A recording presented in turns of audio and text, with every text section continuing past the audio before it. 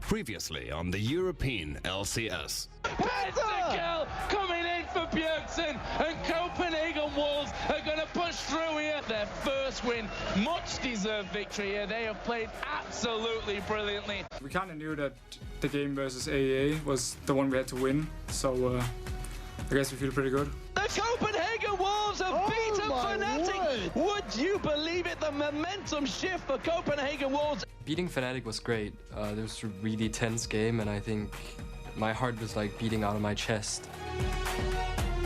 Our game against SK, I think when I got the second turret, it was all over. We just got advantage and we couldn't lose that game, I think, anymore. Gambit are just so insanely strong and powerful right now. The damage they put down is huge. The HP they have is huge. There's simply nothing that SK can do because they're not farmed enough. And there is the Nexus going down, and Gambit gonna take down SK Gaming.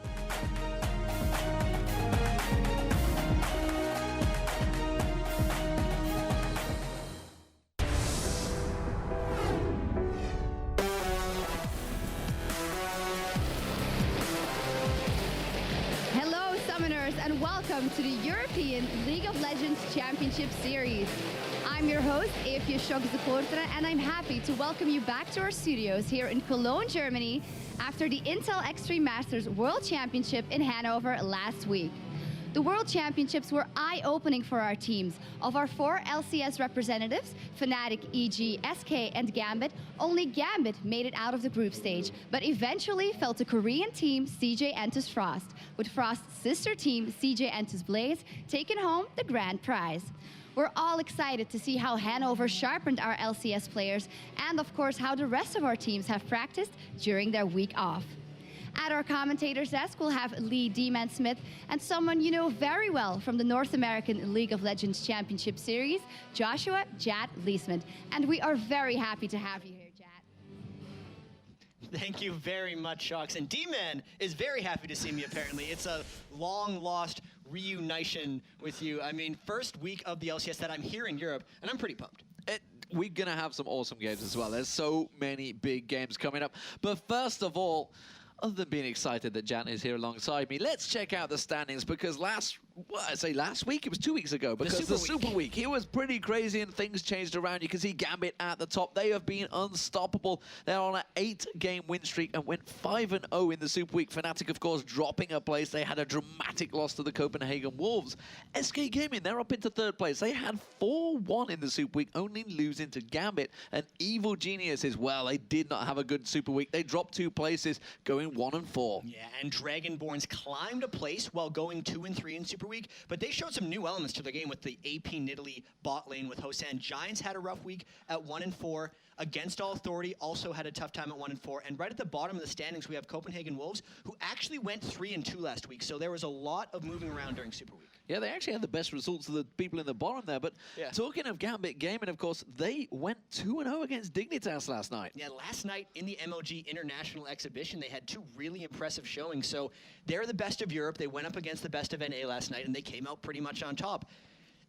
That's a good thing for sign for Europe after the disappointing showing at Hanover, It's right? a good sign, and apologies to anyone we've just spoiled the results for, but, you know, we had to watch them ourselves. If we've had time to watch them, you've all had time to watch them, of course. Yeah, you might get some spoilers watching the pregame shows. I'm sorry, but it happens. I mean, during Intel Extreme Masters World Championships, though, Fnatic was 1-4, SK was 1-4, and Evil Geniuses were like, we went 2 and 3. They were obviously disappointed about it, but we did better than SK and Fnatic, so it was all right. And they're really going to have to pick it back up as they come into the regular LCS week again. Yeah, back into the LCS week. So, of course, you can check out everything of the League of Legends Championship Series. There's been so many games you've already catch up on.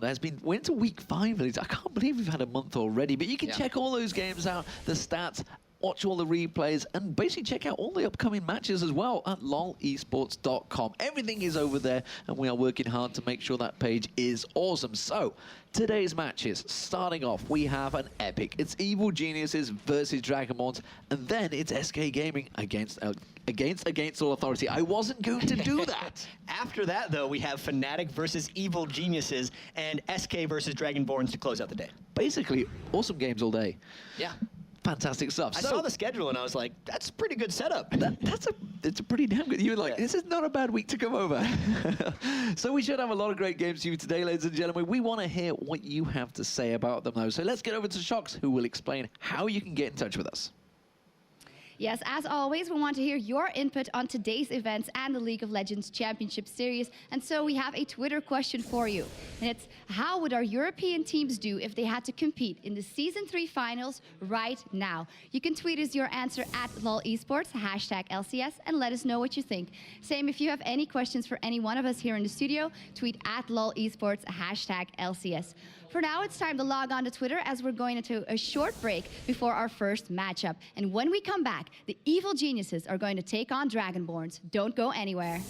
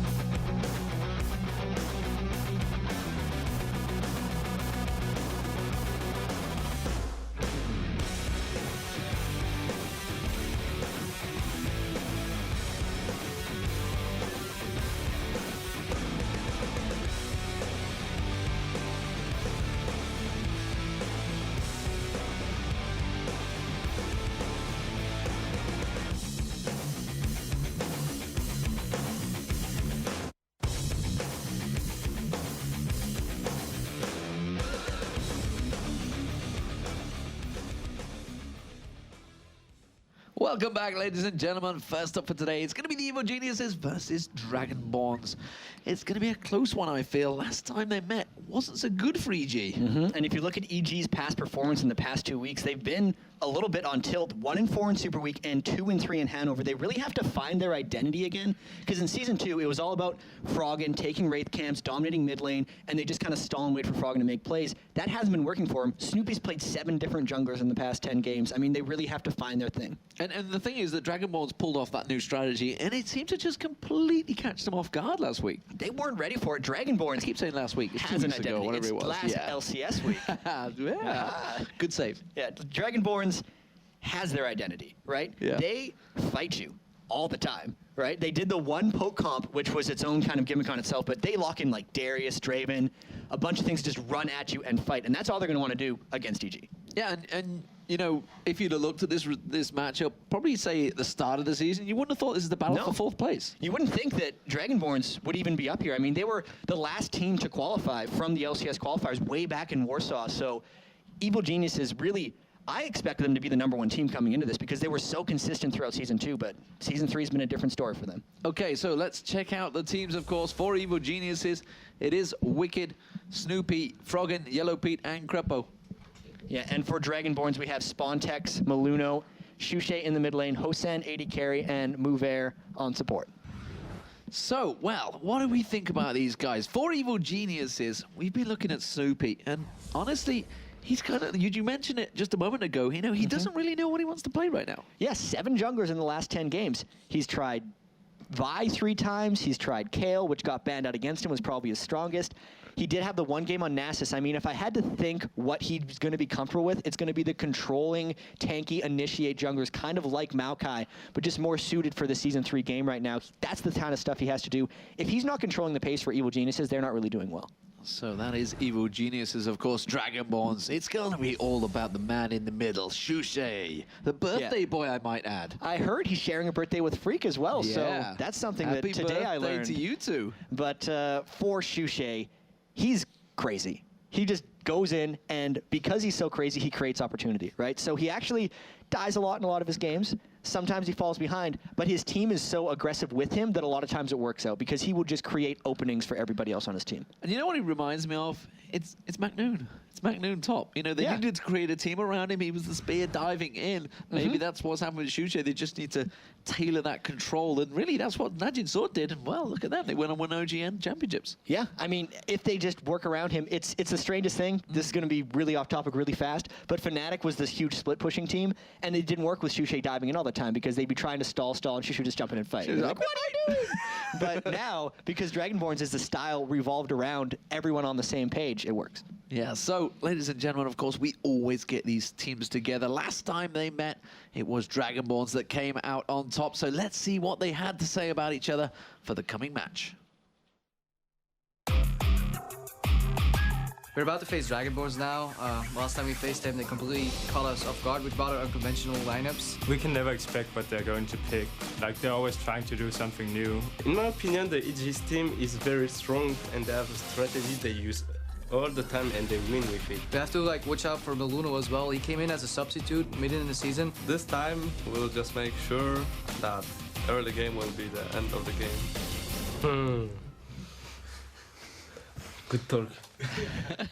It's a good one. Good one. It's a good one. And to be fair, you know, if someone told me a joke in a different language or they dropped a pun like that, I probably would take a lot longer to catch that one. Yeah, we were talking about it earlier. It's like, it's so funny how we had the delayed reaction. You're like, well, it's because he was translating it. And I was like, oh. He's working it in a different language. Yeah, they're going to get these things around, you know, figure each other out. So what are we expecting here? Evil Geniuses Dragonborn. Last week, last Super Week, it's been a busy time for me, guys. We saw some pretty crazy stuff going out. Nidalee bottom, AP Nidalee. Right. Bear in mind, Hosen actually used to be a mid laner, so that kind of fitted him. He was very comfortable with the AP Nidalee. They tried that twice during Super Week. The first time it worked, the second time it didn't. I'd expect Dragonborns going up against Evil Geniuses is going to try something really aggressive. The teams that beat Evil Geniuses beat them early game. They make the early game the end of the game. They don't let EG farm up, and that's what Dragonborns, I think, is going to be trying to do. So if they get access to Draven, which as we're in a champion select now, They're not allowed to because it's been banned, but they're going to go for things that are very aggressive, very strong in lane, and just look to push EG out of their comfort zone. Yeah, and I remember seeing interviews from, I think it was Shy, maybe from CJ Enters Frost, that was talking about, you know, the best endgame team is probably Evil Geniuses. You know, they're very hard to so fight. well. I mean, the biggest word Evil Geniuses says is disengage. Yeah. Right? They're so good about communicating. When they're on, they don't fight unless they have exactly the right circumstances. Maybe that's going to change a little bit, because if all they're doing is disengaging while the other teams, like Dragonborns, are just pushing up the lanes, farming up, and getting so far ahead of them, they're not able to stall out quite as well as they used to be, right? So we'll see how it goes in, and it would be great to get in the champion select because first pick has been Jarvan. So picks and bans, yeah, coming out. Jarvan, Draven, of course, banned out. They don't want Hosan to be on that one. Shinzao, Kha'Zix as well banned out. So taking that away, actually from Dragonborns, they didn't want. Well, it's been Shusha and Spontex that kind of run it a number of times. Yeah. Volibear, Singe, and Anivia, of course, stand bans. Yeah, so they targeted an Anivia ban away from EG instead of going for Lux. So I wonder if Dragonborns is going to go for Lux here, because Shusha had that awesome double kill a little while back, and when teams were getting on EG's nerves and beating them up, they were banning Lux. And we should point out that this week we are on 3.03, so it is actually what you guys are playing on live right now. So this is the exact same patch. So everything that you think is strong, everything that you think is weak, is the same in the game. But we prefer to call it balanced. Balanced. We're on the balance patch. Yes. 3.03. But look at this. We got Vi and Nasus. I'm not going to say Nasus, and if I do, it was a mistake. Everyone makes mistakes. But I feel like this means it's probably Shusha's mid-Vi again. Something that we saw way back in the qualifiers. I don't think we've seen it yet. It could be top lane for Spontex, or, you know, they could do the Twisted Assault and Battery lane with Vi and Maokai bottom, but I don't think that's going to happen. And I do like that start. Interesting. We've seen a change here. Yellowpe's been playing Varus pretty much permanently, but they've gone with Misfortune. Jarvan, of course, probably going to be the jungler, so this is another jungler for Snoopy. Snoopy. Jarvan's a type of jungler that ganks frequently if he wants to get into the game, right? He's not the fastest jungle clearer. Kind of like Maokai, he will be good for counter ganks. He'll have good teamfight presence. He'll also provide that armor aura for his team right now when he goes in. So I do like that as a Snoopy jungler, as long as he's timing his engagements just right, as long as his team is engaging and disengaging when they call it, because you can get yourself in a lot of trouble as J4. And there's Taric. Of course, the lane lord. This is the new Taric, of course. So, you know, he does a little bit more damage if he's in bottom lane as support, but has a little bit fewer defensive stats. So he's not providing nearly as much armor from the aura until he builds armor in. He used to be just really good in support. Now he's really good as a support, jungler, and a top lane. But in this situation, I feel like Dragonborns has picked him for bottom. You've heard it here, ladies and gentlemen. So anyone that, you know, sees that Taric and say, I'm going to be jungler, they're not trolling you. It's actually a legitimate pick. It's really good. I got yelled at for playing it, and I mean, I didn't do very well. I have friends that get yelled at. They've said, next time you're on stream, you have to mention this. This has to really come out there. But Lux possibly coming out. This has been actually a fairly regular ban against Froggen lately, and would it be the right choice? This is the weird thing, though, because they already have an Elise. Unless Wicked has learned how to play Elise, has he played it yet? Like, I feel like this would be his first LCS / I think it may be. Hanover game with it at all. You know, Wicked has actually been working hard. Or is it a support Elise to go with Misfortune? Because that would make sense. We've seen that in the OG. Oh, it is. That's it. It is. Yeah. So we just saw, I think it was Mad Life that ran it. Was it Mad Life or was it Lust Boy? I think it was Mad Life that ran it. It was one of the CJ Enters teams. Pretty sure it was Mad Life. Actually, they lost that game that they ran Elise support. But it was great when we saw it. It's a surprisingly popular thing over in the OG, and as you say, and it hasn't happened much in this scene. I heard that Crepo, Quickshot just messaged me. He said he has been getting played on Crepo's stream this week, so he's been practicing support. They brought it out just immediately right here. So that's a very aggressive setup for EG. That's so much catch potential that they have with the Lux, with the Elise stun, and then not Wicked. Snoopy would be able to go in on J4 and follow everything up. But if we look at Dragonborns, they're probably going to go for a top laner here. I wouldn't be too surprised if, I mean, he's got to go up against Renekton, maybe something like a Darius. He really likes aggressive things, but Jin Zhao's banned. What are they going to do? This is a little crazy. Well, Wukong they pulled out against all authority. Or was it? No, it was Giants. It was Giants they did it, and that was the spin to win in the Baron, and actually got out as well, and they picked up the Baron as well. But I don't think they can do that because Maluna's on Nasus this time. Yeah, so let's look at these teams. Dragonborns is crazy, like usual. They have a lot of armor shred, but they're all physical damage. So Tara can shred armor, Wukong can shred armor, Nasus can shred armor with his Spirit Fire. They're going to be about just AoE team fighting, but that's very much a team that has to just go all in. Evil Geniuses is still with Froggen on Lux, and the rest of the team kind of has a bit of a new style. They still have the pick and poke potential from Froggen's Lux, but the rest of the team is on fairly strong laning champions, and Snoopy should be looking to probably get Froggen or Wicked just going with Jarvan ganks. Well, I mean, obviously, last time we saw Shushay on Lux, it was all about getting that snipe onto Ocelot and Nif, I think it was. They got the double kill. Yeah, they just managed to catch them out. And that's kind of, do you think, is that what Froggen's going to be doing? He tends to just use that laser the second the cooldown is down. He fishes for hooks, right? As soon as he lands one, he'll drop a full combo, and even if it doesn't kill someone, it'll get them low enough that they can then go in for a fight. And that's really what Evil Geniuses, the rest of their team comp, is resolving around, because as soon as he lands a binding, that will guarantee that Snoopy could land his knock-up from his flag, Dragon Strike combo and get in there, and it's just, that's really what EG is going for. So they will be doing that disengage, disengage, disengage call. Froggen will land a binding, and then they'll probably try to go in. Well, let's see whether the birthday boy will get a victory, or whether Evil Geniuses will able to get themselves sorted out. You can see them there. An unshaven Snoopy. Maybe that's going to bring him luck. But just like Ocelot did with it. You know, he didn't bother shaving. He had his scarf on, didn't shave. They went 4-1. So maybe that's what Snoopy's going. He's thinking, that I could go with that style. I could work that in. He's going for the good looks right there. He likes to scruffiness to show he's back to his roots on the jungle. Not playing Maokai, though. Back to his, I thought you were going to say back to his Scottish roots. I thought the whole of Scotland were about to get criticised, but me as an Englishman, I would not say that, of course. So, ladies and gentlemen, there it is, Dragonborns on your screen, and the white dragon tail of Spontex. Spontex looks like he's pretty much focused on this one. And we are about to see things get underway. So here we go. It is going to be Evil Geniuses as the blue team and Dragonborns as the red team. And yes, they just lost the ward. They did catch Dragonborns scouting out 4 people in that brush, but the ward was killed for them. So as it stands, you can see EG looking to see, really not placing out a great deal of wards. I mean, we've not seen massive amounts of level 1 play lately. Of course, last time Evil Geniuses kind of went aggressive. It was Wicked walking straight into Gambit. Yeah, so Wicked not making that mistake this time. EG's been playing incredibly conservatively this entire time. How many wards did they even put out? They put down the 1 in their river. That's it. They're really just saving money for potentially an extended laning phase. Well, as it stands, we do see Dragonborns taking a peek around towards the blue. And looking like they're probably going to be taking the blue out here. Wicked going to be in the top lane, so it looks like it's going to be a swap of lanes. So we're going to have probably the duos in the top there against Wicked. This is something he hates. He hates 2v1s. I mean, he's always just like, why don't they fight me? Why aren't we just letting me play on Renekton? He starts the game usually with the red elixir. This time he's actually went for the 9 potions because I feel like he's just accepted his fate, that he's going to have to just wait back and get poked and harassed by dual lanes. 9 potions and a ward. We've seen Wicked almost the entire European LCS starting with the red elixir, so the fact that he didn't do it this time, you know, it's got to hurt him inside a little bit. Well, you can see the duo lane. They're going to try and catch Wicked out. He's not falling for it. He's going to go via Tribush. He did put the ward down in the river, so he knows exactly that they are stood there ready and waiting. Is he still going to just stroll on in there? But bearing in mind, it is a Taric, and you can see the shot coming straight out onto Wicked that does bully him out of lane there. And look at it, he's even going to say, yeah, I'm not too worried about Dazzle at level 1, honestly. Oh, the build over caught him now. Yeah, that was a little foolish. That was a little foolish. I think he got like 1 creep worth of experience for what's going to be 2 health potions worth of healing.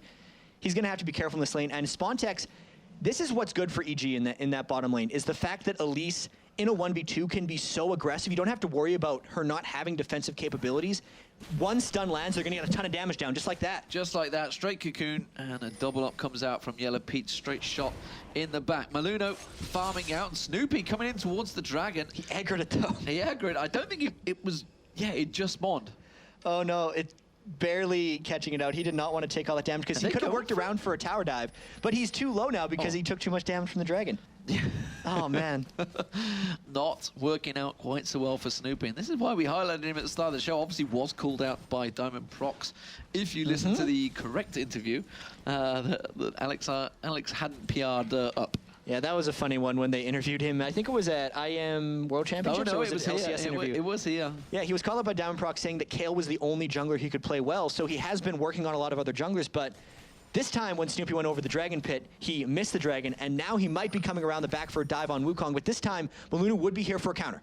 He is going to walk straight around the bush at the exact same time. There goes the Demacia stand, and he's going to walk into it. Maluna gets spotted, and that was good checking there from Snoopy.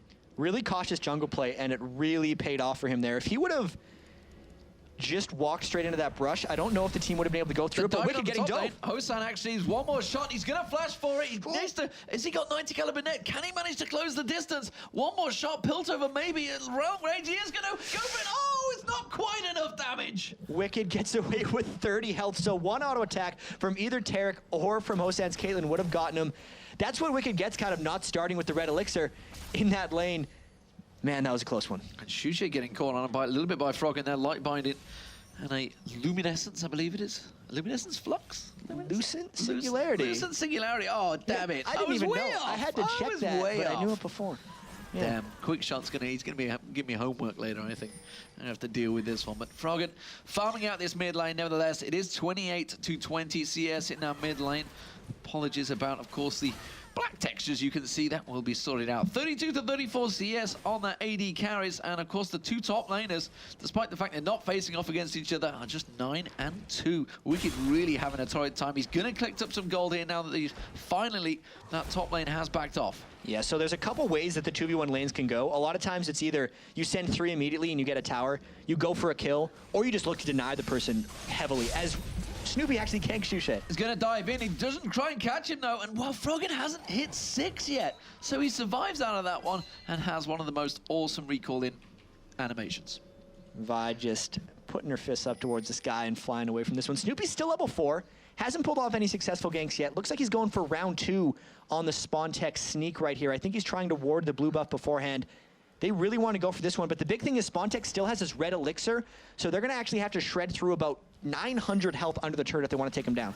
He can see in the middle lane. He knows the jungler's there, but he's not going for it. He's actually been backing off, so that's possibly a call from the duo lane. Yeah, I don't know if they have the strength to get Spawn Tech here. He's staying. He's waiting for the minion wave to get there, and they might want to go on this wave. Snoopy really being careful, though. They're going for it in the bottom lane. He's going to go towards it. You can see him just coming straight across there. Spontex does flash across. He gets it done. Oh, the exhaust. Oh, that was a brilliant flash and dash. He flashed right over Snoopy's knockup. They didn't combo well, and now Wicked, 3-man dive as well, but he avoids it. Absolute brilliant play from the lanes. It's still 6 minutes gone, not a first blood down, but it does look like the 2 turrets may well be dropping at last. Spontex doing what he can to try and keep them at bay here. He goes for the Nimbus strike on towards Yellow Pink. Can he finish him off? Again, tries to juke it around, and he's gonna get away again. He's just hanging on, defending this turret as long as he can, but it doesn't seem like it's gonna be long in this world. The top turret does go down, the bottom turret just gone down. Looks like Dragonborns gonna keep pushing on the inner turret, though. Yeah, and after all that wizardry by Spontex, they still just ended up trading turrets, and he still didn't use his red elixir, so neither team really gained a huge advantage here. We'll see if either team can take the second turret, because Dragonborns is still all at full health, whereas Spontex actually got EG low enough that they had to shop, so Dragonborns looks like they're going to try to take this one as well. They won't well get onto this one. You can see Wicked is going to come around, but does he really want to go 3-on-1? No, he doesn't, because the turret is already down to a 3rd hit points. It's going to drop. It's going to be 2 turrets for Dragonborns early on, and now we are finally seeing the mid laner Froggen starting to make a move, and it looks like they're going to try and counter the dragon.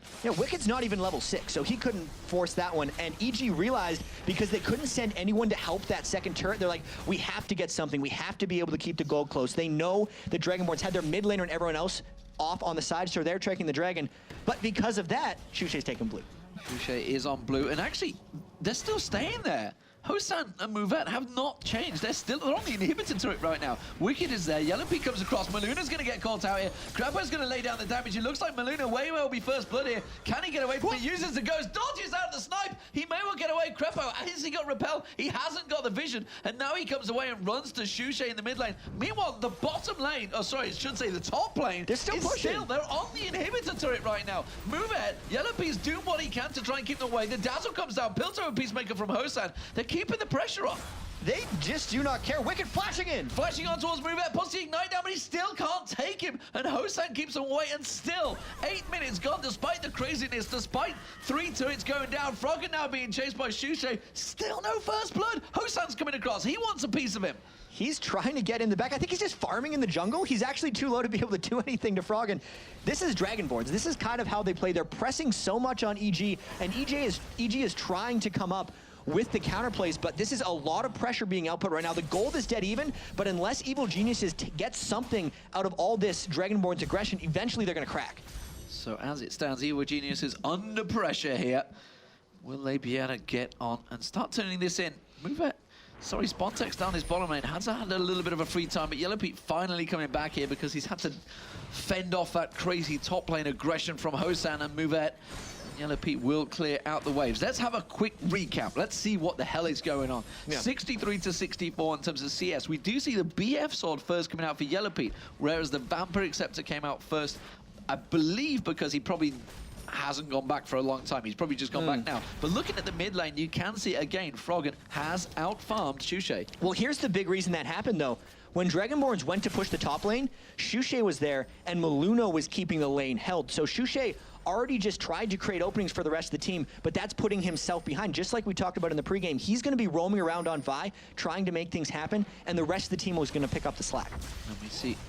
Hosan still being aggressive, despite the fact there's 3 members of Evil Geniuses that could probably dive on towards him with the Cataclysm just leaping in towards him, but he's just like, no, I'm all good. And now Shushay's gone top, so Shushay's going to split push farm. And actually, like, you know, the farm counter kind of went onto Maluna, like you mentioned. So who benefits from that, really? Would Maluna being farmed up fairly well actually benefit him quite nicely? I like that strategy from Dragonborns. Making Maluno like a carry-type character is big.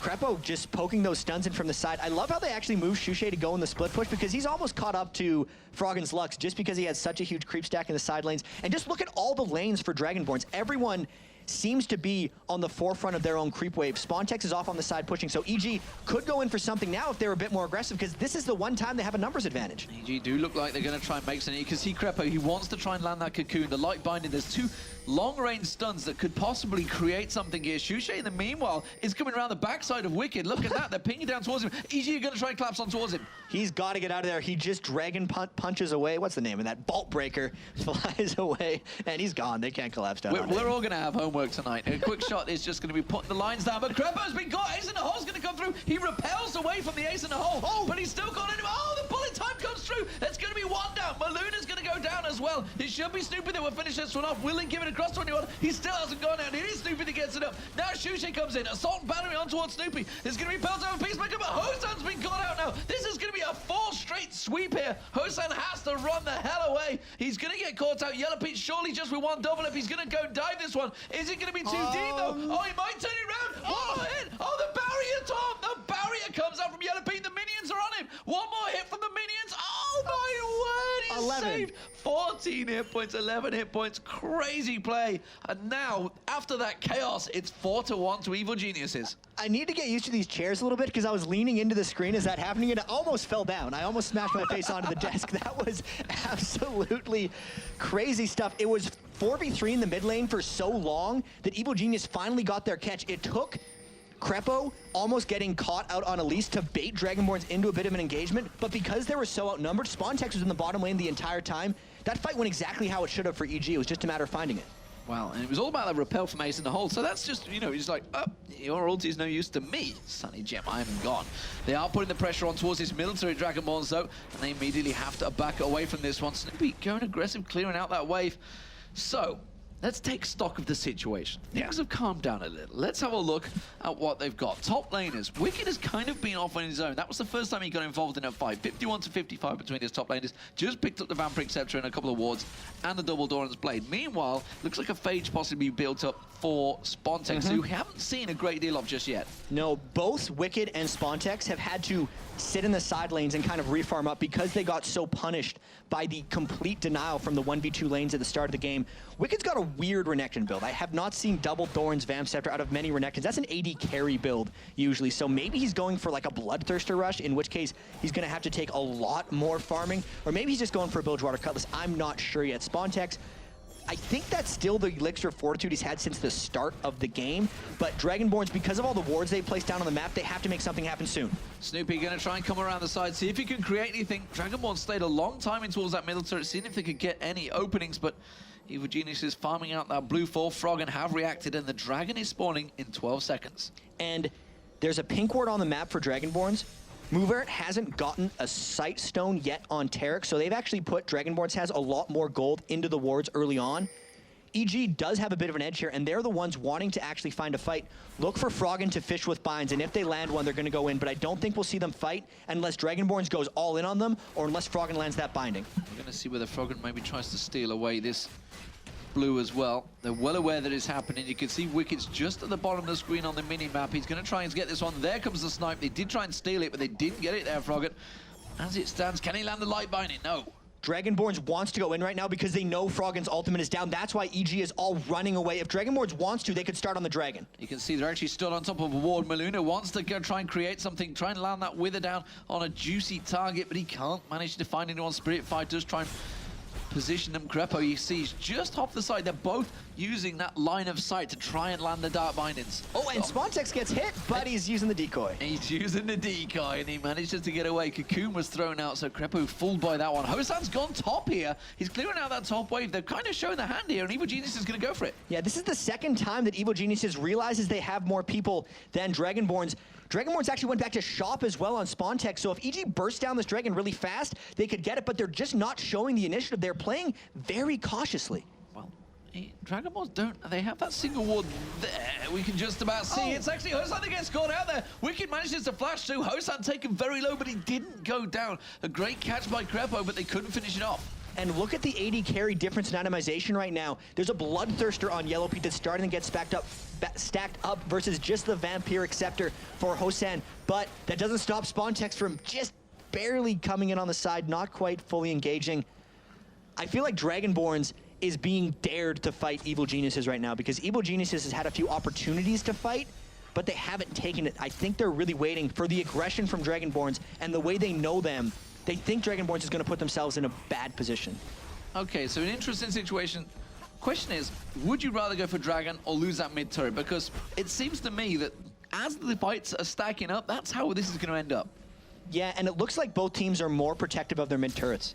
They don't want to give away that map control. I mean, especially since Evil Geniuses lost 2 bottom turrets as the poke keeps going back and forth. Every time a stun or bind lands, it could be someone's life if someone decides to go for it, but the fights just aren't starting. So the mid turrets are very much getting protected. After the turret swap at the start, these teams are very protective of their map control. So they're kind of having this standoff. Shushe's purposely gone to that top lane. You can see him shoving down, trying to get aggressive. He's going to have Wicked coming across towards him. Is he going to fight for this one? Wicked is in there. Well, he's just let the whole creep wave get cleared out. Shushe's going to...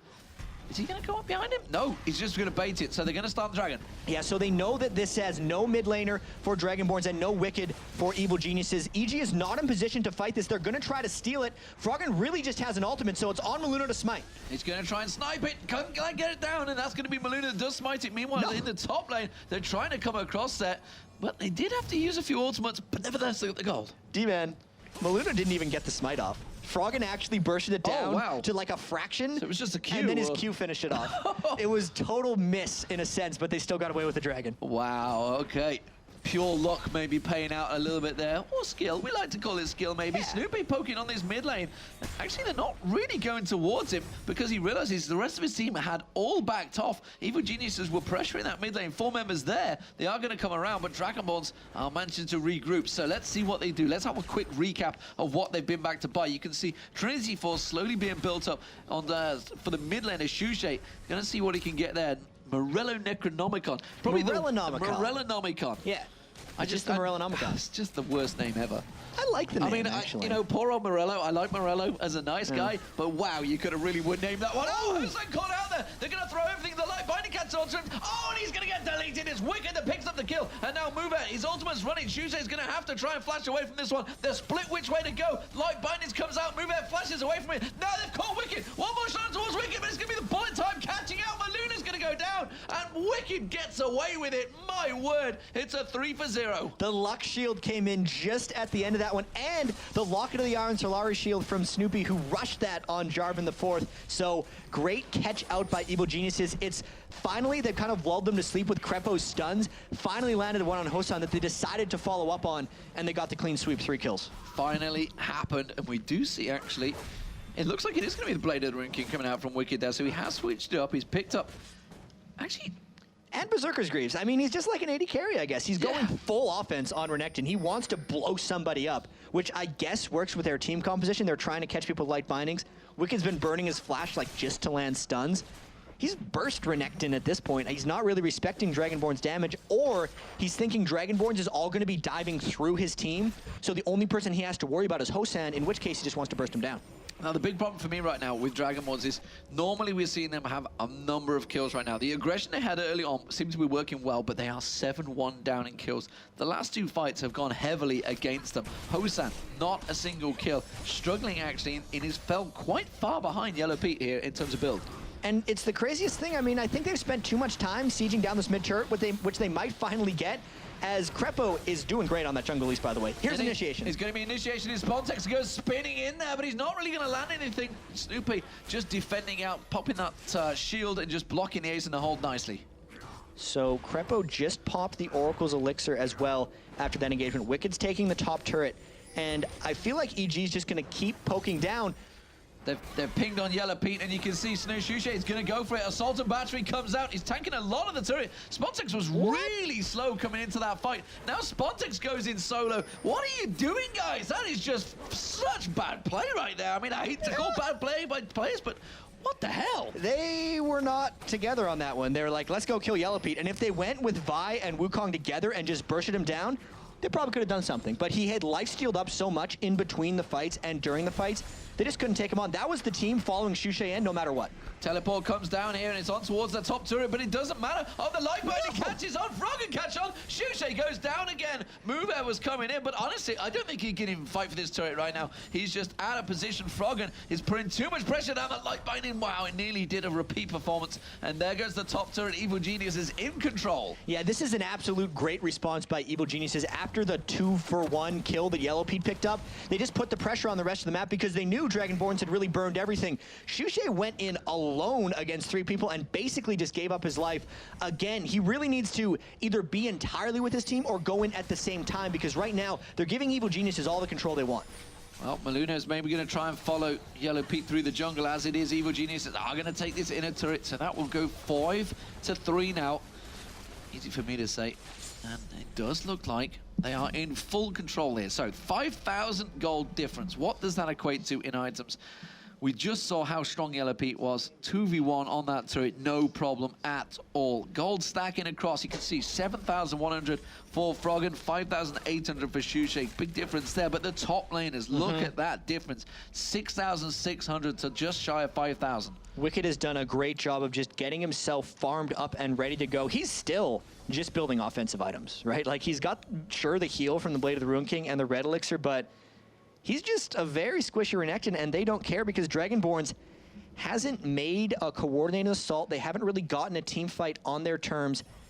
They seem a little too split up. Maybe they're not farming well. And wow, look at that start by Lux. Double catch again, and Hosan and Spontex avoiding the damage. Well, Spontex didn't avoid it, he just survived it, simply put. We do see an Aegis of the Legion finally coming out, so Bulwark will be going on towards Maluno, and he's doing what he can, but frankly, he's just not been able to. Every time he gets down to that fight, it's over.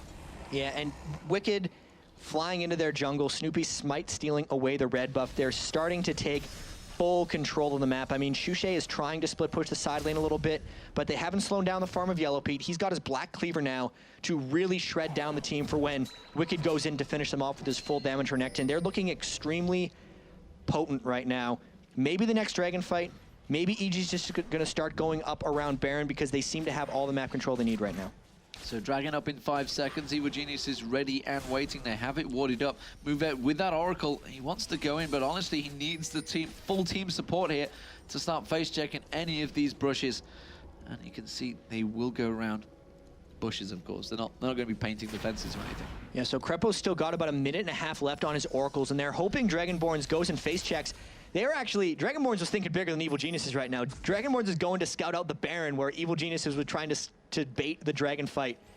They don't know Dragonborns is there because Movert has his Oracles as well.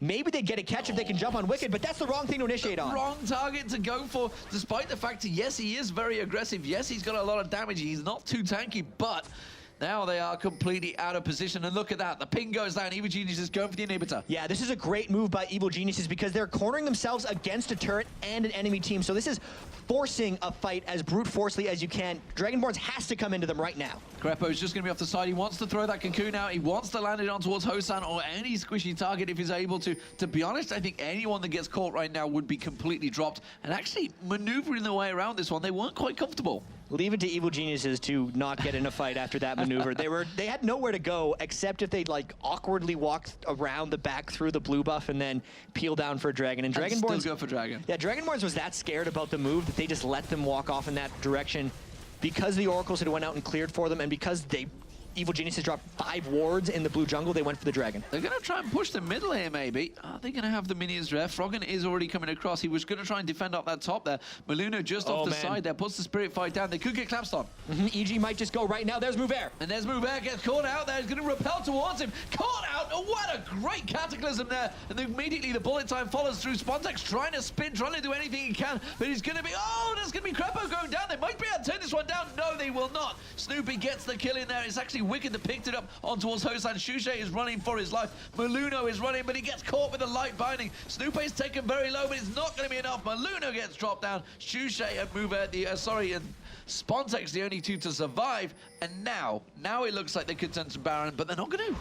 Yeah, 3 for 1, I believe that was, and that was not a close fight for Dragonborns. They got directly initiated on. Shushe tried to maneuver around. What? Oh, the wards. All the wards they had in the blue buff area told them that Spontex was going to be a little greed boy and try to get those creeps down at the turret. Froggen went back and just took him out. I know, but that was just a light binding kill. I don't even he was so low. I don't even think he landed the E. He just dropped from the light binding because he's got that death cap, because he's got the Merlinomicon. Got it. You got it that time. That word, That's that good. name. Good lord. Yeah, I swear they're going to bring out some other name. They're going to like secretly like right at HQ right now thinking of something. Muramana's got to be pretty tough to say. Muramana's pretty easy. It's just as hard as Merlinomicon. No, Merlinomicon just doesn't roll off. Maybe because you shared an office with him for like a year. So yeah. You just Might used to have that something one. to do with Shushe chases on Froggen now. I think Froggen was just forced to flash away from that. No, he wasn't. I can still see he's got flash available. No, Froggen just flashed, unfortunately. So, unfortunately, we do have those missing portraits on the left side. We are trying to get that fixed for you guys, but for now, Froggen did just burn flash. And he's trying to steal the blue buff. He didn't get it.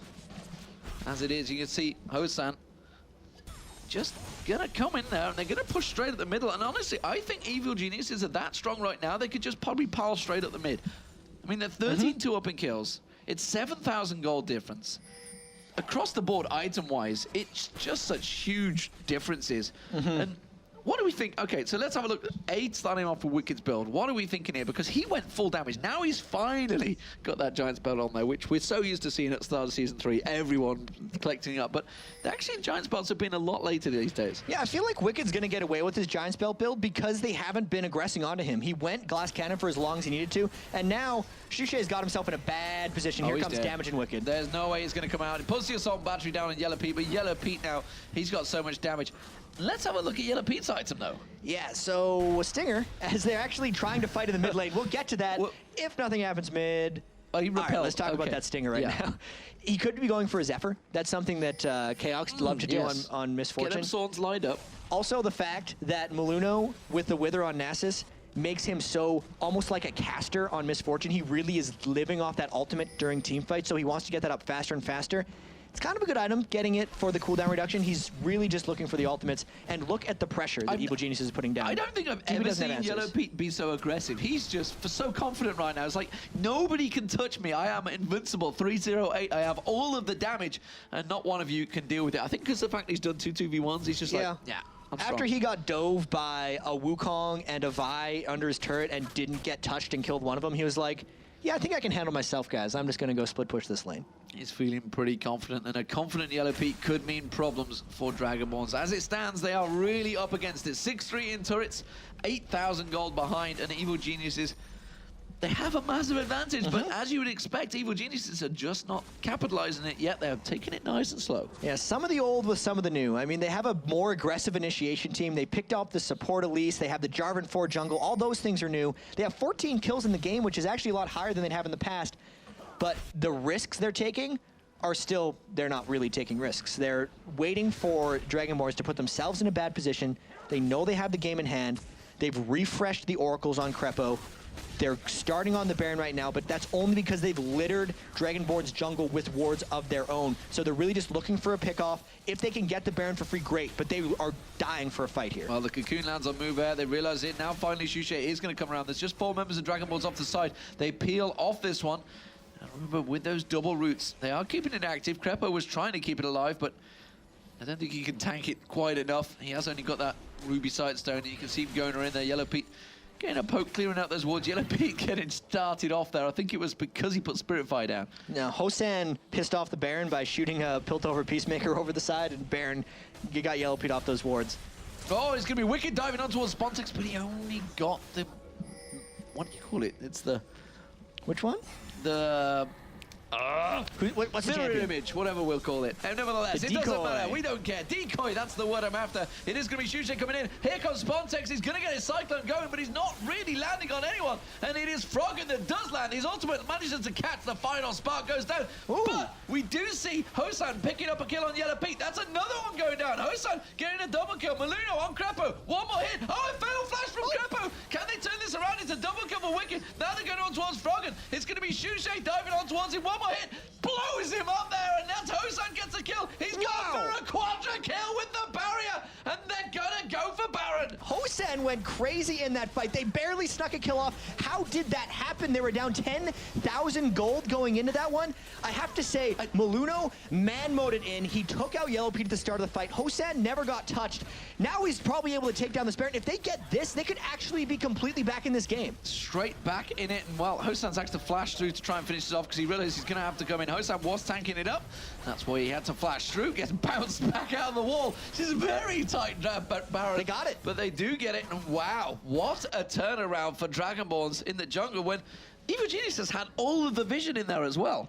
That was just a fantastic fight. I mean, Maluno with the runic bulwark and living for so long stopped him from getting bursted down by Froggen's ultimate. I don't think the bullet time landed that well either. So it was really just a perfect team fight for Dragonborns. They got their tanks to dive onto the squishies of Evil Geniuses. They took them out. Hosan stayed safe the entire time, got all the kills, and now the fact that they have Baron, the Dragon's up, they're going to be looking for another team fight, and if Evil Geniuses lost another one like that, they would actually lose their lead in this game.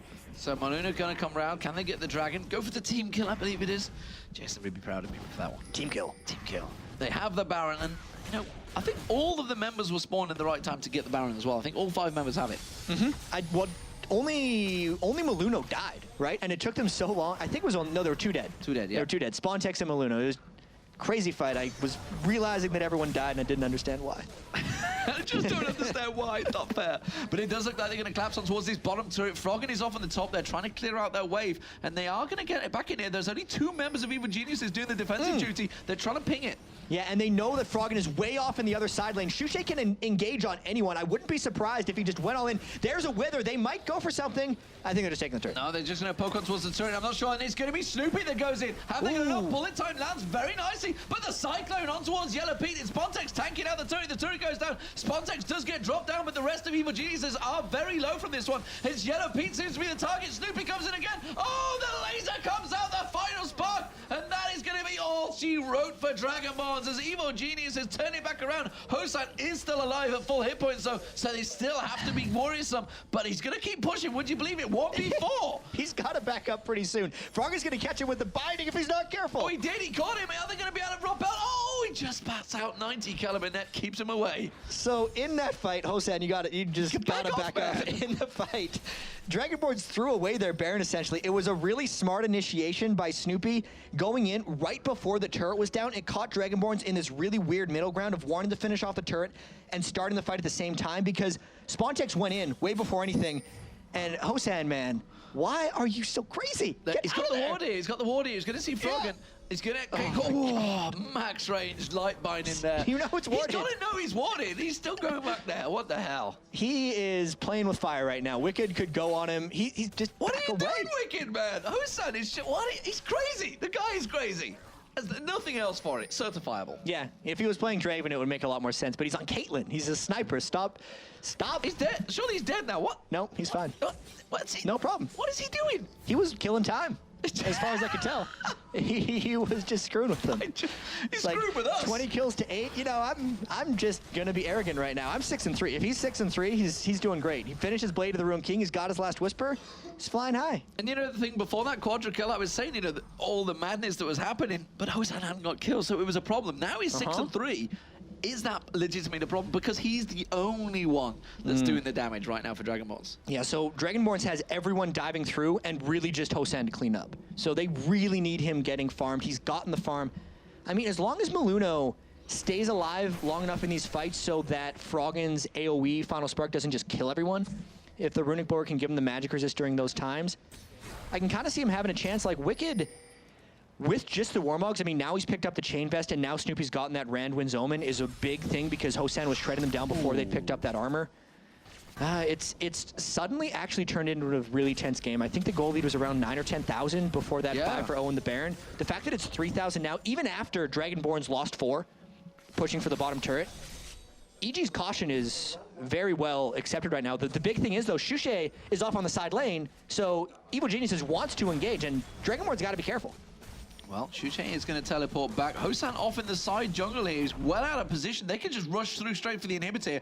Hosan is going to try and start this one, but he's going to be off at the side. It's Maluna. They get shot out. Here comes Shushe. Homeguard boots here. Solar battery on towards Froggen. Dives in. Froggen's forced to flash away. He can Final Spark through. Cataclysm comes down. Shushe has to back out the side there. Final Spark lands. He manages to get 2 down. And Yellow Pete now dives on towards it. Crepo on towards Hosan. The Cocoon misses out there, but he's going to get caught out. It's going to be Shushe that comes in. Sorry, it's going to be Snoopy that comes in. And now Movet's going to have to get out of it. Surely that is going to be the inhibitor finally for Evil Geniuses. The same aggression that's gotten Dragonborns back in this game is the same thing that costed them in that last fight. They went so all in on Froggen. They weren't ready for it when Froggen beautifully flashed over that wall. Evil Geniuses was patient. Dragonborns was just crazy, and that time they lost the fight. They're trying to hold off their Nexus turrets now, but it's 2v5. He comes in around, he wants to get Froggen, but you can't go 5v1 like that. Mube was there, but what the hell's he gonna do? I know Tarek's been buffed, but hell, he ain't gonna go 5v1. It's gonna be a Nexus turret going down. The Nexus will follow, and Evil Geniuses finally pick up the game against the crazy, crazy Dragonborns. A bit of a scare there when they gave up the Baron to Dragonborns, but then they took back control. Froggen was 4-1 and 18. Wicked was 9-1 and 9. You look at the scoreboard, and it looks like a very matter-of-fact victory for Evil Geniuses. Aside from the one slip-up, they played great. Dragonborns, as crazy as ever. Crazy as ever. So, ladies and gentlemen, we are going to go over to the analysis desk to try and take us through the madness that was Evil Geniuses versus the Dragonborns. Thank you for that one. Welcome to the analysis desk. And it was a very exciting game. It was back and forth the entire time. And, you know, really, really well played to Evil Geniuses. It was scary for a little bit in the mid-game. One dodgy fight. It was actually one of the slowest games I think I've seen so far. First Blood took way too long. It was like 11 and a half minutes when we finally saw it. Saw an interesting lane switch happen, and we were kind of, you know, watching the game like, we had that top lane of Dragonborns pushing consistently, got 2 turrets in a row, and EG wasn't responding to it, but in the end, EG holding out with their typical style and came back with the victory. Yeah, look, you know, for the first 20, 25 minutes of that matchup, it was just a matter of wait for the light binding of the cocoon to land, and once somebody gets caught out, just collapse on them. And consistently, 1 or 2 players would die every 3 or 4 minutes, and Evil Geniuses just kept finding ways to make their advantages stick. Yeah, very true. And it's funny, it's actually the first blood we did find up seeing, which we're going to replay on, it wasn't even the light binding, it wasn't the cocoon getting hit or landing, it was Crepo purposely getting caught. Yeah, well, let's actually jump into the replay right now. Unfortunately, it is a day of technical mishaps here, unfortunately, because we have had a bug splat, unfortunately. The very first fight of the game was around about 11 minutes on the board, and it was a 4-for-1 in favor of Evil Geniuses. Crepo, it looked as though we got caught out, but he just managed to rappel up to safety. I think he flashed over the wall as well. The thing is, he baited them in with that rappel. Like, they completely collapsed on him, but that allowed the rest of his team to come in and pick up those kills that they needed. And we were going to do another replay, which is the Dragonborns fight, where we saw Hosan get a quadra kill, and we can't fortunately show you it, but I'm not sure if Demon and Jack caught it, but we saw one major mishap that pretty much made that fight for Dragonborns to win it. It was Froggen actually getting behind Yellow Pete when he was being ulted by Caitlyn, and it actually hit Yellow Pete instead, and because of that, he got dove on completely by Nasus, got 1v1, Maluna took him out, and he just did nothing the entire fight. That ace in the hole chunked down about 50% Yeah, of his HP bar. It literally just disappeared from that giant bullet smacking in the back of the head. Hosen had a very, very good performance, but it just came too late in the game. Yeah. He needed that power, he needed that oomph earlier on to have a bigger, more meaningful impact on that matchup. But, we do have to crown an MVP, and it was a difficult one because a lot of players from Evil Geniuses were standing out and doing very, very well. At the end of the day, we do throw it over to Froggen because, of course, those light bindings did land a number of times. He managed to get a good few final sparks out there to pick them up, and, it was really well-deserved and well-played. Yeah, it was. And it was also kind of funny because, like you're saying, we could have crowned MVP on anyone. And what was interesting to me was Wicked's build. I mean, he went for the Berserker Greaves. He had the Blade of the Rune King. He was going for a heavy damage build, as Jat was saying. They wanted to burst someone down as quick as possible. But still, Froggen pretty much creating every single play for their team right there. As light bindings, the Lux ultimates just bursting people down. And well played overall. I mean, that's what we expect out of Froggen, though. That's his Lux. It took a very, very long time for members of Evil Geniuses to actually even go down in that matchup. For the first 23 minutes or so, I think every single one of the carries was on 0 deaths. The only 2 deaths that the team had was on Crepo's Elise. I mean, for an entire game that your carries go untouched, you can't ask for a better performance than that. Yeah, very true. So we are going to jump over to stage where Shox is waiting with somebody from Evil Geniuses, and then once that's wrapped up, we're actually going to have a catch-up with Wicked. So, Shox, take it away. Yes, I'm here with Crepo. Let's move a little to the front here. Now, Crepo, first off, elite support. You're, of course, a support player. What does it bring to a team for you? Just something new. A lot of people don't exactly know how to play against it. Has like a snare that doesn't draw tower aggro, so that's really, really good. And basically, you can always repel onto an AD carry and annoy him long enough so he stops attacking your team. Yeah, fun. Fun. Now, you had a lot to think about after, of course, the Internet Extreme Masters, after Super Weekend. Was this elite support like a taste of what we're going to see from you guys? Well, maybe. It's just, in general, a little bit more aggressive because we were playing way too passive and people just exploited that really, really hard, and it wasn't really fun to play anymore. So when we came back, we pretty much said, like, go solo queue style, play really, really, really aggressive. If it fails, so be it. If it works, so be it. Take more risks, because we used to like never take risks. It's good, but in this meta game, you're better off taking a lot of risks and make some fail than not taking any risks at all. So that's basically what we're trying to do, and hopefully we can continue that. Yeah, exactly. You seemed like you had your synergy back, and yet you didn't take too much risk, and it allowed them to get a quadra kill and Baron. What happened there? Yeah. Actually, that was too much risk. We could have just pushed mid lane because they left their mid lane exposed. And we decided to engage into a choke point, which was still fine. But then the follow-up fight, which we all focused on targets. The Nasus got to Yellow Pete for free, which means Yellow Pete can't cast his ulti. He then killed Lux for free. It doesn't. If the Nasus gets that far into your backline, you're gonna lose a fight, as well as you have to run from Wukong because we were in a choke point. If we would have just pushed mid and zoned them, we got a free and hip open for us, and they have to walk into us. And when they walk into us, we win. So congratulations on that win. When I watch you after the game at like tournaments, you always seem to be the one that takes a loss the hardest. Is that the case, and why do you think that is? I just hate losing. I don't mind losing when it's a really close game. Like World Finals, I could take it because it's respectful losing. But the losses we had the past few weeks were just really, really shameful. It was really, really degrading to lose in that way. And yeah, I get upset then. Don't you have to wish someone? Almost forgot. Like we promised Shushay the victory for his birthday. It's happy birthday. So yeah, sorry Shushay. Thank you very much, Crepo. We're going to go into a short break, but remember, you can reach us on Twitter at @LOLesports, #LCS, and answer the questions. How would our European teams do, our European LCS teams do, if they had to compete in the Season 3 finals right now? Tweet your answers at @LOLesports, #LCS. As for us, we're going to go into a short break as the team set up here, because we're going to have SK Gaming going up against All Authority after the break, so don't go anywhere.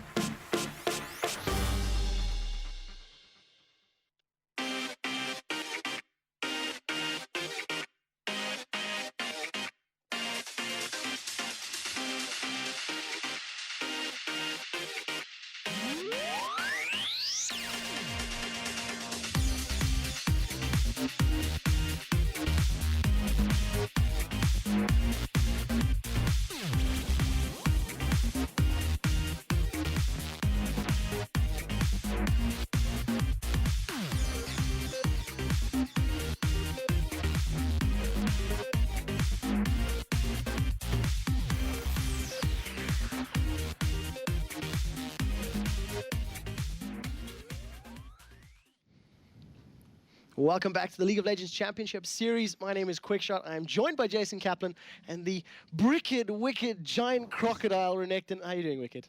I'm doing pretty good. We just won. We finally won a game. Yeah, it's been a little while, you know, but let's be honest. You guys didn't do too badly at IEM Hanover. The last game of the stream, and unfortunately, or last game of the day, wasn't streamed, but you did go 2-3 in the groups. You knocked out SK Gaming. How do you feel about that? Well, if we don't get to advance, they shouldn't advance either. It's just fair play. Well, I think they knocked out SK and themselves during that, if I'm mistaken. Yeah, it was one of those setups where if SK Gaming had won the match, there was a tiny chance they could advance. And of course, if EG won, it would mean you're both going to be knocked out. Yeah. This is the first time we've got you on camera on stream. We've seen 2 weeks of not what we're used to seeing from Evil Geniuses. What's happening? What went wrong? You know, what happened over the course of the last 2 weeks? So we found out that our passive playstyle doesn't work anymore, and we just went into a mindset, just play like solo queue, be aggressive, go into the jungle, don't care if they have a ward or not, because often you don't die even if they have a ward, it doesn't matter. You just need to get vision up and just be aggressive at all times. Is that where the Berserker's Greaves, Blade of the Ruined King, Renekton comes from?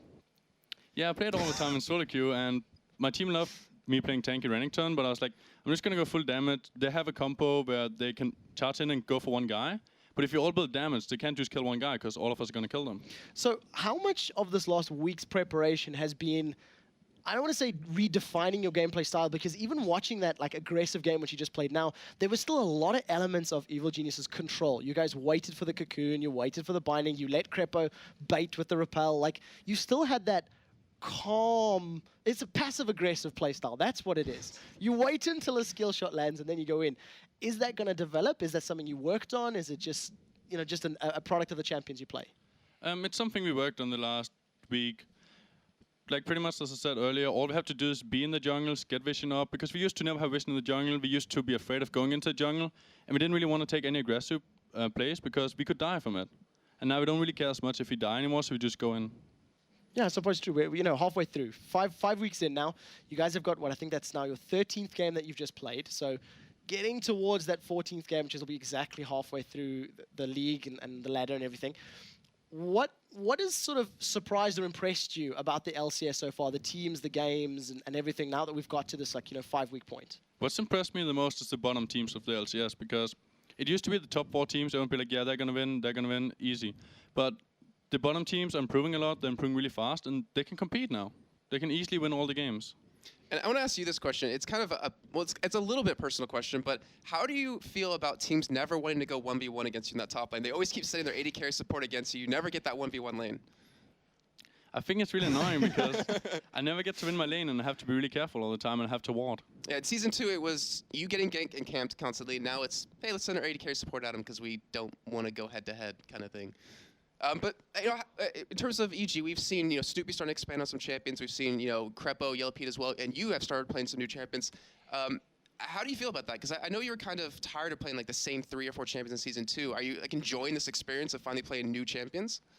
Well, my team wants me to pick up even more champions. I'm like, no thanks. I don't want to pick out champions. I like the champions I play. Like, I've always liked a few champions. I don't really mind not playing that many, but Snoopy had to change his entire roster because he used to play supporties junglers, and now he needs to play aggressive junglers like Xin Xiao, Jarvan. So it's been kind of rough for him. How's that kind of affect you guys as a team? Because you were mentioning, we were too afraid to invade the enemy jungle. We didn't want to, let someone die. But he's playing a lot more aggressive junglers. It has to affect you as a team. I mean, walk us through that. Well, it affects us a lot. For example, we used to play where we just get Froggen fed, give him all the farm he wants, and then he can pretty much win the game alone because he can poke everyone and he can kill everyone alone. All we had to do is just back him up. And now we kind of have to depend on everyone in every single situation. So it's a lot different. Actually, talking on that point, this is something that Jat and I were discussing yesterday, and it was a discussion point that we wanted to run by actually you in particular. It was like, well, if we get Wicked on the desk, Jat describes the Evil Geniuses playstyle as being, Season 2 very much, centralized around Froggen. You build a team, you build a composition that can work very well as a 5, but with Froggen there in the middle. And you just use the exact same description. You've already shown that you can break the mold by, putting more pressure on the other lanes, having, Snoopy expand his champion pool. This game that we just watched, Yellow Pete was insanely aggressive. It's something that we haven't seen out of him in a little while, and it could have been because he was winning the 1v2s that we've seen. But are you individually going, well, look, Snoopy's going to work on this, I need to work on this, you need to work on that? Are you actually pulling one another out, calling one another out and saying, you've got to change, you've got to adapt, you've got to develop? Yeah, like, we complain to each other all the time what people have to improve, and we normally only complain about general things, because if you make a mistake in a game, you can't just fix that. It's a mistake, you'll make it again. But general things, like Pete used to play very passive, and so did Crep on bottom lane. And we were like, you need to play more aggressive, you need to get more pressure on that lane. And they're doing it now. They're being really aggressive, and it works out really well. It's a lot more exciting to watch as well. Yeah, it's better than seeing those 60-minute games where, like, 30 minutes in, oh, they aced him. But no worry, guys, we got half an hour to go. Now, talk us through now your opposition. You've talked about the lower teams and how they've impressed, and it was sort of the weekend of upsets at Super Week. When you look at teams, let's say, for example, against Authority, who I think you are playing later this weekend, you've talked about how they play so many different champions and things like that. How do you view a team like that from a gameplay perspective? Like, what do you think of their pool, the strategies, things like that? Well, you can't really think too much about it, because all you have to do is play your style and then try and improve it into a way where it can beat the opponent. Before every game, we always check the League PGI. We can see all the matches they played in LCS. So we can see all the champions they're playing, and we know kind of what they're going to play, how many times they played heroes. So it's not that we don't know anything about them. We'll know everything we need to know, and we can just pick towards that. And speaking of how you guys have started changing your playstyle, being more aggressive, what about lane swapping? For instance, having AD carry support middle. We've seen even, I think it was Frost, they sent their AP middle bottom, it was Gragas mostly though. Have you guys started experimenting a little bit? Because I know in Intel Extreme Masters World Championships, you ran Zed middle and Froggen was, I believe, bot lane as Singed. Yeah, we experienced it. We saw a team play Lux against us. I think it was, I'm not sure who it was, but one of the teams we practiced against played Lux against us on a solo lane, top lane. And it worked out pretty well. So we tried that as well, and we just try to copy others and see what works for us. Oh yeah, actually, let's expand on that a little bit, because the game has been changing, and I think it's probably the most volatile period of change in competitive League of Legends history. I mean, we've seen more meta shifts and lane swaps and champions than ever before. We're on patch 3.03. It's effectively what's live at the minute. So Taric is very, very strong at the moment. Blade of the Ruined King has been in and changed a little bit. How much does the patch that we're playing on, in comparison to the previous patch, the one before that, actually affect the game? I don't think it affects the game that much. I think it's mostly mindset of the players. For example, if a new hero gets buffed or something, everyone's going to be like, oh my god, he's so strong now, just because he got buffed, even if it's a very slight buff. And it's mostly just mindset. For example, right now we play Elise bottom. No one else really does that, and she's really good, but no one else would do it. And I can expand that a little further, is that we have to keep in mind that you guys are always playing on a patch behind mostly. It depends on when they're released, obviously. But how does that affect you guys in practicing? Like, are you're preparing on Tournament Realm on that patch so you don't, kind of forget that, in 3.03 Taric gets buffed, but we're on 3.02, so we shouldn't really, worry about him? No, we don't really practice on Tournament Realm at all. We want to sometimes, but we haven't done it at all. I don't think it affects us that much, because the patches right now are mostly minimal. They're not a huge change or anything. It's only a small thing. So you can still remember it, and you still know what they do, and you'll still be comfortable playing those champions, even if they got nerfed. Yeah, I like that. No, I like that indeed. Now, we're going into a couple other games throughout the weekend. Next up, I believe we are going to have SK Gaming taking on against All Authority. I just had a brief chat to Ocelot this morning, and I was saying, well, they've got 2 matches today against Dragonborns and against AA, and he actually said he's a little more afraid of against All Authority in that matchup. He just feels that AAA as a team can counter SK. Do you agree? Do you disagree? I think it's more that he's comfortable against Dragonborns, because Dragonborns always does those random tactics that no other team does, or it's kind of random for us. And I think SK is really good at adapting, so they're comfortable playing against that. But against AA, they play a pretty standard playstyle. They always do what they do, but they play it really well.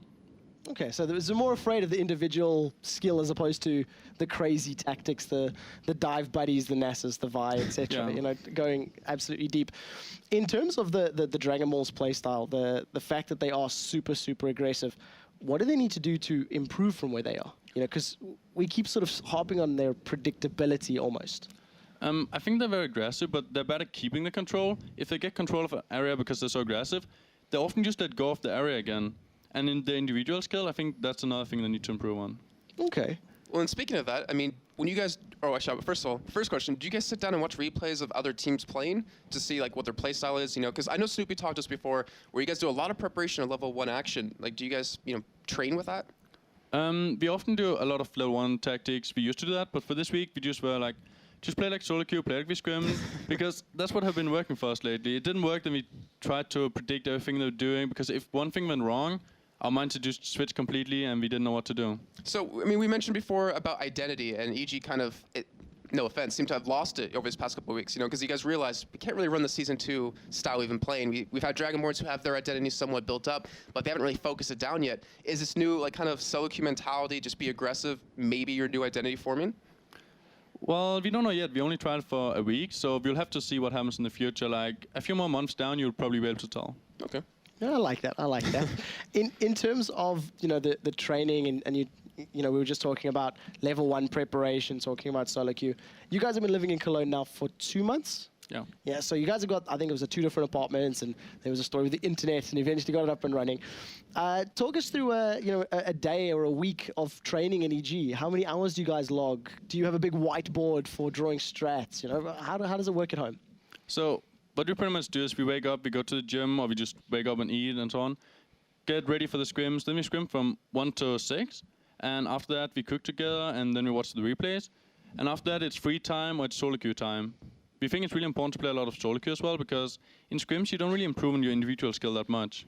Yeah, exactly. You got to focus on both elements. In the scrims, it's about the teamwork, the coordination, the calling. In solo queue, it's mechanical, it's CSing, and it's making sure you land all your skill shots, which is something we know that Evil Geniuses are particularly good at. You have played a number of awesome champions of the LCS so far, and you broke my soul in week 3 or week 4 because you picked a mana champion. You were playing a lot of Akali, you were playing a lot of Renekton, and a lot of, picked some Rumble a couple times. What else are we going to see coming up? Are we going to see a Taric top lane? You're definitely not going to see a Taric top lane. I don't like that here at all. He's so annoying. Is it just the armor, or is it just the playstyle? It's the playstyle. It's like he's way too defensive. He needs to stand back at all the time in laning phase, and then late game he can just 1v1 everything. So he's not fabulous enough. Not fabulous enough at all. Now, in terms of the champion pool, in terms of the different things that we have seen, let's go back to one of the nightmare picks for Evil Geniuses, the Soaz Blitzcrank. You were calling Soaz out before the match, and like, come on, let's go, bro. I want to fight. I want to fight. Soaz said, no way, bro. I don't want to fight. Picked Blitzcrank. They went the duo 2v1. It worked against you in that particular matchup. Why did it work? And if you could redo the matchup, what would you do differently? I think if we could redo the matchup, all we have to do is be more aggressive, because if we played so passive, we let them have all the control, and then they get a Blitzcrank hook off, they kill him, and they just keep on going. Like, the problem in that game was that we were way too passive. I would never get a 1v1 against him, because he had a teleport, and they'd just keep swapping if you tried to swap. And looking at overall in LCS, because we're talking about Fnatic there, we have Gambit, who are on an 8-win streak in LCS. Who is your greatest competitor, do you think, right now? I don't really know who's our greatest competitors anymore, because we changed our playstyle completely. And I don't know who's good against that yet, because we haven't played against all the teams. Okay. And I kind of want to make it a little controversial. Have you guys been paying attention to North America at all? I haven't seen any North American games. I was going to ask you, what team would you prefer to play if you could right now? But if you haven't been watching, I guess that isn't really a good question. Well, I would prefer to play Curse, because I want to beat Void by 1 versus 1. That's pretty much it. Wow. Well, okay, you've been talking so much about 1v1 and the fact that you love going head-to-head, you love going into those battles. How do you personally put yourself into the mindset of, damn it, I'm not 1v1 now, and I'm 1v2 again because Fnatic are too scared to fight me, or because they want to do some lane swaps? How much of a mental degradation, or how much does that affect you mentally going into a matchup? Because you really want to chomp at the 1v1s. I don't think it affects me that much, but I want the 1v1 because I have a chance at winning. If I'm 2v1, then I don't really stand a chance at all, because the jungler's going to dive around minute 3, and all I have to do is put a ward, try and get CS, farm, and then just run away and leave my tower. Does that kind of affect the champions you enjoy playing? I mean, you were talking about you only want to play like a certain amount of ones, but is it because you know you might be going 1v2, or you most likely will be? Yeah, I can't play Aurelia anymore at all. She's still decent in a 1v1 situation, but she's completely terrible in a 1v2, and it would make no sense to pick her up. And if you could, sorry, because I know I've known you for quite a while now, and I'm curious, if you could change Aurelia, because you've always been talking to Riot, Riot please buffer, what would you change on her to make her more viable? I honestly don't know. Like, I'll just make her OP if I could, so I'm probably the wrong person to ask. Okay, but now, let's see. Kevin's been using Aurelia a good couple of times this LCS, has been fortunate enough to be in those 1v1 situations, and he's managed to make that super tank Aurelia work. I think he pretty much just goes Warmog, Sunfire Cape, Randuins, if I remember correctly. Why is that working for him? I think that people underrate Kevin a lot. I think he's really good 1v1. And people should just focus on going 2v1 against this Aurelia, because Aurelia is really bad 1v2. But everyone just lets him 1v1, and I think he's one of the best individual skilled players on top lane. If you knew you were going to have a 1v1, if you knew for a fact that whoever you were facing off against was going to pick, was going to go in that top lane to face off against you, would Aurelia still be on your short list of champions you'd pick? Yeah, probably, but I can't pick it now because 1v2 is possible. So. Yeah. So too afraid of the 1v2, too afraid indeed. We have a good couple of matches left today. We've talked about the SK 888. We've talked about some of the other teams. Who should we still be looking out for? We've seen Copenhagen Wolves, they beat Fnatic. We've seen AAA picking up a win against Evil Geniuses. We've seen, Dragonborns beating SK. We've seen, so many different things. Who else should we be looking out for? Is this going to carry on happening? Is it just a fluke of Super Week? I think it's something that's going to carry on happening. I think you should look out for every team. Right now, every team is around equal skill in the European scene. Every team is doing really well, and if you look over the games, the bottom teams are winning. How much of those victories is based on preparation? Like, is it prepping coming in terms of composition? Is it just getting a lucky kill in the game? There was a particular matchup for the LCS where one of the team's players picked up 4 very early kills and managed to turn an upset because he got so strong so early. So is it prep or is it luck mostly that helps these guys win? I think it's mostly preparation and mindset. Luck, of course, have a factor, but it's not that important. If you have the right mindset, like we lost the Baron in the last game and we played bad at some point, we got caught. But we still managed to win because we were aggressive at all time. We were just playing our playstyle and just being aggressive, and we were feeling good. But if you're feeling bad, we don't really feel like playing, and we don't know what to do, then you can't win. All right, well, it does look like we are almost ready to jump into game number 2. And is, of course, going to be SK Gaming versus Against All Authority. They have met once before in a game that was very, very close, very, very even, but SK Gaming just eventually said, nope, you shall not pass, dove into the AA backline and picked up the win. We're going to throw it over to Lee D-Man Smith and Joshua Jack Leesman to take away the game. What do you think, who's going to win? Well, that's a good question. I mean, last time they met, SK Gaming have been strong. I believe they are 2-0 currently versus Against All Authority. I think you're right. I prevented myself from saying against. Versus Against All Authority. There are other ones. Battling All Authority. When playing. It's a tricky name, yeah, and I always say authorities as well. I know, internet. Sorry, ladies and gentlemen, but we are about to get the match underway. So let's check out the lineups for SK Gaming versus Against All Authorities. So for SK Gaming, there is Candy Panda on your screen, and hopefully we'll have the lineup shown. Look at Nif. Concentration. That's a pairing that's been together for probably 2+ years now. Yeah, and I don't think Nif gets enough credit. So many of SK's initiations in general are because of Nif, right? Like, he's usually the one who goes in and creates for them. His Sona ults are super on point in most situations. He's one of the best supports in the world. People just don't notice him. Yeah, I mean, I'm not going to doubt it because I absolutely love the pairing of Nif and Candy Panda. I mean, the Candy Panda, I used to call Caitlyn Candy Panda and Candy Panda Caitlyn. He's just played him so much. Just because that's all he used to play. And now I feel he may well go back to it. But this is the patch where he could go to Tristana. He could. Even New Blade of the Rune King. Because he used Tristana to be the original Tristana on their Tristana Sona lane, Game.de, Season 1 World Championships in DreamHack. They had an interview after the game. I don't know why I remember this. And he was like, I think Sona Tristana is the best lane in the game. That was back then. So much has changed. But he likes that champion. Well, let's check out the teams, of course, for SK Gaming.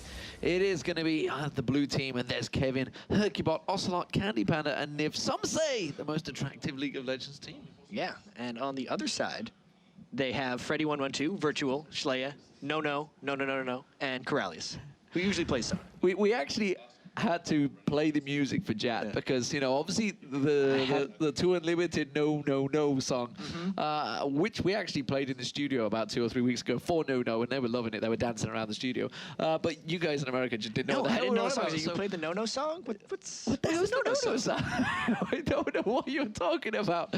Let's check out the team. It is going to be Kevin. He's the main man for SK Gaming. He has been Mr. Consistent on SK Gaming, and we just heard Wicked talking about his Aurelia as well. And that's what SK needs, is more consistency. Because of all the top teams in the European LCS, which SK Gaming has become now with the 7-4 record, they're like the team that you're like, if they play someone well, there's a chance they could lose that game because they're so swingy. They can just destroy Evil Geniuses or anyone, but they can also lose to anyone. So Kevin's consistency keeps the team together in a lot of ways. And it's a hell of a big deal, the momentum, because they've got 2 games today. You know, they're playing Dragonborns later on. So if they pick up a win here, you'd think going into a Dragonborns game, they're going to be super confident. But for Against All Authority, the man that's really been spearheading the victories is Slayer. Slayer for Nidalee, I was going to say. He's been banned out on Nidalee quite heavily, but he's really been the main man for Against All Authority. Everybody seems to target the bans towards him. And when he's in the mid lane, he can also go top lane, right? Because the game they beat Evil Geniuses in, he was a top lane Kha'Zix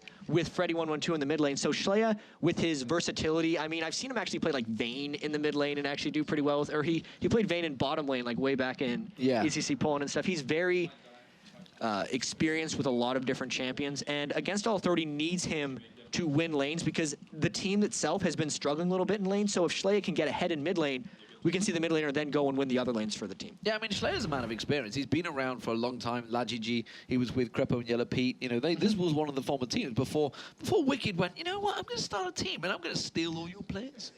That's what he've done that. That's what he did. That's what he did. He's grinning at me. But yeah, I mean, so what are we expecting?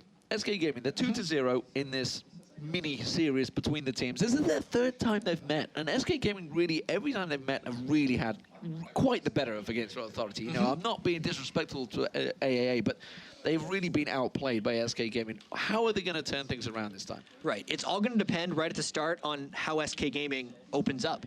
We saw Ocelot beforehand, and just like every week, he's like, man, I'm really excited to play this game. We've been practicing a bunch. He says this every time, by the way. He's like, we're looking so solid. I play every mid laner. He's Mr. Excited. I mean, but it depends. It depends, right? Because Super Week, 4-1 for SK. Yeah. IM World Championships the next weekend, 1-4. It was disappointing because I wanted him to go 5-0. It would have meant Gambit would have lost the streak, but we would have seen a red-haired Ocelot at CBET. And that would have been worth it, I think. Because he was bright red hair. But you may have also caught a glimpse of him in that little dance video we did where he had that fetching pink scarf that he actually... Dance video? Did you not see the start of the finals? Oh, I'm man, sorry. Josh.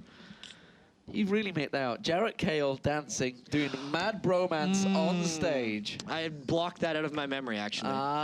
But you got to see Alex Lynch dancing. You got to see Ocelot dancing. There were so many StarCraft guys on there. It was League of Legends guys. Everybody. Alex Lynch actually came in on that day. That was the only reason he was in on the Saturday. He got there early in the morning. Bearing in mind it was 9:30 a.m. that we went live. Wow. So he got there at 8:30 a.m. The only person of Gambit in there. Nobody else was there. And he came in purely to do that dance. And then he just sat with CJ Ensis for the rest of the day. That's pretty cool. Absorbing the Korean knowledge. That's pretty cool. Yeah. He's trying to steal their thunder. Steal their thunder. Yeah. He was sat with Cloud Templar all day. And, you know, it's funny every time I see these interviews that these guys do, because, you know, I mention it because obviously I've spoken to the Gambit guys. Quite a few of them do speak English. They speak English really well, and they type on Skype really well and stuff, but it's just the confidence isn't there yet for them. They just don't want to do it on camera. But the same with CJ Ensis. Cloud Templar, he speaks perfect English. Yeah, every time I see him interview, he's like got the Korean translator. I'm like, you speak better English than that translator. What are you doing? Well, it was just like when Diamond Prox does interviews, Alex translates for him. Yeah. And when Alex translates for him, Diamond Prox always smiles when he like changes something mean that he said. He's like, you're not saying that. It's like, why don't you just say it yourself? Say what you mean. But anyway, you've heard enough about what the hell we're talking about. I don't know where we're going with that, but let's check out what these teams think rather than us.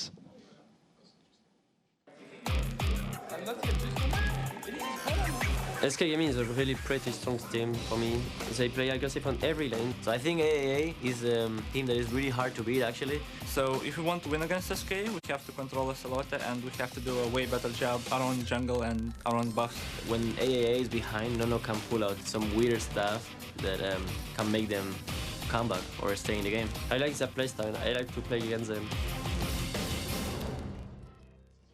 A little grin from Oslo. I always see that. I always see it every time we get on the analysis desk. He's like, you see him just checking out. He checks his hair checks in the program monitor. The program monitor. He's like, how you doing? In case you're unsure, there is a screen right here. You can see this little black line. That's me seeing myself. So every time you see me go down, going, hey, you doing? That's what Ocelot does pretty much all the time. He cares about his appearance. I don't think that's a problem. He's one of the pro players who always goes back for makeup before the days. I don't know if I just spoiled it. I just saw all the Dragonborns get a makeup before that game as well, and I'm pretty sure EG did as well. I think everybody does these days. Yeah. These players, you know, they've adapted. Like when they first came in, they're like, ooh, makeup, I'm a man. But now they're just like, as soon as they come in, they've seen themselves on screen and go, holy cow, give me makeup. Why don't I get a little makeup? I can cover up that thing. And they're like, okay, I think that's a good idea. Get it on me now. Where's that lady? Poor Daddy, she has to run around the entire department. But nevertheless, enough talk about our makeup lady. Let's talk about the game. Yes. SK Gaming versus Against All Authority. What are we thinking in bands? Finally back on topic here. I think that Ocelot wants to play something for the lane. I mean, I've been checking Against All Authority, trying to find a pattern in the past few games they've been doing. Went back to Super Week. They played Poke Comp one game, then they played like Renekton Xin the next game, then they played a Kale composition. Like they're doing a bunch of different things, trying to find something that works for them. So I believe if SK wants to counter that, and specifically Ocelot, they just got to go generalist because Against All Authority doesn't really know. And I should point out, the wink. The wink comes from Ocelot. Thank you very much. Ladies, you know, there's a couple of people just fainted, I think. He just went so red in the face, I think he just realized what he's done. He did that on purpose, absolutely. he actually, Herkybot did it in week 1, and he was so annoyed with Herkybot for stealing his thunder. He was like, right, I'm going to take the glass off. He literally went over to tell the cameraman, this is what I'm going to do. You need to keep that camera on me so I can do it. But nevertheless, I'm getting distracted by that wink, and who wouldn't, to be honest. But last Super Week, he was so passionate towards the end of that. You know, he'd had that game against Alex Ich in the mid, and he got destroyed by Alex. And he was really not happy with his performance. The game afterwards, he played brilliantly. And the interview we had with Shox, he was very passionate about that, you know, saying, I'm answering critics, blah, blah, blah. Yeah. And he really wants to try hard to prove, for some reason, whether it's to himself, to the rest of the world, whether the critics, but he wants to prove he is a very, very good mid laner. I mean, he's got to be. Ocelot is a really good mid laner. There's a reason. That's a confidence thing, though. There's a reason that SK has been consistently built around Ocelot for so long, and it's not just because he's popular and a good figure and stuff. It's because he's good at League of Legends, right? Like, he wins his lane oftentimes. He's got so many highlights when he's on his game. It's just the consistency that he has to work on, right? So you never really know which Ocelot's going to show up. Just checking the chat. You can even see the grins on Nono's face. There's a bit of banter going between the players right now in the chat, so they're having a good play around. They just say himself. I swear to God, Nono, he's always grinning. He's always got that happy smile on his face. He's one of the happiest players, and even you just see him. I think it was Crepo just went and lifted him up. You know, he's just like, yeah, you can lift me up, sure. Yeah, just because I can. Yeah, Crepo likes it. It's the two short players of League of Legends. Yeah, he's frustrated with all the really tall German women around here that he's like, I need someone small that I can lift up. So, oops, shouldn't have, went too far with that one maybe, but I'm sorry. Maybe he likes to lift the ladies, who knows. Anyway, we're going into the picks and bans in a moment. Candy Panda on your screen there.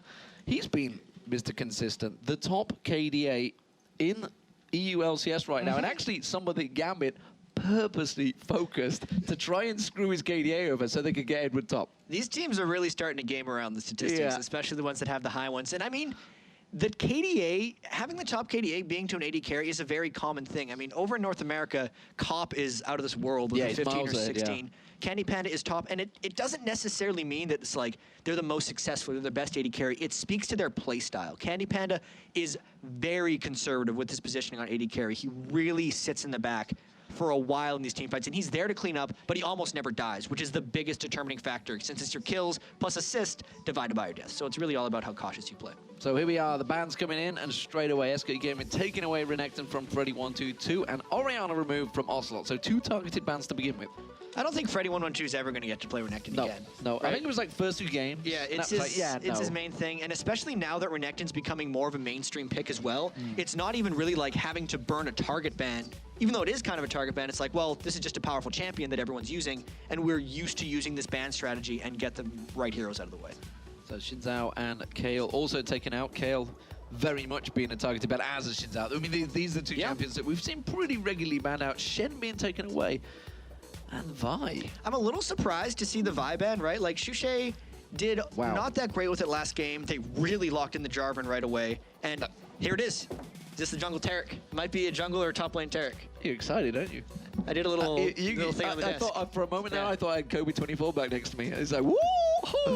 It's like it's the jungle Sona and the Taric's top lane. It's like, no, you shouldn't believe everything you hear. In the jungle? No, okay. But we are going to wait to see what SK Gaming. He gets the Ocelot immediately straight to that playbook that he has. What is he going with? Look at it, he's jotting down. People would pay good He's money like for live that updates on, well, those are like his pick ban history for AAA, which versus against All Authority, it's going to be all over the place. They pick different things almost all the time. I've not seen Nef on Thresh. No, I don't think Nif has played much Thresh. Easy for me to say. He's usually sticking with Sona and Zyra, the supports with the huge AoE ultimates, so now he's going to have to land some of those big hooks, and then he'll be able to fly in with the box, but I wonder how that's going to work out. You look at AAA here, and they can go anywhere because, like we said way earlier, this is the patch that is on live, so Taric has the changes in. Blade of the Rune King is hot fixed. Even though Taric has the Smite icon selected right now, that could be a top lane Taric. We could see mid lane Kha'Zix with Shleya. They have so many different things they could go with here. Well, Nono's deciding. We know it's going to be Ezreal, Nono. Come on, stop delaying us. We know you only ever play Ezreal. Yeah.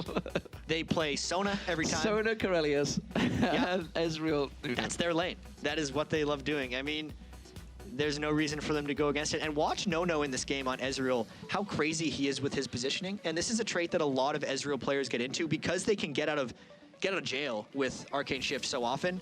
They put themselves as whoa. This is going to be even better because since he's used to playing Ezreal, he gets into bad positions. And if he doesn't have the Arcane Shift to get out of that, Vayne's just going to pop because you see this out of a lot of Ezreal players. Oh. Yeah, they're just like, I can be here as an AD carry. Oh, wait, I'm a different AD carry this time. Yeah, it's not going to work. It's going to backfire. And there is Caitlyn Panda being selected. Looks like it's almost certainly going to go in there. Who's checking it? Well, it's Candy Panda. He hasn't even got his hand on his keyboard, so he's not changing. He's ready with that one. Thresh going to be joining him. Sounds that lane. Will they go 2v1? Or are they thinking, well, if they're picking a Rumble, I think they're expecting a 2v1. That's Elise mid. Ocelot's played a lot of AP Elise. That's actually the champion he was on when they got backdoored in Katowice. I just remember because that's such a memorable game. Yeah, it was. So Rumble, Kevin, consistency, try to get in on that. Jarvan jungle, very common for them. This is the kind of generalist, solid team comp you can see from SK that they're just kind of waiting for AAA to try to outplay them on. They have a nice mix of damage because they went double AP after the Taric pick, which is a very common and smart thing to do. They're going to make sure that the armor aura doesn't just overpower them, and I like that. Okay, and it's looking like a Carthus final pick in the mid lane. Waiting to see whether Corellius locks it in. He does. So this is interesting because the last time AAA won a game in the LCS, they had Shleya on Kha'Zix in the top lane, and then they had Freddy, Elise in the mid. And here, the first trade has Shleya on Kha'Zix and Freddy on Karthus. So is Freddy now their mid laner? Like, is this what's happening? And Shleya is just going to go flying off to top. Do we have to update our graphics? Nobody tell us. Yeah. Nobody tell us. Nobody told us. And nevertheless, we do have a dropout. So Freddy has dropped out. Obviously, couldn't switch out. So maybe something happened. Well, obviously, it was Freddy on the thing. I'm going to guess they were trying to switch, just as a guess, because maybe Freddy's like, nah, I really don't want to play Karthus. I'd much rather play the Flying Bug. Yeah, well, is that the right phrase for Kha'Zix? Gonna call him the Flying Bug. You call him like a Rainbow Scyther. A Rainbow Scyther. Wow, that's deep. Yeah, that's deep, ladies and gentlemen. So there are the two teams setting themselves up. SK came in, of course, color coordinating with the color they're going to be playing today. Blue side. We have seen the blue side winning once today over at MLG Dallas, the North American League of Legends Championship Series. There is Candy's Panda on the desk. Actually, it's on Ocelot's desk. It is Candy Panda, though. Yeah, and I've just heard word from our statistician Quickshot that in the qualifiers, Freddy112 went 1v2 Karthus bot lane. But what did Freddy112 do? Yes, he did, actually. Freddy 1v2, what about Freddy 122? Is that what you just... His name is Freddy 122, not Freddy 112. Oh. All right. Sure. Right. Just pick on the guy who just hasn't casted the EU LCS again. I'm like, I didn't have the name just right, man. I'm going to have the same thing when I go to North America next week, so who knows. There is Kevin on your screen. One of the men we've been trying to get on the analysis desk, but he's very resistant right now. We're going to have to break him down, break down his barriers. There is Hercubot, who played Nasus for the very first time last Super Week.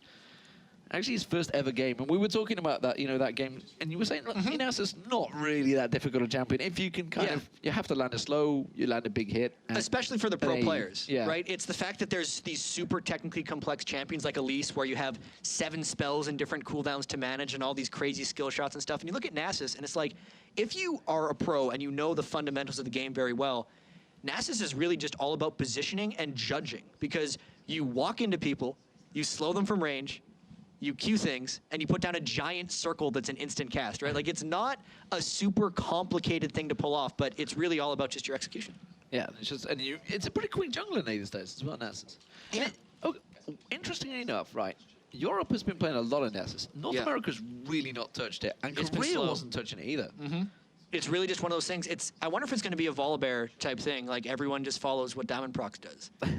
And I have a sub-theory on this one, actually. Okay. That Nasus and Volibear, specifically Nasus, though, is also very successful because they're bringing Ghost out of the jungle. I feel like Ghost is a much better summoner spell than people are giving it credit for, and Gambit Gaming's the first one to realize it. Yeah. Right? Like, Genja's been bringing Ghost Cleanse on his AD carries. So many things have these targeted leaps as well as a flash that the only way a jungler's actually going to be able to get a kill is if they ghost through, because that's the only way you can close the distance of a double gap closer. You get Ghost for so long, and it's so fast, and it's on a shorter cooldown than Flash, so you can over-gank people. Like, you Ghost one time, get a kill through a Flash, then your Ghost is up again way before their Flash is. And they're just trying to see how big they can get him as well, because obviously he uses ultimate, they put the wild growth on him while he's ghosting through. He's just an enormous big dog. Slowing people. Giant dog. Like a St. Bernard, as you'd like to say. St. Bernard. Yeah. If you go American. St. Bernard is the correct term, ladies and gentlemen, if you are from England. Or the proper way of saying it. No, that is the proper way. The Queen's English, as spoken. The only English that matters. This is the only English right now. There is Virtual on your screen. What is he going to change? Is he going to evolve? He was a man that came into it really late on for Against All Authority in the qualifiers, having to replace Linak, and really has stepped up to the plate. But the question is, now he's in the big time. Can he just go that little bit further? I missed the name at the start Virtual. of that. Virtual, yes. That's true. He hasn't had much experience, right? He's the newest member of Against All Authority, so he's the one that's had to adapt the most, and he's got the jungle Taric, which is going to be the exciting thing. This is the first jungle Taric we're going to get to see in the LCS. I don't think it got played at all during MOG last night. I think we're going to be seeing a lot more of it, personally. Yes. I know that it gets a lot of play in a lot of places, and it's very, very good. It's just the ganks are extremely strong, and then the auras he brings in a team fight, since the jungle Taric can build the armor to get the armor aura more powerful, is just really strong. The thing is, this is actually a champion I kind of expected Fnatic to bring out, because the very day of 3.03 being released, we had N-Rated here on the analysis desk, and he was bursting to tell me about Taric and like how he can be just so strong in the jungle or the top lane. Yeah. So whether that's SOAS or Cyanide going, ooh, well, or whether Fnatic likes to be, N-Rated likes to theorycraft a lot. And, I mean, he's the one who does Blitzcrank in the top lane. He picks up champions so ridiculously quickly in the top lane. Fnatic is probably going to play it too, right? We just haven't seen it yet. AAA is the first ones to pick it up. Yeah, maybe. We don't want to give away too much. We can't spoil the future, fortunately, because we don't know what's going to happen yet. But I think it's going to happen. But you do have a crystal ball with you. It did get through customs, didn't it? Yeah, so they're going to play it. We are just waiting. They've actually dropped out of Picks and Bans twice, so we're just not sure why, but they have the we will be in, I guess. Soon. You can see it on their screens. You can see it on Candy Banner's screen. It is just loading right now, and that's his... looks like some sort of communications in the background, and there is all the microphones so you can hear these players now and again. No settling himself up with their 3 headsets on. Of course, they have the in-ear, the in-bud ear system so they can hear the communications. The microphone around the neck, which is generally their sponsor for some reason. And, of course, great big headsets, which are pretty much helicopter headsets, I believe. Noise cancelers right there. Straight noise cancelers so they can shut me and Jan basically out. Yep. Yeah. That's pretty much the whole reason for it. The players hate us that much that they have to put these huge headsets on. That's basically the It might have something to do with like giving away strategy and positioning or something, but it's mostly because they hate us. The annoyance. That's a lie, ladies and gentlemen. Of course, they all love us. We are going into the game. You can see it on their screens, and we will have it on our screens in a moment. It is going to be SK Gaming as the blue team, and the red team will be Against All Authority. Good luck, have fun. Trading between the two teams, and here we go. So what are we expecting, Jan? What are we seeing? So the first thing I see is double red elixirs on SK Gaming. They got one on Kevin for Rumble, and Jarvan, Ocelot, who we didn't notice this in the picks and bans because we're off on all these kinds of channels. Ocelot's mid with Jarvan, and it's a jungle Elise. What? They did a lot of swapping and stuff, and it is Freddy on Karthus, as well as Schleia on Kha'Zix, so a lot of things are about to happen. Holy moly is right. Yeah, this is very new territory for many different champions right now. I have never, ever seen Ocelot playing that. I'm sure the hundreds of thousands of you that do watch Ocelot stream are probably going to go, but he plays this all the time. Well, unfortunately, I don't get a chance to watch all of the streams. There is quite a lot that happens during a week here. We do see some good dancing from a pink Jarvan. Pink Jarvan? It's a pink Taric of the 5th, Armor of the 5th Age. Good lord, that's easy for me to say. Very easy for you to say. And look at this, 3 wards from SK. Just the one from Against All Authority, but SK's not doing anything aggressive, so that's actually, if you think of it, now 4 wards from SK, 225 gold, really devoted just for that early vision. So if they don't get anything out of that, that's about half a kill of wards they actually just placed down on the map. So as it stands, we are possibly going to see Schleia. Where is Schleia going? Is he going to be bottom lane? It's going to be 1v2 bot. I think it's going to be, yeah, Freddy went. So as you mentioned, have they made a switch, and we Freddy's mid lane. and not told us and basically said, yeah, Freddy is now our mid laner. This seems to be working for us well. Well, a lot of the teams that go up against All Authority say that Freddy is pretty much their strongest player, right? Yes. And teams that are struggling like to have a huge presence in the mid lane to try to pick everything else up. So maybe that's a good sign. Maybe it seems to be working. So we'll see how Karthus versus Jarvan works out in this mid lane. Down the bottom, it is going to be Schleia, the normal mid laner, on Kha'Zix versus a Thresh and Caitlyn. And the top lane looking like it's going to be Rumble versus Vayne and Sona. So the first thing I think is going to happen in this game, they're going to try to deny Kevin for quite a while. Taric's going to come around with double buffs, and they're going to try for a gank. But because of that, Hercubot started at the red buff with his jungle Elise, so he'll be there to meet that pressure. With the way the junglers are going here, Hercubot picking up this blue buff, Virtual picking up the red buff. Kevin did start with a red elixir, so he's have a pretty good chance of sorting this gank out. We'll see what ends up happening here. Okay, so the Taric jungle is something the guys in the solo queue may well have seen a lot of, but we haven't seen much of at all on stream. Take us through, what were they normally going to level through on this one? How's he going to go? They pretty much still max the Shatter first. It clears the whole camp. They generally rely on Madrid's Razor to just auto-attack the camps down. They go attack speed runes, so they actually clear fairly well. It's not the fastest jungler, but it's just the fact that it's a Taric with a targeted stun coming out of the jungle. He can heal himself. He does need to get health potions after the first run with his Butcher's Blade. That's why it's good. Well, the hook lands on towards Schleia there, forces him back. Piltover just missed out, but the Ignite was used up, and it's taken him incredibly low, and that is the turret already gone down in that top lane. The pressure in the top lane is enormous. No, that was a turret taking kill. down What the hell? Nif. I was actually looking at it and seeing red. I was thinking, is that the turret just... No, the turret's... Yeah, so he took too many turret hits, and Schleia was not able to get any damage down on him, so he just ended up getting executed. Yeah, confusing myself there because I wasn't expecting a pro player to do that. I just assumed the turret in the top lane had gone down when I saw the turret sign. I thought that was pretty quick. But no, it was not. No, he held it off at that point. But Candy Bandit didn't really get charged farm for that. He's at 20 minion kills. He's the 4th one down. So unfortunately, we still do have this bug on you guys. But here comes a gank in the And that's going to be landing. It's Hercubot though. If Freddy's going to put the aggression back down on him, he's still keeping the layways going. Flashes finally tried to hold out for the last minute there, but he did need to use it. And Hercubot putting the pressure down on mid lane. Yeah, so that gank burning the flash, and that's going to be really tough for Freddy. He does have the exhaust for the next time they go aggressive on him, but Ocelot should be trying to punish Freddy pretty heavily there. So we'll We'll see whether Nif does manage to land any more of those hooks. The pressure continuing on this bottom lane from Candy Panda. How are they looking? 28 to 30 CS between the two AD carries. And the top lane, or solo laners, 14 to 24. That's a big difference already. Yeah, but SK wants to finish off this turret. It's a 3-for-1 stack, and Schley pretty much just has to give up this turret entirely. But Virtual has not been anywhere around on Taric yet, so the turret that Kevin is holding really hasn't taken much damage. This is a big advantage for SK. But what I should also point out as well, we are going to see potential gank of the top. In fact, we almost certainly will see it. And as you mentioned, that targeted stun, it's the easiest stun to land. You click and press on someone. So really SK is accepting his fate here. Kevin's got to get out of here before they can stun him and give up his turret, because there's first blood. They're going to get 2 turrets out of this. They keep pushing here, and the SK Gaming are on towards his bottom turret. Meanwhile, the top turret has got pressured, and well, Kevin has backed away from that one. Virtual's come around, so they're going to keep on pushing that lane. Freddy was about to go across, but they are going to lose that inner turret. There's nothing they can do about it, so they are going to lose 1 turret in this effective race down the side lanes. Yeah, that is a bad trade for Against All Authority. This is what we saw last game, but flipped. You know, the 2 turrets for the 1 turret flipped. Dragonborns got the 2 turrets and then couldn't hold. But because SK did this on the blue side, after taking power through the top lane, they're going to get a dragon out of it too. And now it's all going to be about whether Kevin can hold off the 3-man push in the top lane. I think Ocelot should go help him and save this turret, but we'll see what happens.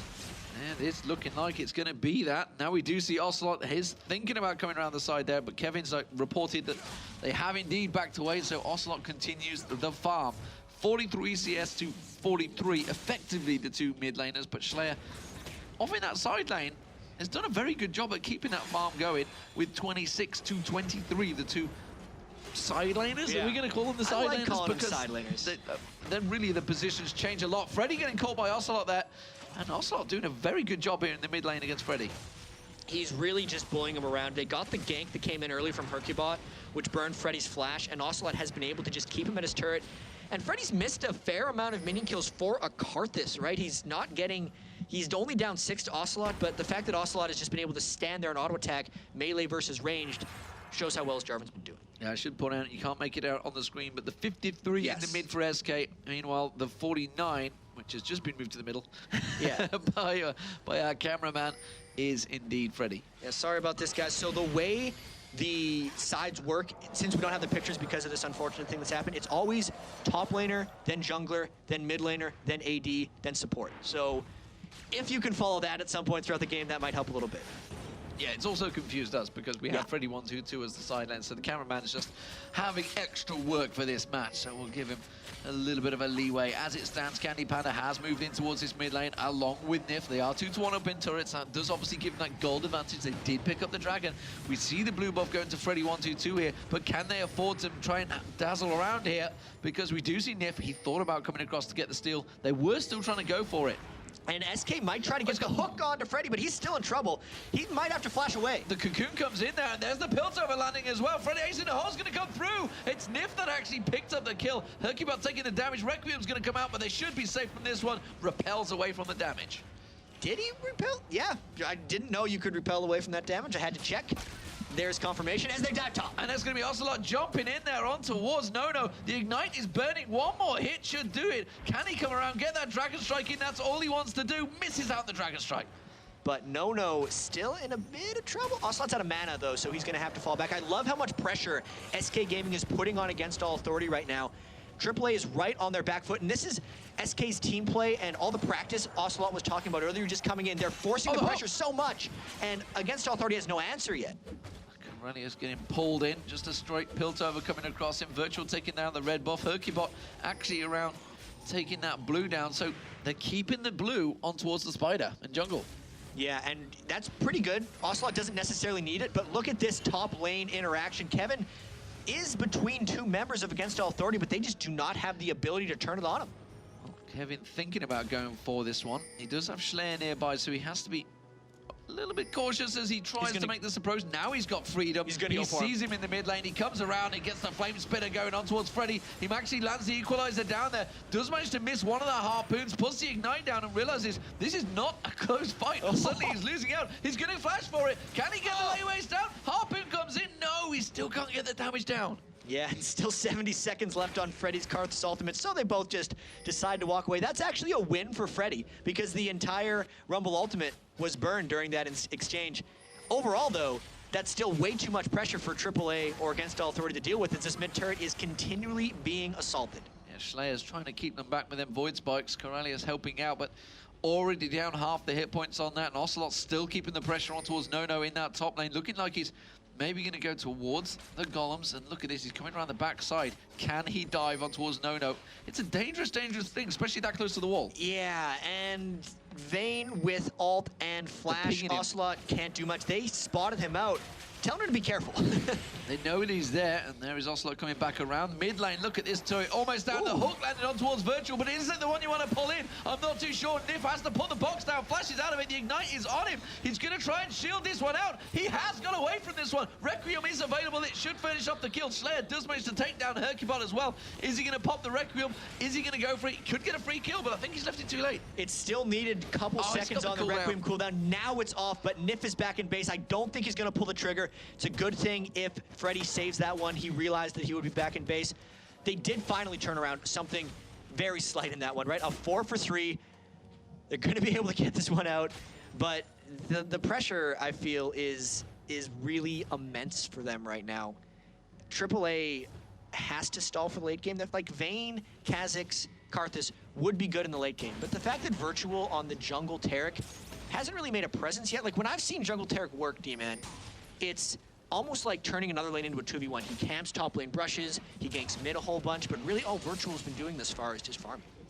He's been farming because the rest of his team just fell behind in all the lanes, it seems. He's not really having any chance to do anything different. Schleier has started to come into this one. He has got that Brutalizer, he has got the Tear of the Goddess, so it's going to start causing problems, you feel. Schleier finally going to get back into this one. The top lane, very low. Ocelot's been up here a very long time, and farming-wise, has gained that advantage. 103, 108 CS as he just wipes out with a big Dragon Strike through the middle there. We do it against 92 of Freddy122, who has been a little bit busy.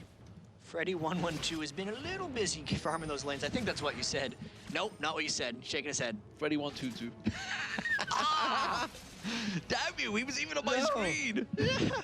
Freddy122, I mean, maybe he's just going to change. He's a mid laner now. Them numbers. So he's in the one lane. I can't save it. I can't save it. It does mean the middle turret goes down and the hook lands again. It's Corellius that gets pulled in, but the Piltover didn't quite land on him, and they're going to turn a burn towards the Dragon and just spawned. And they are on top of pink wards, but they don't care. They're clearing the ward from Against All Authority. AAA all trying to run down. This could be our first 5v5 fight. The gold is actually pretty heavily in SK's favor right now. Sunfire Cape on Ocelot means he's very strong for this next fight, but no magic resist. SK really wants to fight here. I wonder if AAA can fight them back. All ultimates are up on both sides. Candy Panda is actually out of position here. I think he's going to maybe know to kill, but now no, it looks like Against All Authority have just backed off. They're really trying to play the slow game here. That's now a 3,000 gold disadvantage because they've already lost their outer turrets here. They can't control their blue either. If they don't fight for the Dragon, they better not fight for their blue. You can see the Demacia standard goes down. Pop a ward in there. Schleier is just off the side. He wants to try and Void Spike it out. They want to make sure they don't lose out this blue buff. So, as you mentioned, they are going to force it. They are still all around there. Corellius, they're going to dive in as Demacia standard diving in. Equalizer pops across. Freddy122 drops instantaneously. There's going to be Ocelot. Is the Requiem going to be enough? He may well pick up one kill. Should he get the second? No, because he got interrupted, I feel. And now Nif in trouble. He's going to have to try and get away. Demacia strike away from Ocelot. He turns it around, tries to hook it. Oh, he tried to get the kill on towards Corellius, put the Ignite down, but it wasn't enough. And that was a good turnaround from Against All Authority. That was a great fight for them. The fact that Freddy122 was the first one to get bursted down in that fight. Everyone got stuck on his Defile that fight. So maybe the fact that they fought for their blue instead of the Dragon was very smart, because that's a much bigger choke, and no one could avoid Karthus once he went down. Good fight for them. Gold's like 2,000 away, and the fact that they got the double kill onto Nono's Vayne is also great for them. So Candy Panda back in this mid lane, protecting it away from Schleier, trying to keep him off. So look at these differences, though. We've talked about how Mr. Consistent Kevin has been so great, but look how far behind he is. 55 CS to 106. That's huge. And it's strange because Schleier lost 2 turrets right at the start of the game. but he's been able to farm out so much from them. Kevin, meanwhile, has spent most of his time trying to pick up kills in strange places, so he hasn't been focusing very much on farming, and he might get stunned into a wall, Flash. The ulti comes out from Nono. He's going to chase this one through, and it's going to be overheat from Kevin. He could just pin him on the wall here. One more shot. Yes, he does. Tucks the barrier up, and he takes him down in a straight-up 1v1. The hook on Slayer, meanwhile, in the top lane. He's also not going to be able to drive this one through. No, Slayer just jumps away, pops the void spikes, and says, get the hell away from me. So Nono made the big play. Nif tried to answer it in the top lane, but they might get the turret out of this one. Corellius down bottom trying to deal with Hercubot as well, so a lot of poking going on up top, but this could be turret number 4 for SK. So Vayne at 3-0 has got that Blade of the Rune King in Dawn space, still not gone for the boots. This is something we've seen a lot of from Against All Authority. It's the strange thing, they play on their back foot so much as, wow, Corellius, oh, is he going to get away from it? I think he might do. The Dazzle comes out, no, Demasius down and catches him out. They're diving towards Virtual, but they're not going to tower dive this one. Freddy122 is coming up the river, and we do have Slayer coming in. Yeah, but Freddy122, I think you just said 112. No, I didn't. I think you just said it. Like, we'll watch the VOD. No, but Freddy122 got seen by the ward coming up here, and it's a good thing he didn't go in because I feel like that would have been suicide.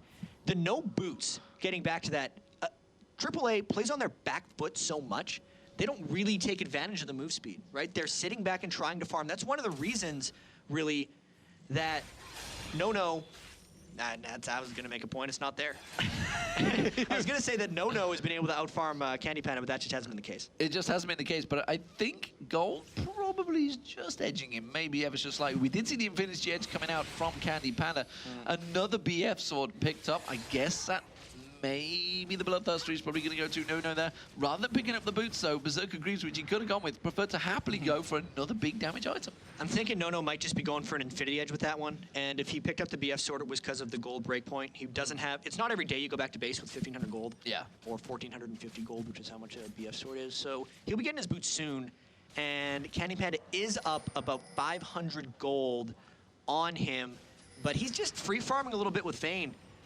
Against All Authority, even though it seems like they're playing a little bit scared, pick that one fight well, and they know what they're doing, it seems, in this game. They are stalling for a late-game push. It will be on SK to aggress. We see the Lantern thrown out. We do see Ocelot pulling back on there, looking like a masquerade ball coming out for SK Gaming as those two Haunting guys and Sorcerer's Shoes have been bought out by Hercubot and Kevin. Maybe they're going to have a little dance later on. They are just going for the magic pen in the double AP right now. The interesting thing about this is in the picks and bans, before SK decided to swap Jarvan into the middle and Elise into the jungle, is it was more of a double AP composition than it is now. Hercubot's not going to get nearly as much farm on Elise in the jungle as Ocelot would have gotten with Elise in the mid lane. So the Taric pick actually becomes better in that situation because he's going to be blocking more of Ocelot's primary team damage. Well, Against All Authority, looking like they're feeling confident here. They have that 5-4 kill advantage. They are 4-1 down in turrets, but despite that massive turret disadvantage, they are very close in gold. Yeah. Just 1,000, well, 2,000 between the two.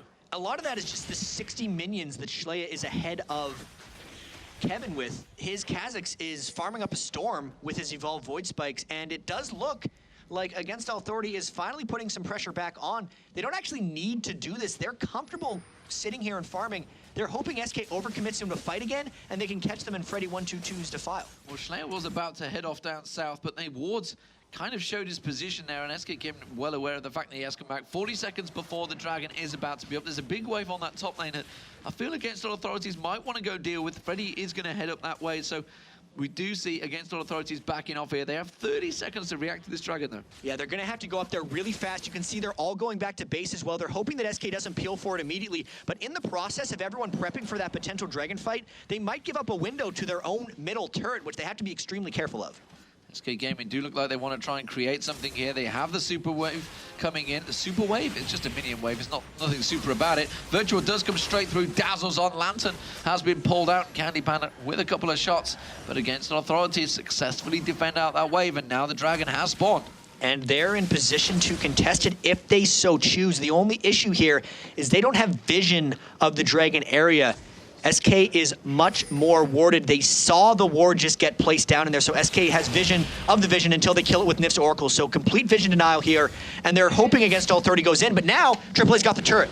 No doing the damage on the turret. The hook lands on towards Freddy 122, but that's pulling him into the team. The Defile is in there. He gets bounced up. If he just flashes into the team, he's going to get on everyone. Defile down. They're going to have to evacuate here. You can see against our authorities. Oh, Candy Panda's gone down. Kevin and Nif very, very low here, just off the side. Nono's trying to get a shot on towards him. The Cocoon comes across. Nif with that Oracle has backed away, but it was a 3-for-2 to SK Gaming. Ooh, super close fight there. Nono went around the other side of the Wraith Brush, so they weren't comboed with Freddy and Vayne in the same spot. A small win for SK, but that was a very dangerous fight. The fact that Vayne is now 4-0 cannot bode well for SK. Ocelot won't be able to dive and kill him at the end of the game if he gets too fed on Vayne. No, I feel they could have maybe gone and tried to solo out that Dragon between the two of them. I feel the duo lane maybe went for it because they sent SK back very low on health. And especially with the Blade of the Ruined King, it was taken down in the hotfix, but it still does 60 extra damage a hit on every attack to the Dragon, as long as it's not too low because of the current health proc on that item. So they probably would have been able to get that, but Nono was more interested in getting this top wave of farm. Like individually for the Vayne, that double or triple wave up top is going to give him close to like 600 gold. The team gold from the Dragon would be 975, but Nono's more concerned with just getting big on Vayne. And he's going to have to get that top wave very quick and run straight down towards this Dragon, because you can see SK Gaming immediately responding, getting straight back in there. That Oracle on there, if they're going to clear out the ward that we just saw Virtual putting down in there. And Against All Authorities are a long way from this. There's no way Against All Authority is contesting this. They pretty much sealed the fate as soon as Nono went to clear the top wave. They said, that Dragon's gone. We did lose a fight. We have to give up that objective. And it might be turtle time for them again. They tried a little bit of aggression. They realized it wasn't quite working. Ace in the hole flies out and hits Freddy, but it's turtle time again for Against All Authority, and SK has shown that they can't really push through unless they get something miraculous. Oh, like that! The hook lands on towards Freddy. He's going to pull him in. Second very low, but he didn't get dropped. The crescendo wasn't available yet from Corellius. It's going to be up in a moment, but Freddy 122 has been sent packing. He's going to go back to his base, but that is another wave cleared out, and SK Gaming trying to push in. Nono picking up the red buff, desperately trying to get in there. Once he gets that red buff in, I feel they may well engage. Crescendo is up in a couple of seconds. We may see some sort of engagement coming out from Against Authority. I gotta say though, Nono has to shop. He's on 2,500 gold right now. Candy Panda has the Infinity Edge and the Zeal, so he is much more efficient with his gold right now. Against Authority has to find a way out of this pressure. They lose the turret, they can't engage. And they do pull in Corellius, but it does mean the rest of SK back off with a successful hit and run, taking down that inner turret, taking them to 5-2 in turrets, and you do see him go back straight away. Infinity Edge, Blade of the Ruined King, and some little boots. 25 movement speed. He's got the boots on 1 foot right now. Needs to get the second pair if he wants to run real fast. Don't do that. Don't budge your boots. But Against All Authority, gonna try a bit of a counter push now. They need to start getting some turrets back. The fact that they're down 5-2 does not bode well for them. They are powering up a little bit. They need to get an Aegis of the Legion completed onto Taric so they can start really auraing up. But if Nono stays safe in fights and Freddy positions in the right spots, that 3,000 gold advantage will mean very little for SK come teamfight time. We are seeing the damage item starting to be picked up by Slayer as well. He's got himself the BF sword, that Hex drink he had early on with the Brutalizer. Now with that BF sword. Could be a potential gank here on Nif. They do manage to get the Wall of Pain down and a quick leg waste, but not enough to do the damage. It just shields himself out there. They were trying to pull something out, but Nif quickly pulled out the danger. Yeah, I thought Nif was going to be walking more towards the banana brush there over on the left, but he decided to ward over the top, only getting spotted by the Wall of Pain from Karthus. And here we have Against All Authority. I think they're still waiting on items. They really want to pick up more farm. They're channeling so much of it just into their solos. It seems like Virtual's pretty much stopped farming, which is really delaying their Aegis of Legion, which they need quite badly to deal with the Rumble and Elise damage, but they got a lot of time. SK's already taken down most of the turrets that are attractive or easy to take down, so unless SK starts forcing and pressuring around the Baron, Against All Authority's not going to move. So, as we see the game starting to slowly pon in towards the end game, 23 minutes in, static shift just being picked up. Who is going to really benefit if this game goes long? I think it's Against All Authority. I mean, the fact that they have the Karthus sitting in the middle of the team and the dive that SK has to get onto Vayne is Jarvan and Elise. Elise coming out of the jungle, going defensive with an Aegis of Legion, tells me that Nono would be able to take both of them on in an ideal scenario once he gets his items. Whether that happens or not, whether Nono has the Vayne mechanics that everyone talks about, since he's normally an Ezreal player, is yet to be seen, but if the game keeps stretching, I feel like Against All Authority will have it. Well, as it stands, SK Gaming have kind of shown their hand here. Kevin was up the top lane farming out. They saw that Nif and Ocelot were going up towards their own jungle. They've all passed the wards, and you can see Against All Authority saying, yeah, we're going to go straight down your mid lane. You've only got 3 members here. Don't feel you can defend this one out there. Oh, Corellius, I tell you what, he could have flash ulted there, and he would have caught 3 of them dancing away. I'm not too sure if the rest of the team would have reacted, though. Just in simple reaction speeds, and sometimes you see those support players and their team cooperating with. Don't know whether it's quite there with Against All Authority yet, but they are taking SK Gaming for a run for their money. This is probably the closest I've seen these 2 teams go. There's the stun on a Virtual. Will SK try to go in off it, or is it a counter engage? Is it going to be a counter? It's not really the person you want to go for. There's Freddy immediately flashing in. He's going to land the Defile down. Wall of Pain. He does finally get dropped, but the Defile is going to be enough. They're going in towards Ocelot. No is going to take him down. Slayer now jumps in. Can he get the reset? No, he can't. It was Kevin he wanted it, but immediately Candy Panda lays down the damage, and that was an even trade 2 for 2. And look how low Nono got in this fight. He was sitting on top of the equalizer. He's at 80 health right now, and that's after regenning back up during the fight. The Ignite nearly ticked him down. That was just a fight that showed how close the game is, right? Both teams kind of just clashed into each other straight up. Came away with a 2 for 2. Freddy's gonna get his death cap pretty soon. Ocelot wasn't able to do much, despite being a mid lane Jarvan in that fight. He dove on Nono as pretty much his only task and couldn't even take him down with the Rumble Ult assisting. So that would be setting off some warning signs for SK. I almost feel like they have to start doing something creative if they want to win this game. So how do you feel with Jarvan's build? But bear in mind, he has been a mid lane Jarvan. Do you feel he needs to get a little bit more damage, a little bit more tanky? You can see he's obviously got the Ward Mail, the Sunfire Cape. He's going a little bit more tanky at the moment. He's only got the Brutalize in there really for major damage. Should he go for more damage, or should he be that tanky mid laner? I think he really needs the Randwinds, first off, to slow down Nono, getting the current health procs out of every hit from his Blade of the Ruined King. After that, he's got to go for damage. I think if Ocelot were to just think of the game again, realize Vayne will be powering up and the thing to worry about, and just restart, he wouldn't have went for the Sunfire Cape. The Sunfire Cape's more about just sitting in the team and being a giant over time thing, but he's actually got to burst down the Vayne at this point. So he does have to complete his Randwinds, then he's got to get damage. And that seems to be what he's doing with that Warden Mail on there. As it stands, we do see a Rabadon's Death Cap potentially coming out from Freddy very soon. Yeah, he's got enough for it right now if he goes back into shops, but he's continuing his farm for other reasons. Maybe he's going for a DFG or something, I can't really be sure. Or they're just worried about the Baron pressure since they don't have many wards in the area aside from the one in the back of the pit.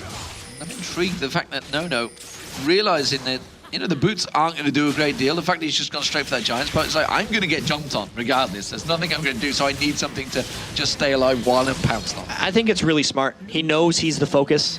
He had enough for the Berserker's Greaves as well, but the Giant's Belt was, again, he's buying the most expensive item that he can at the time, and then he's finishing the small components later. So the Dragon was picked up there again by SK Gaming. That does give them a bit more of a developed gold lead here. 40.4 to 37,000, so just a 3.5k lead as it stands, and the Oracle clearing out the Baron pit. And here's the weirdest thing about this 3,500 gold advantage that SK has. If we look at the gold on Nif versus Corellius, it's a 2,000 gold difference. But you look at the items on Nif and Corellius, and until a second ago, Nif didn't have that Lock of the Iron Solari. So only now is that 2,000 gold advantage actually paying off for any items. Previously, they were all just sitting on Kindle Gems and Boots. It seemed like Nif was spending so much on wards, but he saved up enough to get the Lock of the Iron Solari. So finally, the gold advantage might be a bigger ploy. The Runic Bulwark also come out on Hercubot. Looks like the Runic Bulwark will come out for Virtual in a short while. Meanwhile, they're both teams making use of those Oracles and clearing out what wards they can. Slayer's protecting the mid lane, acting as that human ward, just keeping them at bay. Hercubot seeing if he can land anything. Wall of Pain does go down. It's Virtual they're going to focus on. Has to repel away. Where's he going to go to? He can only drop down straight back in the same position. Crescendo comes out. Hercubot is going to get dropped before the fight even begins. And now Freddy 1-2-2 pulled into the team there. Ocelot now gets the Cataclysm, lands on, hit and run. Gets out of there. Equalizer goes down. Oh, but you can see Slayer, he's jumping around. He did get the reset. He took down Candy Panda. Gets a double kill. His Nono comes in. Nono gets the triple kill. And that is an ace for Against All Authorities. They're going to go straight up mid. Are they going to go for the inhibitor, or are they going to go Baron? Oh my god, that fight. They have time to get the turret and then the Baron if they decide to go for it. I didn't think that initiation was going to work for Against All Authority. Corralius hit his crescendo on 1, but they killed Hercubot so fast. And then when Ocelot locked everyone in the Cataclysm with a Rumble ult straight on top of it, I was like, they're going to burst everyone down. But Schley was in the back line.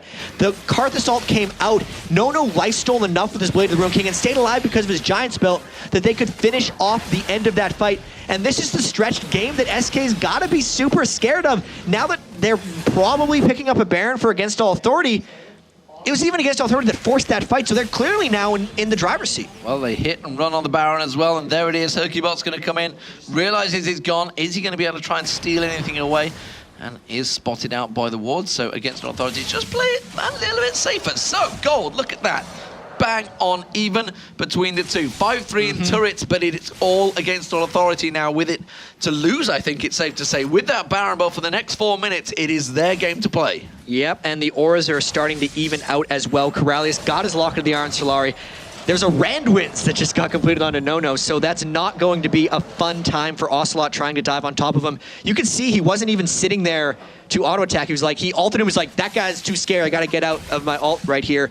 It didn't work out for them, and considering Against All Authority has been winning these fights while down in gold and without Baron buffs, the fact that they're even in gold and with a Baron buff is scary for SK. And I gotta ask, the Thresh hooks, they are landing on Freddy, and they are killing him quick, but they're pulling him into the entire team with that Defile. It's like, that's why Karthus and multiple huge threats on the team work so well, right? If you get to the late game spot. I thought, Against All Authority has been trying many different team comps. We haven't seen like a super damaged high threat team comp from them yet, because those team comps are prone to falling behind early. They get out-aggressed very early, and they can very easily become useless. But Against All Authority has done a good enough job at playing conservatively, and SK has not punished them early on, that they're now doing whatever they want. And now that they've moved down for a red buff, SK thinking of running up top, but they've been spotted. SK's got to run. Yeah, they are getting out of there. They realize that Against All Authorities have turned towards them. Now, AA, they could just push straight up the middle. Why not? They are stronger. They realize SK have got it back. SK is all 5 going back to the base. How many of them are going to buy home guard boots and rush to try to stop this turret push? Because AAA is doing this without minions, so they are full taking the turret. Home guard, home guard, home guard. Everybody quickly get in there, but it's going to be too late. Surely it's going to be the inhibitor going down. Ocelot puts the Demacia standard down, but he's like, I'm not thinking of diving into this one. It seems a little scary to go in on my own, but they do defend the turret. Only just though. They got enough boots to guard their home, so to speak. That's 271 health left on that turret. That's a couple shots from Nono's Vayne. This is so tense. You can see Schleia off the screen on the minimap, wanting to jump in the back if SK does any kind of initiation. He's the one who's been deleting Candy Panda out of these games. Against All Authority just brute forces that turret down. And if SK wants to keep their inhibitor, they're going to have to deal with the fight. They're going to have to go for it. A good equalizer, I feel, may well catch them in the right place. It's virtual they land the cocoon onto. Not really the ideal one. Nif winding up for a hook there, but didn't go for it. And Against All Authorities, they are just going to hit and run, go down bottom, clear out the 2 top and bottom lanes. And I think they're going to be happy with their work. Yeah, and look at the giant minion stack up top for Against All Authority. They need to send someone up there pretty quick. It's going to be a farm out for them right now. They got a minute left on their Baron buff. They just took all the advantages they really wanted. They're going to have that inhibitor for quite some time now. Nope, they're not going to shop yet. Everyone on their team is sitting on 1,400, 1,200, 1,700, 900, and 700 gold from top to bottom. So that's at least 7,000 gold they're just sitting on. So they're really relying on the last bit of this Baron buff to dissuade SK from fighting them. And that is going to be another turret going down. So that's an in, and that's actually going to give Against All Authorities the turret lead for the first time in this game. 6-5 up, and that does take the gold, of course, a 4,000 gold advantage now for Against All Authorities. They're ahead in kills, they're ahead in turrets, and that 7-0-2 Vayne is a scary thing. But more importantly for Candy Panda, that 329 Infinity Edge Schleia is a very scary thing. They can't deal with it, and AAA tried a little bit of a sneaky ploy there. They were hoping the Candy Pen would go out and farm the lane, since of course they're going to back up, but the ploy does not work. Freddy cleans up the dragon, and this is Against All Authority's slow play moment. They don't have to do anything to really win this game. They just have to make sure they don't get caught out of position. They have to make sure they stay grouped up. Nono is so strong on Vayne. He's proving me wrong. I mean, I thought an Ezreal-only player hopping onto Vayne could be a bit of a disaster, like it's asking for trouble, but he's done a great job at just dealing with Ocelot, dealing with the Rumble ults that get thrown on him, positioning in the right places, and building really smart items for the situations that it's worked out extremely well for him. I feel like Freddy122 is going to get a little bit closer to the screen there. You can see him on your red camera box. Oh, and he just stretches back. He's like just chilling. I got this covered. I'm going back to base. What am I going to buy? I mean, Karthus just has to press E, flash in. I mean, this is the criticisms of Karthus. Like, you just got to flash in and press R, right? There's clearly more to it, is he's had to survive a lane against Jarvan, now up 80 minion kills on Ocelot, and stacking out his items. He's built a Rylai's right now as well, instead of a Void Staff, which is what I thought he'd be going for. We'll see how that plays in team fights. He's going to flash straight in and then hopefully help them chase people down. See how that works. And there's Schleier's Manamune just converting into the Muramana.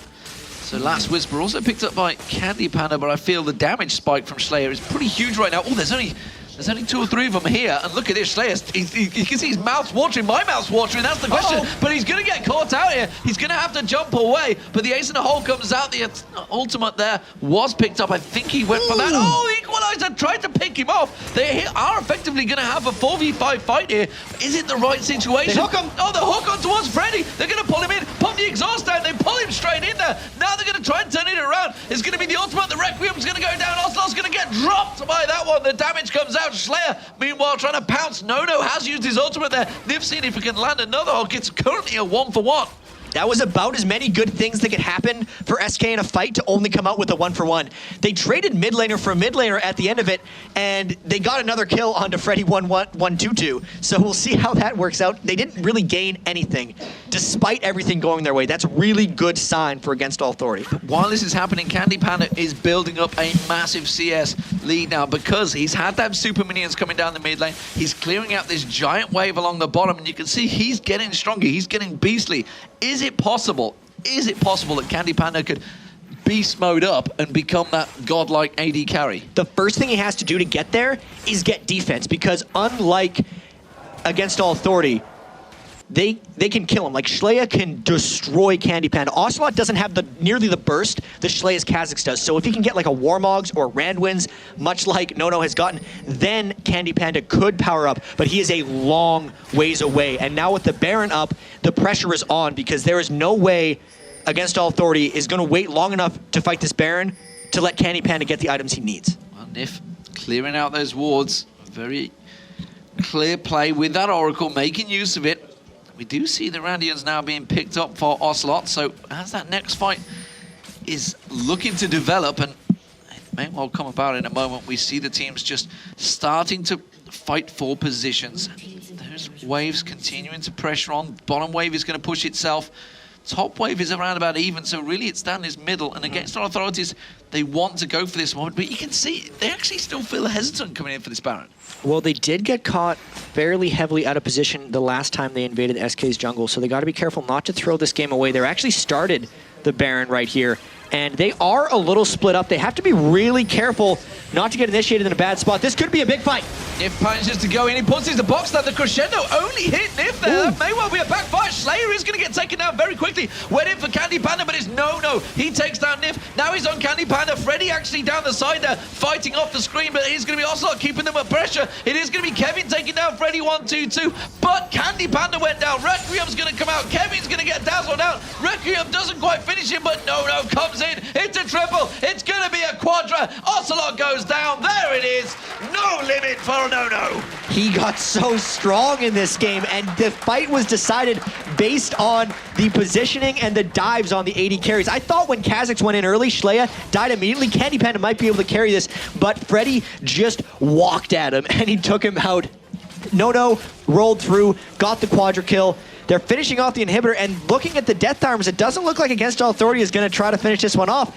They're just savoring it. They are savoring it. They're going to take down an inhibitor 1 and 2.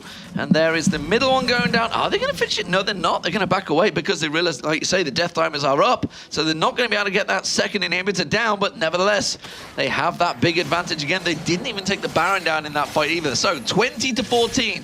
5,000 gold advantage for Against All Authority currently, and a 3 turret advantage. More importantly, the 2 inhibitor turrets down, 1 inhibitor is flawed in that mid lane once again. And the Baron is still up. So we're going to Yes. just see them clash into each other again. Look at all the wards in the Baron area right now look at on that, both though. sides. There's just full vision for every team. What all these guys do nowadays when they fight in these brush areas, they just overward during a fight so no one can brush juke.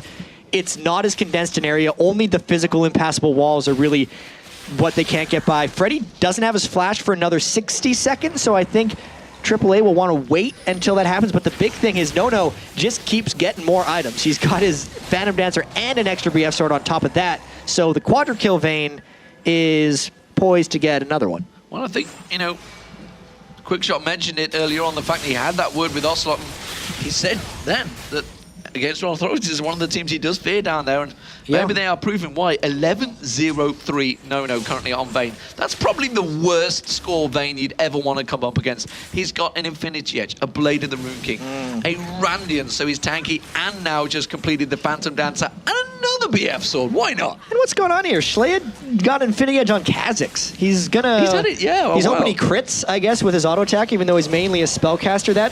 I'd like a Bloodthirster, but here's the wall. We might see the fight. It is going to be Virtual going for Nif. Nif has to use the box, throw it down. It's Freddy 1-2-2 once again in amongst them. And No just off on the side. Corellius uses that ulti. Slayer does take down the first kill. Equalizer comes down. It is going to be Candy Panda picking up one. Slayer picks up a second. Slayer goes leaping in towards Candy Panda. He's going to pursue. He manages to land the Void Spikes. The slow comes out. The jump is going to be available. Candy Panda gets the 90 caliber net. Is he slow enough? He's going to have to jump on a Void Spike on the fountain. He goes for it. Didn't quite get it. No, he's taken down, and the ace in the hole comes out. He's gonna get survived. Corellius, no, Hercubot finishes him off, but it doesn't matter because No is there, and he has taken another inhibitor and walking out of the base. Oh my God! If Against All Authority could win this game by now, they whiffed a crescendo in that fight and still won. The pressure and just straight up damage that Freddy did to everybody in that fight let Schleia walk around and just clean up. He's got the Void Staff now as well on Karthus. No wants to sneak in and kill Hercubot. He's being greedy here. There's the ult on Vayne. Is it a little too greedy? Here he comes. He's going to go around. It's Hercubot. Wow. He's going to go repel. anywhere. But where's he going to go? He's going to drop down. He's going to get dazzled. He's going to get shattered. He's going to get the lantern. And the hook on No. Is it going to be enough? Oh, no. Here comes Candy Panda. Candy Panda can turn it for a double. But look at the damage reversal straight away there. Ocelot comes in. Ace in the hole comes out. Virtual's going to get jumped on. Virtual, the greediness maybe playing down. Cataclysm on towards No. He's still managing to get away. He's taken down. Equalizer finishes him off. SK Gaming going to try and pile in. There's 2 inhibitors down for SK, but they just cleaned up so much of Against All Authority. Will they go for a Baron, or will they try to get counter inhibitors? They have such an opportunity here because they finally taken down No's Vayne. Oh, they realized it, and let's either question it straight away. They've got a 40-second window. They have a few minions on their Nexus turret, but it doesn't matter. They're not going to take it down. There is going to be super minions backing it up. They're going to have to tank this one out. The hook comes thrown out there from Nif. He flashed in for this one. They have to take this inhibitor turret down. They have to force it from it, but Slayer's too much of a problem off the side there. Crescendo on towards Ocelot and Kevin. He's going to come across, but he flashes straight back. Ocelot trying to get in there. Hercubot now caught out of position, and he gets pulled back by the lantern. The hook on Freddy 1-2-2. They're going to get the flame sprint, and the ace in the hole comes in. Bam! He's down. And now you're going to see Slayer jumping in. Requiem comes out. Hercubot goes down. It's a double kill. Can Slayer finish him off? He gets another. The hook comes in from Nip. Turns it back around, and he's forced backwards. It's a 4 for 3. Death Sentence flew in right at the end and got the kill. What is happening to you, man? My voice is gone. It's cracking. It's being crazy. This is Europe. This is European LCS. This is Against All Authority versus SK game. This is game 2 of the week. We're just getting underway here. We're just getting warmed up. See what happens. And now, okay, No's back up. Everyone on SK is pretty much dead. Candy Panda has to clear out super minions. That's the Baron for AAA.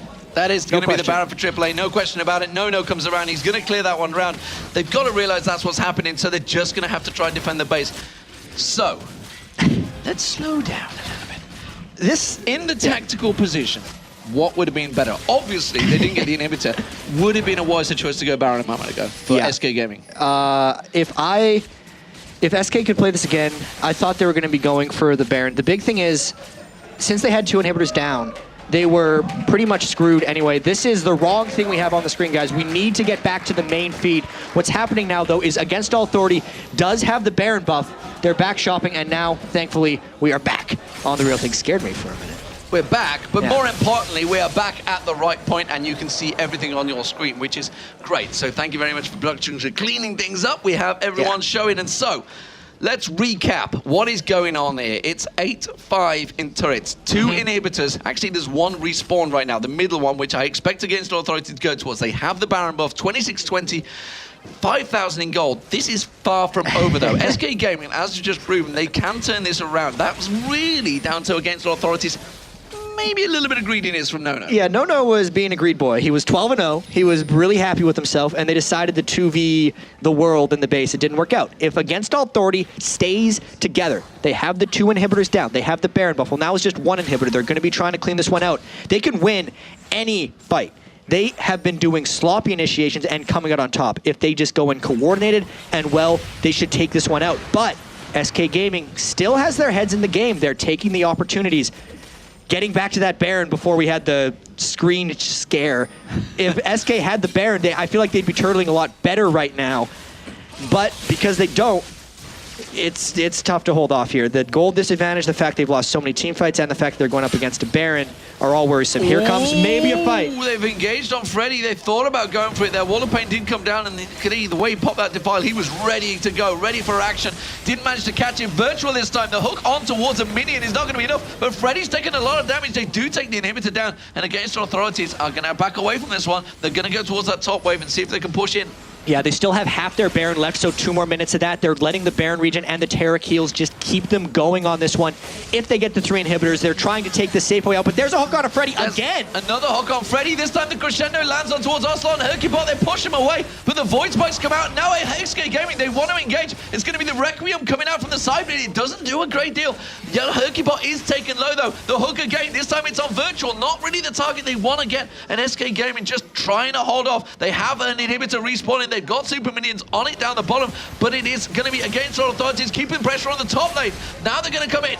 SK has to fight on the next wave if they want any chance, because their side lanes have super minis, and there they go! They got the hook, Cataclysm down, Nono's the target, can they finish him off? Yes, they can! That's the main man down, Freddy 122 caught out, Candy Panda gets some damage, he's gonna rappel towards him, Freddy 122 down. They're gonna have to deal with this one quick, because they've got super minions on the base. Slayer's running for the bottom inhibitor, he's gonna get in, that is going down, there's nothing they can do about it, he's gonna hit and run, he is off. So they got the inhibitor, even though they lost the fight, and now Nif is trying to chase down onto Schley. He got the pull. He flashes in, gets the lash, but Schley just turns around and eats him for a living, but he's still shielding it up. Oh, Nostalot takes down Slayer. Brilliant play from Nif. Yeah, the game's not over yet. They saved their... They did save their turn, but the minions just finished it. So they have 3 exposed inhibitors, 2 destroyed inhibitors. The Baron buff will be gone for Against All Authority, but the team fighting just isn't there. The cohesion is lacking for some reason. They had it in the middle of the game when they were winning all the fights, but it's starting to peel back again. Look at Candy Panda's items. 420 CS, 19,500 gold. This is the monster he wanted to turn himself into, so he can potentially destroy Schley when he dives in. If Freddy walks at him again, he's going to be able to kill Freddy before he dies to the Defile. This might be the moment SK wanted to get to. Both 80 carries are pretty much at max items. I could say that in quotation marks because Nono could still sell his boots for a Zephyr or something. But when the game gets this long, the gold lead and all the things that have happened before kind of stop mattering. Because if you get to those crazy 6-item builds, anything could happen because every individual is so powerful. The positioning and the preciseness in team fights is what ends up coming into account. And what you can see there is Nif. Nif has more armor right now, 169 armor, than Nono with the Randians. Well, how many souls does he have? He's got 152 harvested souls right now. So that's giving him 106 AP without any ability power items on this Thresh. It's a long game. He's stretching it, and this would be a... I mean, SK was winning. Yeah. Against All Authority started coming back. Greedy in the base. Crazy team fights. The next Baron still like 2 or 3 minutes away. If SK can somehow get their inhibitors to come back up, they'd be okay. But now, since they still have 2 down and a 3rd exposed, this is the moment where they have to hold if they want to come back in the game. If SK can stop Against All Authority from getting this third inhibitor, they might be able to come back. So let's see if Nif can open it up. He lands the hook. It's Corelli as he pulls in. They put a bunch of damage out. Ocelot's got in. My word, I think that's a mistake though. Ocelot's just going to get burned, and that could well be the mistake they needed. SK Gaming now back in there running. Candy Panda's having to do problems. Hercules taken down. Freddy 1-2-2. Requiem's going to come out. Candy Panda might drop to that Requiem. Oh, look at the damage on Nif there. Just straight away melt him. No is in there. They're trying to do as much as they can. Round the side. Slayer gets taken down. No with a double kill. Ace in the hole comes out, but he's not going to do a thing. It's going on to Virtual, probably the worst damage to go for it. And wow, just like that, the game is over. Against All Authorities will take victory against SK Gaming. Wow, they certainly fought for it. Almost a 50-minute game. Now Candy Panda, the last remaining defender. Oh, really? No. Can he hold it off? Can he hold it off? That's the question. I don't think he can. No, they're going to jump towards him, and wow. Wow, what a game. And Against All Authorities finally pick up a victory against SK Gaming. And I did not see that coming because that game was crazy. You can see the players Against All Authorities just sitting back and they're just laughing at this. They're like, how did we let this go so long? It got a little sloppy at the end of it, but great victory for them. They stalled long enough, and then, yes, they did close it out at the end. Absolutely fantastic stuff. Great to see the sportsmanship as well between the players, but let's get over to the analysis desk to see what the hell they're going to select from that crazy back and forth match. Thank you for that one, D-Man and Jad. It was an awesome game, and, you know, I think one of the highlights is just the amount of excitement that you can actually see from the players, from the in-game matchups. At the beginning of that game, it was fairly slow-paced. You know, I mean, that ramped up, that escalated very, very quickly. Against All Authority, a little bit behind, but they started winning team fight after team fight after team fights. It's funny that you mentioned the excitement, because I heard it in Jat's voice. Those high-pitched squeals, I thought Joe was here, you know, doing those as well. I mean, it was on Demon's level right there. But yeah, it was such a crazy game. Those fights were just non-stop. And the action, it was always so close. And Nono showing that he can play other champions besides Ezreal.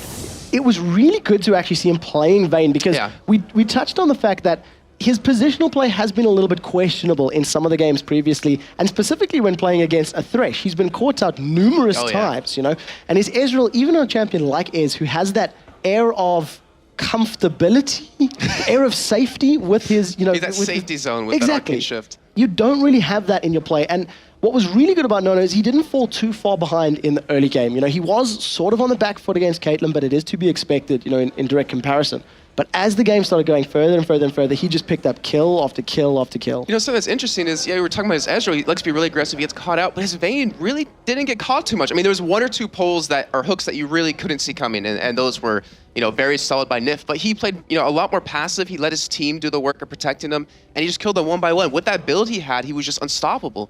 Well, we actually had to decide where we were going to jump into a replay, and there was two sort of really big discussion points. The fact that we decided on a fight around about 28 minutes is the game-changing battle. This was where AAA really stepped up, took control of the matchup. They'd actually been winning team fights up until this point. But let's jump into the replay and just paint the picture for you. It is 9-9 on the kill score. You can see the gold lead that SK Gaming have, you know, at the moment. It is around 3,000-4,000 gold. And this is the first fight that really started to show how well AAA could fight. Jason, take us through it. As you do see, Hercubot actually gets caught a little bit right there, and then Against Authority just pretty much go right in. Hercubot is the only one gets caught with that crescendo, but they blow him up instantly. And then you see Virtual on that Taric just being a nuisance, just running around, just soaking up that damage. Also with a nice flag Q combo to really knock them up, and the 5-person Cataclysm was insane. We were watching it and we were like, wow, that fight is over. Against Authority is going to get destroyed, but because of that Blade of the Rune King, Nona was able to sustain with that barrier. And not to mention that Karthus ultimate to really turn it around. And Shalea, I mean, you have to give him credit. He was playing phenomenal that entire game. I mean, he built an Infinity's Edge, which we never really see on a Kha'Zix, but it didn't matter in the end because it really just, it did work. I mean, his position every time, he was always sneaking off the side to create opportunities, and when he would dive in on you, he would kill you. Yeah, you've summarized it perfectly. The exact way that Against Authority played each of those team fights was, you know, to perfection. They waited for the opportune time for their carries to jump in. Once they managed to then, you know, pick the right engagement, wait for the equalizer to go down, wait for that Cataclysm to get burned, they then decided to commit and really jump in and, you know, bulldoze their way through everybody. There's something actually that really is curious, or it's not curious, but it's really intriguing to me, is that we've pointed this out before. Kralis, he plays Sona most of the time. I think every game except one he's played Sona, but his crescendos, I mean, They weren't amazing. Yeah. And anyway, I mean, you saw him hit one right there, which honestly, in the end, it did work out for him. They killed Hercubot and snowballed it, but he didn't really land a lot of really good crescendos, and yet they still were able to perform. It's hit and miss. You know, we see those crescendos that are 3, 4, 5-man crescendos that are completely game-changing, and crescendos like this, which is a little bit more defensive in use. But I think one of the things that Karaz did very, very well in this particular matchup was the use of his auras, was the healing, the mobility, and the fact to deal some damage. So we did have to pick an MVP for this particular match, and it was a bit of a no-brainer because Vayne simply did such a good job, you know, with that AD carry role. Once he picked up a couple of kills, Nono is, of course, your most valuable player for this matchup. I mean, it's a Vayne. You don't want to go against a Vayne late game. I mean, they had Asta to lock him down, but in the end, it just didn't matter. That aura out of Virtual, protection of Corralius, not to mention Freddy, just zoning them with the Wall of Pain and his Defile, kept him protected, and it did its job. Yeah, and really, really, really good props. Oh, you know, mad props has to be given to Freddy. Again, he's playing that mid-roll. I say mid-roll, you know, lane swap yeah. But playing the AP champions and playing them very, very well. We have to give credit to Nif, though. I mean, the hooks he landed were perfect. I mean, he kept landing them onto the key targets. Unfortunately, they weren't able to follow up on that because how fed Vayne was. Well, we'll definitely touch on some of the particular plays in that matchup because it was an epic. But before we do that, I believe that Nono is on stage with Shox. So let's see what he had to say about the match. I'm here with Nono, who's also the MVP. Congratulations, man. Now let's start at the beginning. It was a crazy game, and the picks and bans were crazy. You had the Freddy going mid with Kartus, the Taric jungle, Ocelot going Jarvan in the mid lane. Walk us through that. It was funny because we wanted Taric and Sona for the buff. We got it, and Freddy couldn't change his rune, so he didn't have magic resist. It was funny because Jarvan was mid, so it was just perfect. You had an awesome game on Vayne. I think it was Demon friend who said, well, if Nono's not going to get his Ezreal, he relies so much on those escapes with Arcane Shift. He's not going to do good, but au contraire, you did amazing on Vayne. I don't like Demon. Yeah, but I think I can play every char, but I don't play them because I'm a bit scared and maybe I want to play to have a hero who can jump, escape, and shit. So yeah, I pick Ezreal because it's my main and I can escape, I can chase, and I'm comfortable with, that's why. But I can play every hero. Play every hero. You played Vayne and you started off, I saw you had Biscuit. So what was up with your masteries there? Because I like Cookie.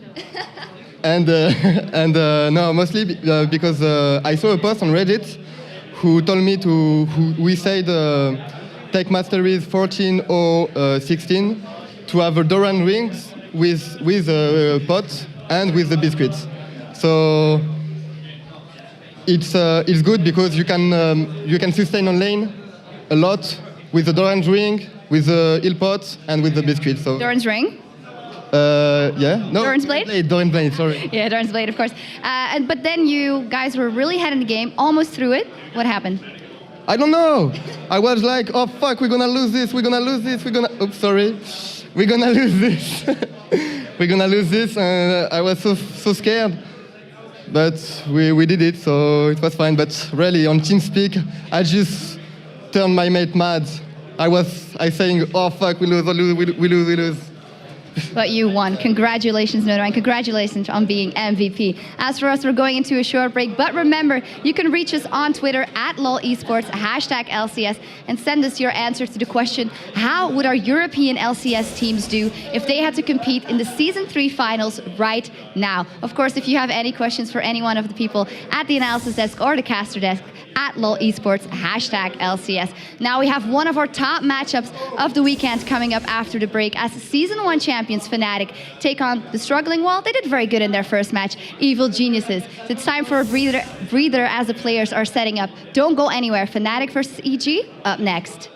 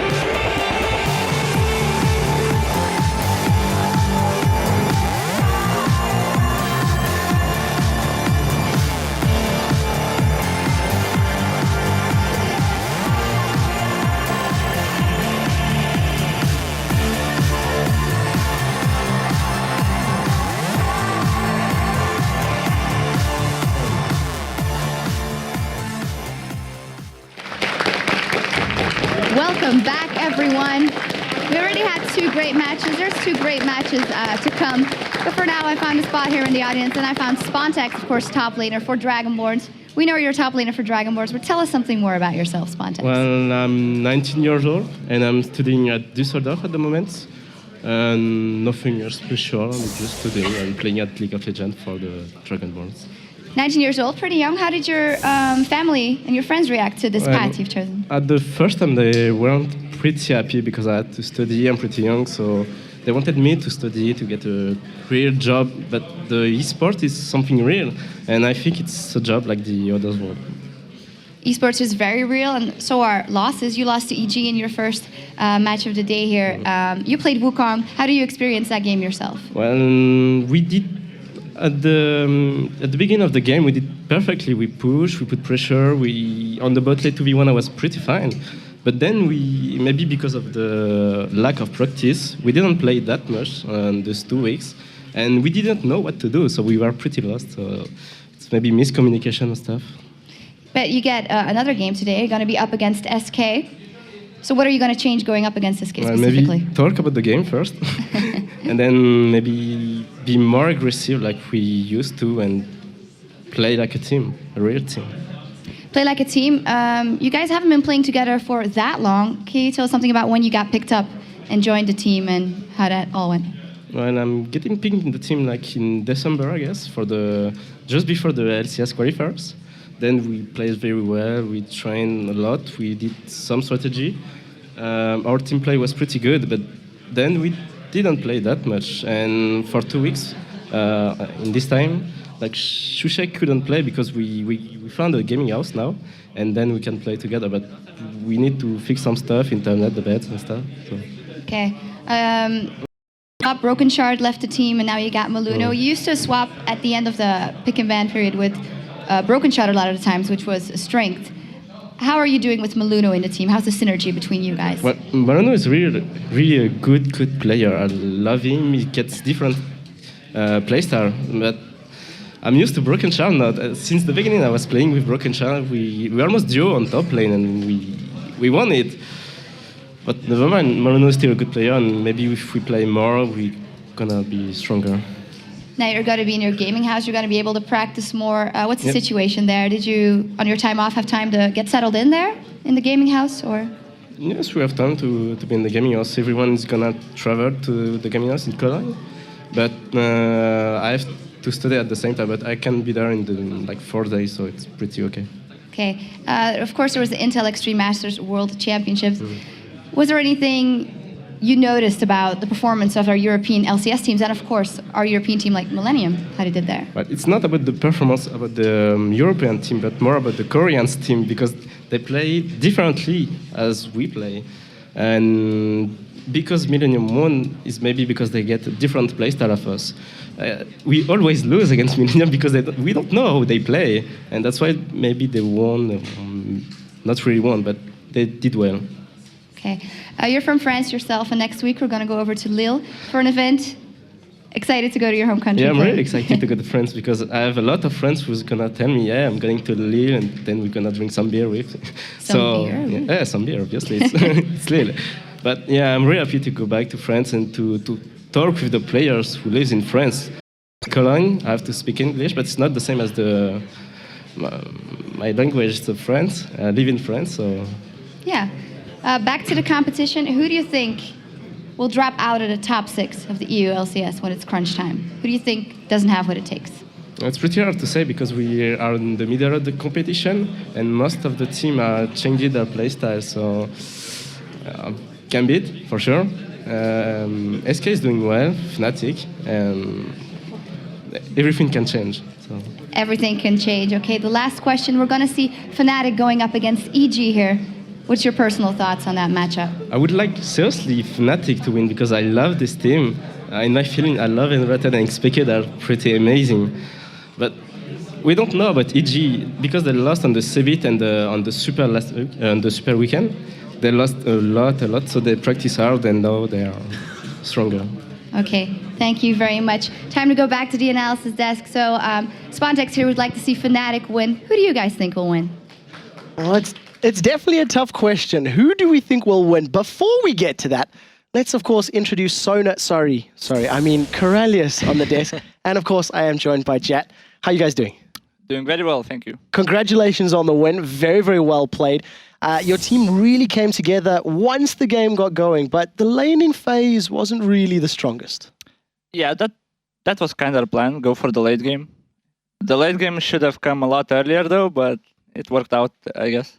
Yeah, definitely. Really, really well played. It was great seeing yourself and Nono, playing Vayne there in the bottom lane. We haven't seen him on, too many other champions outside of Israel.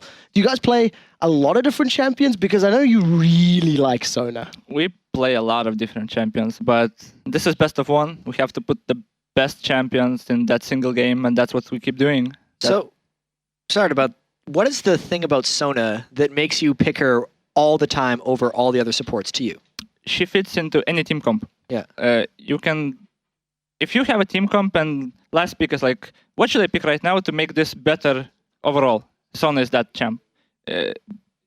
Plus AP, plus AD, heals, speed buff, slows, AoE ult, everything you want in a support she has. So is there any difference playing Sona with a Vayne versus playing Sona with an Ezreal?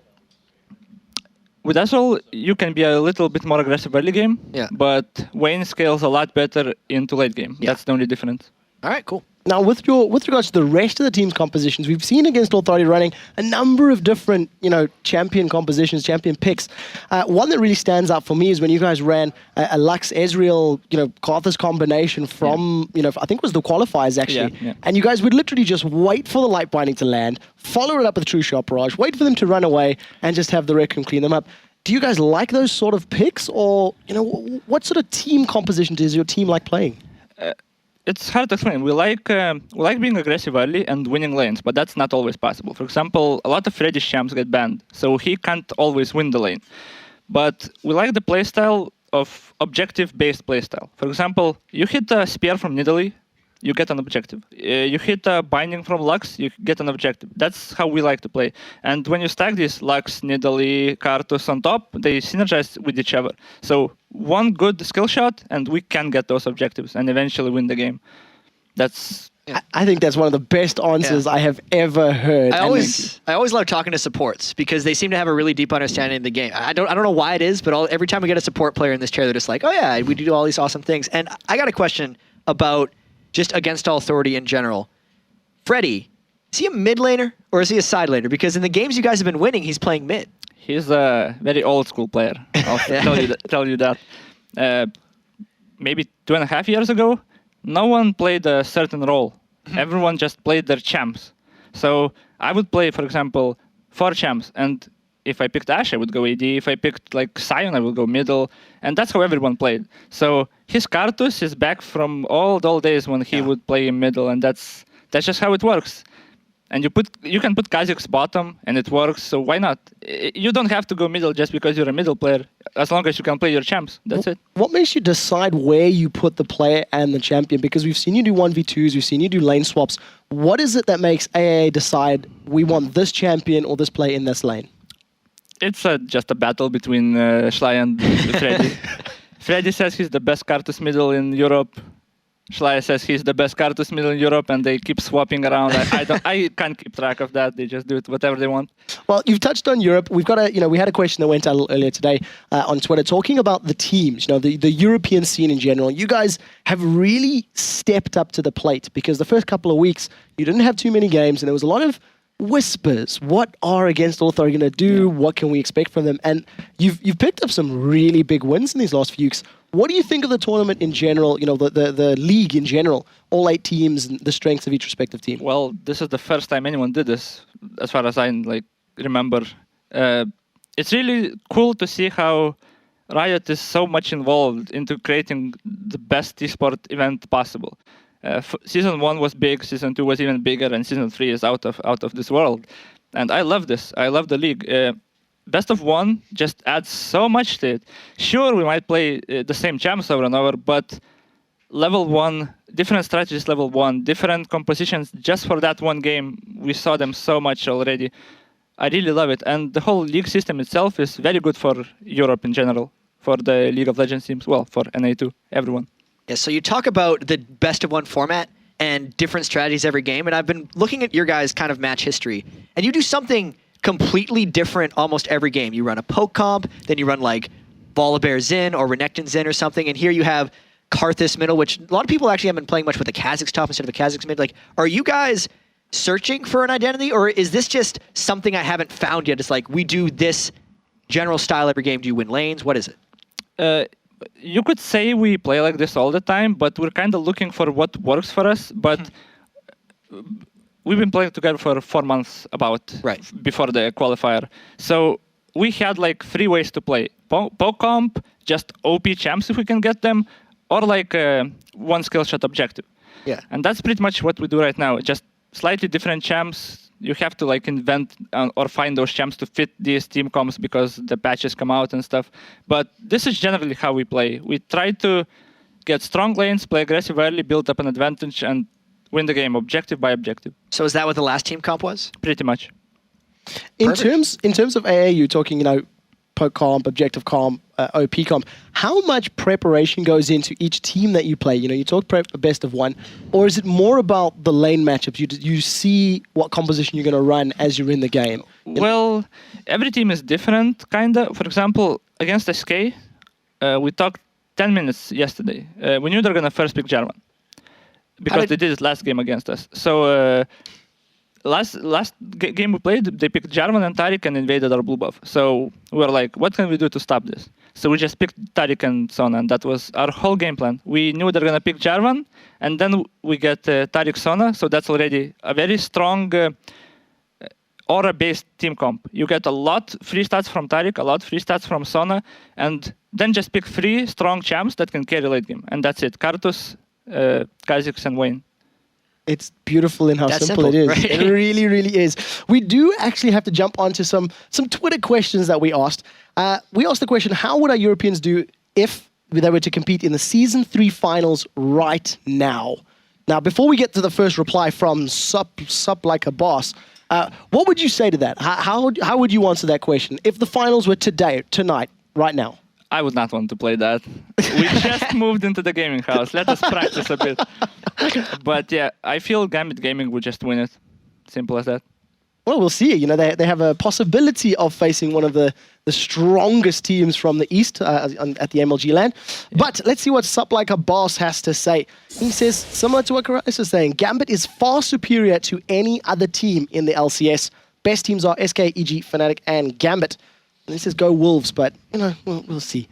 Tough topic to tread on with an Against All Authority member right here. Would you agree with those choices of the best teams, or you're... Well, they are right now in the bracket, so yeah, you can't really argue with success, right?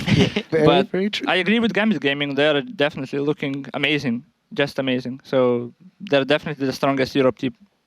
All right, next reply we have is from Da Hungry Bear. It says that European teams would do fantastic, and he feels as though our teams are continuing to prove that they are a force to be feared. And that's obviously in response to what we've seen yesterday at MLG. But if we were to go off the overall results from IEM, what would you say about that after seeing what happened in Hanover? Well, like half a year ago, Gambit Gaming was the only team that stood up to Koreans. Now they fell. So I kinda predicted that 1.5 years ago. If Koreans come, they will win everything. So we're kind of seeing it now. I just hope Gambit Gaming can actually stand up to Koreans, because no one else seems to... What about Against Authority? Why don't you guys step up to the plate and take them out later in the year?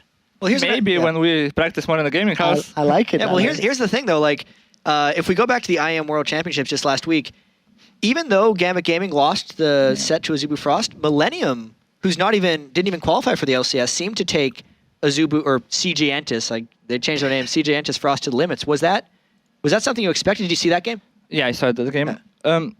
That's kind of the thing. They had such a huge advantage and they still lost. All right. Like, this is how good teams win. This is how you lose against Gambit. You make a mistake and they use that mistake to win the game. It's hard to win against Koreans. It's very, very hard. As much as it's hard to win against Gambit Gaming, they just don't make mistakes. It's even harder against Koreans. So if you get an advantage early game and don't close it out, it doesn't matter. All right, we have another reply here from Radoslav Tenyak. Jack. I'm sorry to anybody out there whose name I'm butchering, but I don't think they would do well. Accept some crazy games from Gambit or Fnatic, or they could do something versus the crazy Asians. Only they can. And, you know, we've been saying this time and time and time again. We haven't seen Fnatic yet today. They will actually be playing next against the Evil Geniuses. And, you know, they've also been a little bit shaky. The end of the Super Week, they sort of, you know, looked a little bit... shaky is the best word to describe it. They went, I think it was 1-4 at Intellectual Master C. But what are you expecting out of this Fnatic versus EG matchup? Very hard to call. I would assume no one would predict this game. EG had a rough week too. Like, they prepared really hard for this, I would assume. They don't want a repeat of the previous week.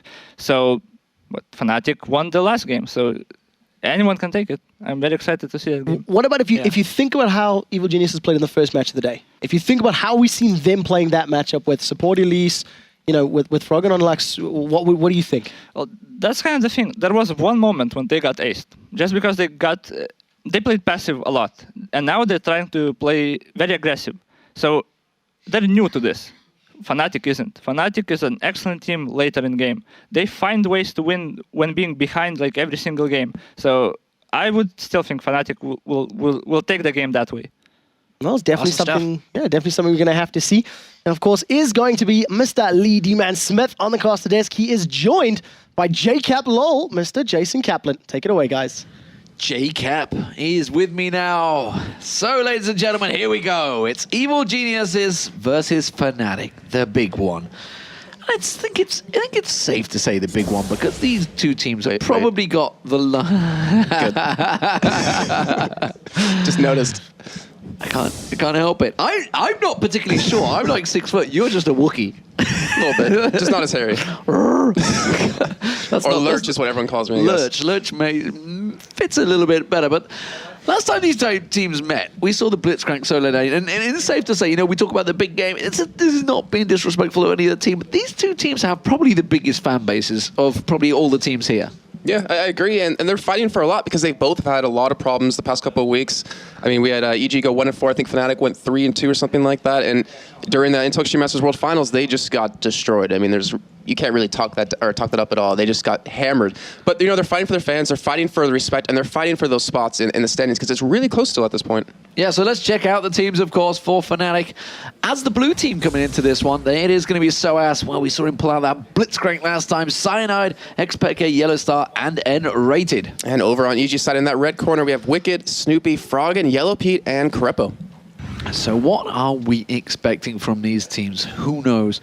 Of course, we can't really talk about Fnatic without talking about SOAS because he has been pulling out something crazy. Did that solo top 2v1 with the Blitzcrank before. He can play absolutely everything. We've had the honor to sort of sit and watch these guys in practice, and he's been playing a number of different things, so we don't know really what is going to come out from this guy. Yeah, he also brought Lee Sin back last week as well against, I believe it was, against All Authority. And, you know, it was one of those champions where like, oh, he's not going to do that good in the jungle. We didn't really expect him to do that good in the solo lane because he got balanced. But he did extraordinarily well. He is that very versatile top lane, and you never know when he's going to go. I mean, that Blitzcrank completely caught us off guard. It did completely catch everyone off guard, the Evil Genius as well. But let's check out Evil Geniuses, of course. It's got to be that mid laner, Froggen. Let's see how he is going to do. You know, we actually questioned his play during Super Week when he was playing Rise, I think it was. Yeah, it was Rise. And really, I don't know what he was doing. He just kind of wasn't in the fight. And it was interesting to have Wicked in here talking about how the team has kind of shifted around because Froggen was the main man that Snoopy pretty much supported. Right. Yeah. And I'm actually really curious to see how this develops with their team because, you know, at the World Championships for the Intel Extreme Masters, we saw him playing Singed. Yes. Bot lane. I mean, they were just trying new things, but you're right. Wicked was saying they were completely focused around Frog, and Snoopy wanted to support him, feed him, let him carry the game. But now it's switching up. I mean, we see Yellow Pete in the bot lane. He's been very aggressive out of nowhere. So is Crepo. And Wicked as well. I mean, that build on Renekton we saw last game was weird but effective. Weird but effective. Solo lane, I think he called it. It was Berserker Greaves and Blade of the Rune King. Yeah. I don't think I've ever seen that on Renekton before. Don't need anything else. didn't even bother with the wall marks. But last time these teams met, of course, Fnatic pulled off an amazing victory. Literally pulled it off. Froggen was dropped to the floor in his little egg. Let's see what these teams think about each other this time around. Coming to the next match, we need to prepare for a lot more strange stuff. They play solid and constant for a long time in the same lineup. They build up a lot of base experience on their own, and their skill level is really high. Generally, Fnatic likes to split push a lot, but this time they try to group early and just end the game as fast as possible. So they're a team that can do pretty much everything. They have really good team fighting, really good split pushing. And it's gonna be harder, they are not gonna do the same mistake, they're gonna be prepared. But I think we can beat them again, we have done it many times. Fnatic is the worst team for me to play against personally because their playstyle is all about split pushing. It's really annoying to play against and you have to be all over the map at the same time and it's really hard to keep up. Wicked saying what he thinks there. It's really annoying to play their split style, and it's just not happy about it. He really wants that 1v1 with Soaz, but they're not allowing him to have it. He called him out when he was on here, but what are we thinking here? Do you think they're going to do it? Do you think Soaz is just going to rise to the occasion and say, all right, Wicked, you want it? You got it. I don't know. I mean, it worked out for him well last time when we were in the Blitzcrank in that 1v2. They don't want to go head-to-head against him, which honestly, it's respect thing. I mean, it's very nice of them, but the thing is, EG, they've completely changed the way they play now. I mean, they're very aggressive. They're playing like a solo queue mentality, and I'm curious to see if Fnatic has a read on that somewhat, because you could probably predict the way Fnatic's going to play because they've kept to their same style. But with EG changing it up all of a sudden last second, I mean, just from that first game alone, you're not sure what they're going to do. They can pull out anything on you. Well, we are seeing Yellow Pete, the man that Wicked said has started playing more aggressive, which is interesting because if you think back to that first game, I mentioned it right in that game. I was like, Yellow Pete is pushing the tower on his own. Instead of me shouting, hit the goddamn tower, he was hitting that tower. He was already doing it. And he was doing it on his own. He was quite happy to go solo. Picks and bans are coming out here. It is going to be Lux, Thresh, Twisted Fate being banned out for Fnatic. Leona, Kassadin, and Jarvan have been banned out by Evil Geniuses. So what are we expecting here? What are we thinking is going to come out? Well, straight away, it's going to be Soaz locking in the dog. Yeah, I mean, Naz has kind of proven himself over the past couple of weeks, especially with Diamond Prox using him first. The bans, I mean, those are really targeted over towards the mid lanes. And not to mention Jungle Jarvan, which, you know, Side could run, or he could potentially also Snoopy. But we do have Misfortune being sat on. We saw Yellow Pete, obviously, last game using that, and we were very impressed with it. It worked out very well for the team. And the thing is, he's probably going to get some sort of tenacity to get rid of that Wither.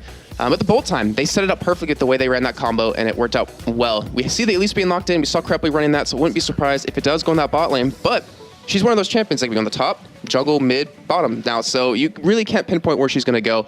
And over for Fnatic's side, I wouldn't be surprised if they actually go for their support AD carry here, just because you already see what theirs is. You can kind of counter them somewhat. You don't want to show any cards too soon.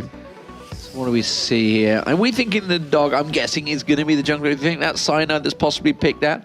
So what would they leave last here? Would they leave Soaz to pull out a surprise? Would they go for, I'm guessing AD carry and support probably going to come out here. Yeah, I think they would want to leave him last, because then they'll see what Wicked's going to be playing that top side. Nunu being sat on, we have seen him playing in quite a different roles, but... we can talk about this, because this was streamed. Okay, this was a stream match. Okay, there we go. This was Soaz. I was just making sure, I couldn't remember. I know you were trying to cover the ground, I can tell it, but it was streamed, and EG have seen it. If you remember, well, I don't know if you were here, but I was talking to Snoopy this morning, he was like, yeah, I watched that game. So I think they're going to be ready for this. And Nunu top lane. And, you know, I remember Quickshot talking about it when we were watching this, saying, it's pretty annoying.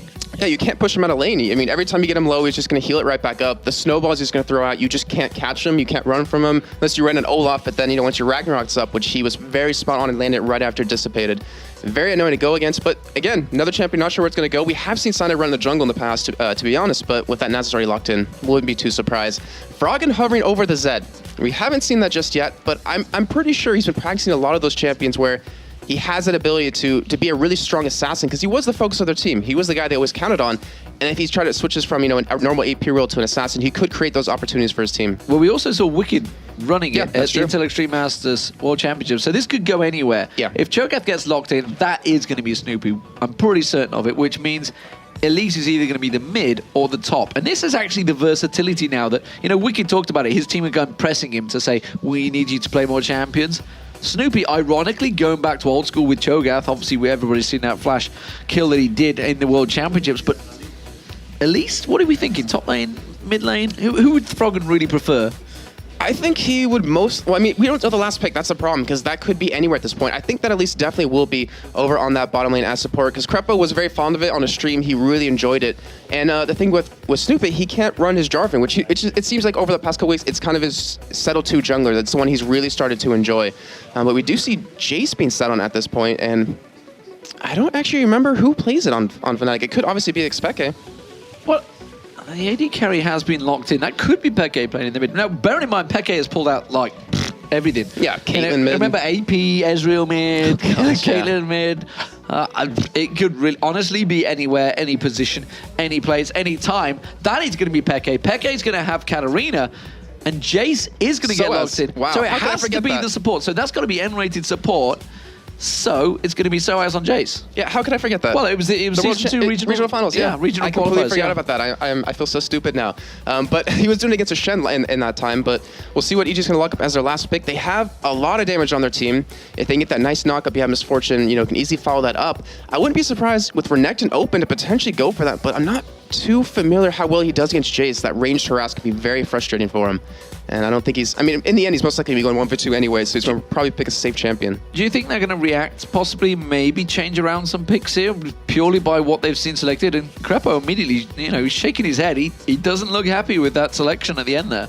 It could. I mean, you have all those versatile champions, but I'm not... Ooh.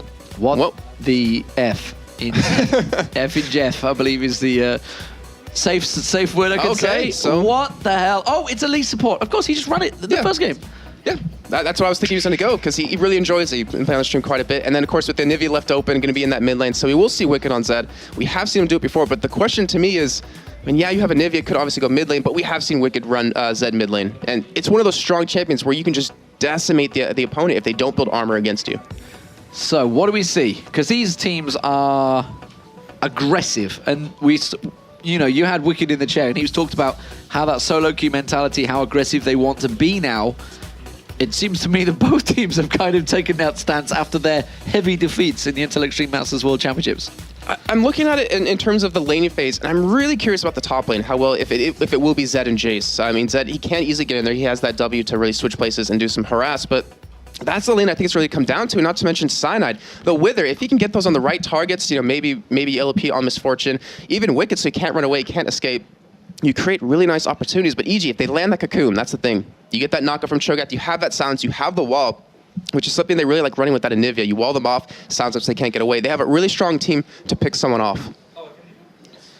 Yeah, there is Snoopy on your screen with that nice new double style. It seems to be working so far. They picked up the first win of the day.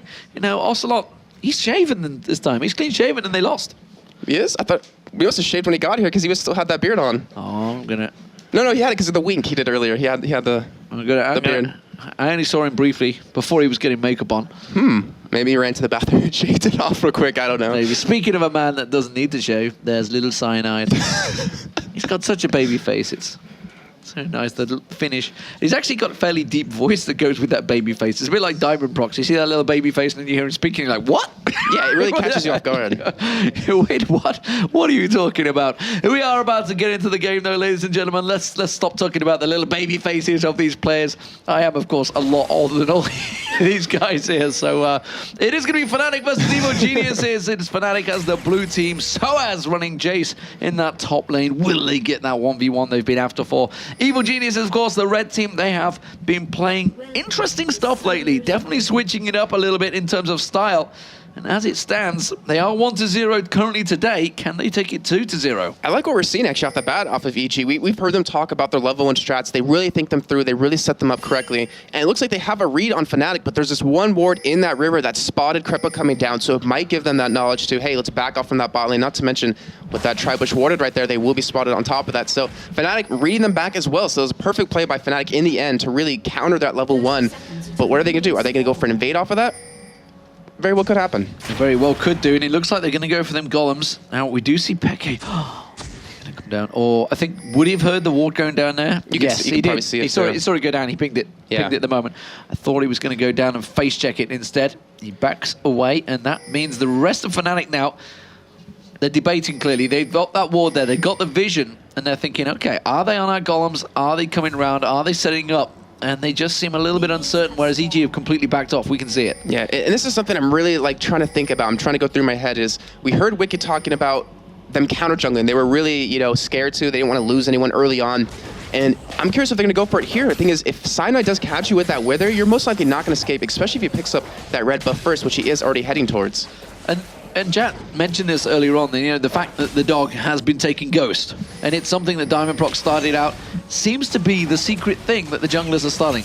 Oh, actually, a lot of people have started switching over to Ghost as well. I mean, you see Genja running that Ghost cleanse pretty much on every single AD champion he plays now, because the cooldown is so much quicker. But the thing is, if you're against like a Jarvan or something, any kind of land that can block you, you have to take that flash, or you will get jumped on and killed. You are going to get jumped on. We are seeing N-Rated sneaking around the side here, going to try and prevent Wicked from picking up any CS at all. Throws out that Ice Blast, and they are going to zone him out. I can just tell Wicked right now, like, come on, I just wanted a 1v1. Why would you give it to me? Getting all frustrated. But, I mean, he prepared for it. He has those 2 wards, has 9 pots, and he doesn't want to get invaded on or any kind of early ganks happening to him. Oh, my lord! We do see a pause to the game as the Peke scratches his head. I think I'm going to just do the same thing myself. So, well, Cyanide seems in good spirits. He's having a good chuckle about it as it stands. You're going to scratch my head for me. I did for you. You did scratch my head for me. That was nice. That was nice. Luckily, it was off camera. It's a little delicate moment there from J-Pack, whatever your name is these days. J-Cap, isn't it? I didn't want to change it to that. It just had to be done. J-Cap. Had to get rid of that. Lol. But piece of crap name. So what are we thinking here? Okay, so they're in the pause. They've just started the lane face off. We've got the 2v1s. 2v1 top, 2v1 bottom.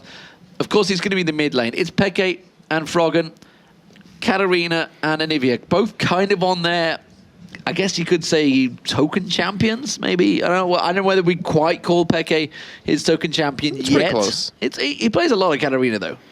Well, look at this lane. It doesn't look like really we're going to see any kills over on Xpeke's side, but Froggen taking that Ignite, it might kind of give Xpeke that insight to, he might try to kill me. I mean, if Snoopy comes in, lands that nice rupture, they could easily go for that kill, but Xpeke with that teleport, not really looking to win that lane. Looks like he wants to be teleporting around and really create those opportunities that, honestly, on his Katarina, he's kind of known for. Last time these 2 teams met, he ran that teleport and he really got snowballed. Well, so has... I don't know. I mean, who's got the better 2v1 lane here then? Obviously, we've seen Wicked being zoning. We just caught a glimpse of him before the pause came in. He was being zoned out. So as I feel on Jace is probably going to have a bit of a better chance at poking out the farm. Yeah, I think I have to agree. I mean, that acceleration gate into Shock Blast, you can pretty much one-shot those caster minions once you get a little bit of attack damage. And not to mention, you can stay far enough away to pretty much mitigate any harass. But Wicked, that's the iffy thing. I mean, he has that swap with his clone if he wants to, but if he gets snowballed, he's going to be taking damage from Yellow Star. They have a nice ranged harass out of Varus as well. So I think I'll have to get that lane over to Fnatic pretty easily. And these 2 teams, I mean, I wonder how they're feeling coming into this. They've both had time to reflect, I think it's safe to say, on not so successful Super Week. Well, I mean, Fnatic went 3-2 Super Week. I believe it was 3-2, They did, yeah. But those losses, the losses are going to hurt, especially for the fact, Wolves. especially the Wolves. Well, we had N-Rated here, and you can see how much it hurt. Obviously, afterwards, after the fact they'd lost to Gambit, they'd lost to the Wolves, and it really did hurt them last week. But they went 3-2. They're still second in the league. They are the team in position right now, whereas Evil Geniuses, they're only 7-6 currently in the league. Then they're not in that healthy a situation, considering these originally, probably before coming into the LCS, were probably ranked as second in Europe. Right, yeah. And the thing that, I mean, we're talking about going into this week after those previous weeks and having to look at standings, having to look at how, Super Week really affected you. And I'm really curious because I talked to Ocelot and he mentioned, or I said to him, in the World Championships at CBIT, saying, so after this, are you guys going to take a couple days break, just relax, get your mind refreshed, get back into the game instead of, going game after game, practice after practice. And he said, no, 1-2 days off and then straight back into a training as hardcore as ever. And I'm curious to see if Fnatic and EG did the same thing. I mean, we have talked to Wicked. He mentioned that they've kind of changed up their whole strategy. They realize they can't afford to do that anymore. But Fnatic, I haven't heard too much from them. Well, we can see on the screen that players are reconnecting, which is good to see. And Crepo, with his headphones off, I might add. Get them headphones back on, son. They should not be off your head. Is just typing away. I think it's safe to say there's a little bit of back and forth with the players right now. Yeah, unfortunately, we can't read it on our side, but I want to read it. We can't. It's not there. Oh, damn it! It's always funny to see what they say because I mean, last time I can't read that one. Why not? No. Okay. That's an internet faux pas right there. I bet you people in chat are already talking about it anyways. But I mean, we've talked about breaks before with these teams. These teams are so experienced, it doesn't really affect them. But it is very early on in the game. I mean, there's still a lot of opportunities that can be created. Looks like, actually, we might be going to a remake, if I'm not mistaken. No. No, that's just us being behind a little bit. No. Yeah, I swear, you've been waiting for that one. You've been waiting to use that one in the last game against All Authority. It wasn't really a good time, but I think Quickshot got a better one than I did. Yeah. Honestly, I think he got it in a lot better than I did. But he had time to reflect on that game to try and pull it out. But you do see on your screen, Fnatic, there's Dave Natchkin in the background, the ESL admin that rules with an iron fist, I think it's safe to say. And snazzy clothes. It's the Bundesliga referee outfit. Yeah, you're talking to an American here, Demon. I have no idea what you're talking about right now. Bundesliga! You are in Germany, man. Soccer? You've lived here for 6 months? Eight today. Eight today, actually. Yeah. You are well versed in the ways of Bundesliga by now, surely. Nope. The Germans would have beaten it into you because to the Germans, football is kind of like their national language. The national language itself is pretty aggressive, but their football's pretty sweet to watch. I've seen a couple of games. I mean, I had Joe teach me a little bit about the rules, but it's still a little confusing. I don't understand. Like, sometimes you get time after 90 minutes, sometimes you don't. I don't know. I don't think it's too much for me. I'd rather just stick to League. I don't think there's any help in here. Yeah, probably not. I mean, when we get the line of scrimmage, I think it is in the game. I got Jat. He's helping me out with that. He gets American football. He does get American football. Of course he does. He's from the right eSports department. All they talk about is sports. eSports, sports, every sport going. They all love it. They all love it. But unfortunately, for some of the people out there, their team didn't win the Super Bowl. Ouch. Hi.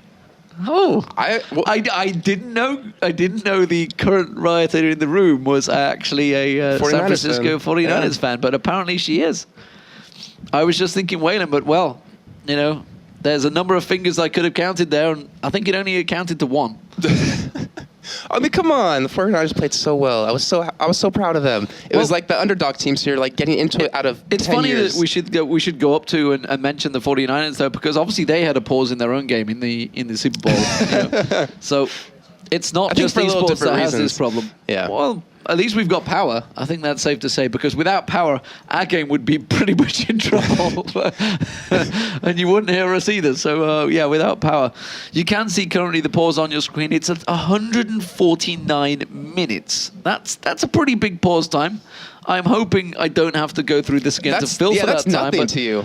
I mean, you did World Championships for 8 hours. It comes out. It does come out, of course, because it means there's a loss of connection, I believe it is, and it's an auto-pause function that is in the game that Riot put in there. So rather than actually, you know, the pause being called by the players, it auto does it. The moment something like that happens, it detects it, boom, pause. There needs to be some sort of like text in there, like laughing at you. Like if you're cast this right now, Demon, ha ha, as you're just waiting for the game to come back. Ho ho ho.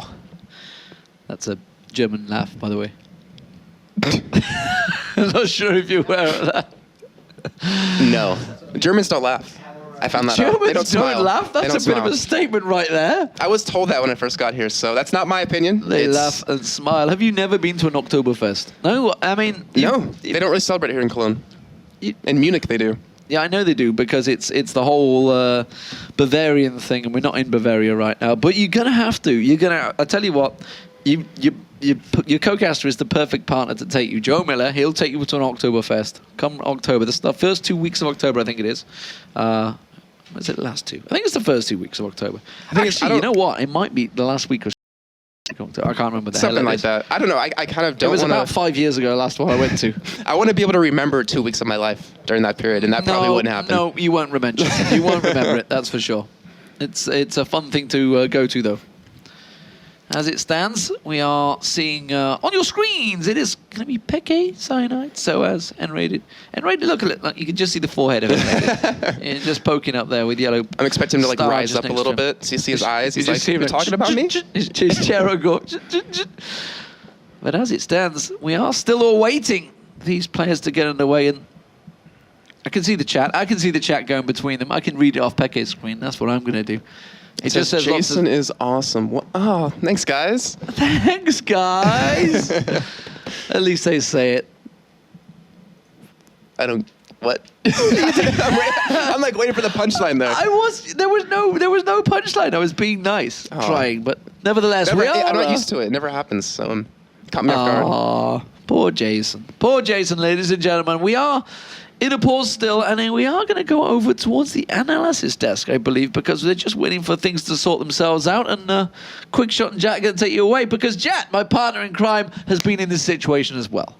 Yeah, If there's anybody on this planet who knows how to deal with some downtime and killing some dead air, you survived World Elite versus CLGE. Yeah, I mean, given Demon a bit of a break here, because hopefully, even though we have evil geniuses in this one, you could see when the pause started and they got the attempt to reconnect on the top of their screen, they're just like, I don't think it's going to happen again. Yeah. This just isn't going to happen again. I really, really hope it doesn't, because the last time you two were doing this and one of these big delays happened, it was an epic match. I survived spectating it and watching it at least. But yeah, it's very, very different when you're on the desk and you got to talk about stuff. But we got a lot to talk about because this is your first time here at EU LCS. You've seen 2 games already. You've obviously been watching all of the matches. And what do you think so far? Yeah, at least from the early stages, at the very start of the EU LCS, they were playing slow. Like the very first couple weeks, week 1 or 2, slow games, really tactical. No one was really deciding to do much. And since then, it seems to be accelerating almost every week, right? They're getting more and more aggressive. We're seeing more and more kills in these games. But then we're also seeing more and more inconsistency from them. So we don't really know how it's going to end up playing out because Fnatic 1-4 in IM World Championship, SK 1-4 in IM World Championship. It's tricky. It was something that we talked so much about at the Intel Extreme Masters World Championships was how well the teams are prepared for that, how much preparation the Korean teams had to actually prepare for the European teams. There was so much information to work from, especially the LCS teams. And it was really the underdogs, the guys that we didn't know anything about. How much do you think that preparation has to play in a game like League where you have fairly clear objectives in terms of compositions and champions? And it's, the way a champion's played will vary, of course, but what's more important, composition or preparation? I think it's a huge amount of both, and I think oftentimes composition is dictated by preparation.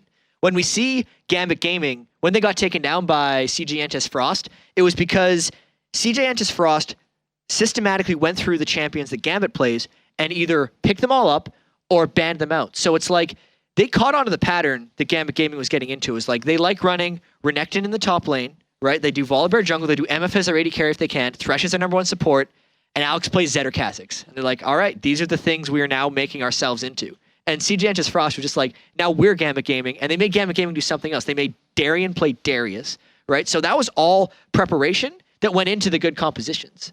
You know what I mean? So especially in best of 1 formats for the LCS, like last night in North America, Complexity beat Dignitas. That was number 8 versus number 1 in North America. And a lot of that just had to do with the 1-game preparation shock that you can throw on a team.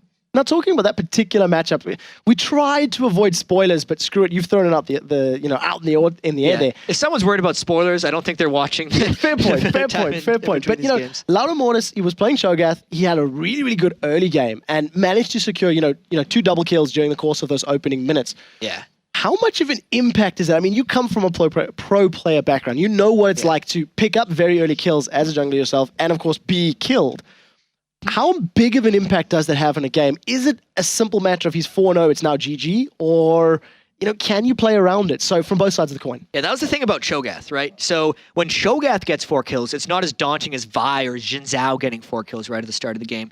But saying that, he used it fully to his advantage, right? The early jungle kills especially are so impactful because that means now, instead of just being a gank threat wherever he goes, he's just a giant threat. He can go to a solo lane and start bullying people, right? He becomes so much bigger. So I'd say the early jungle kills that Lauda Mortis was able to turn around were easily the swinging point in that game.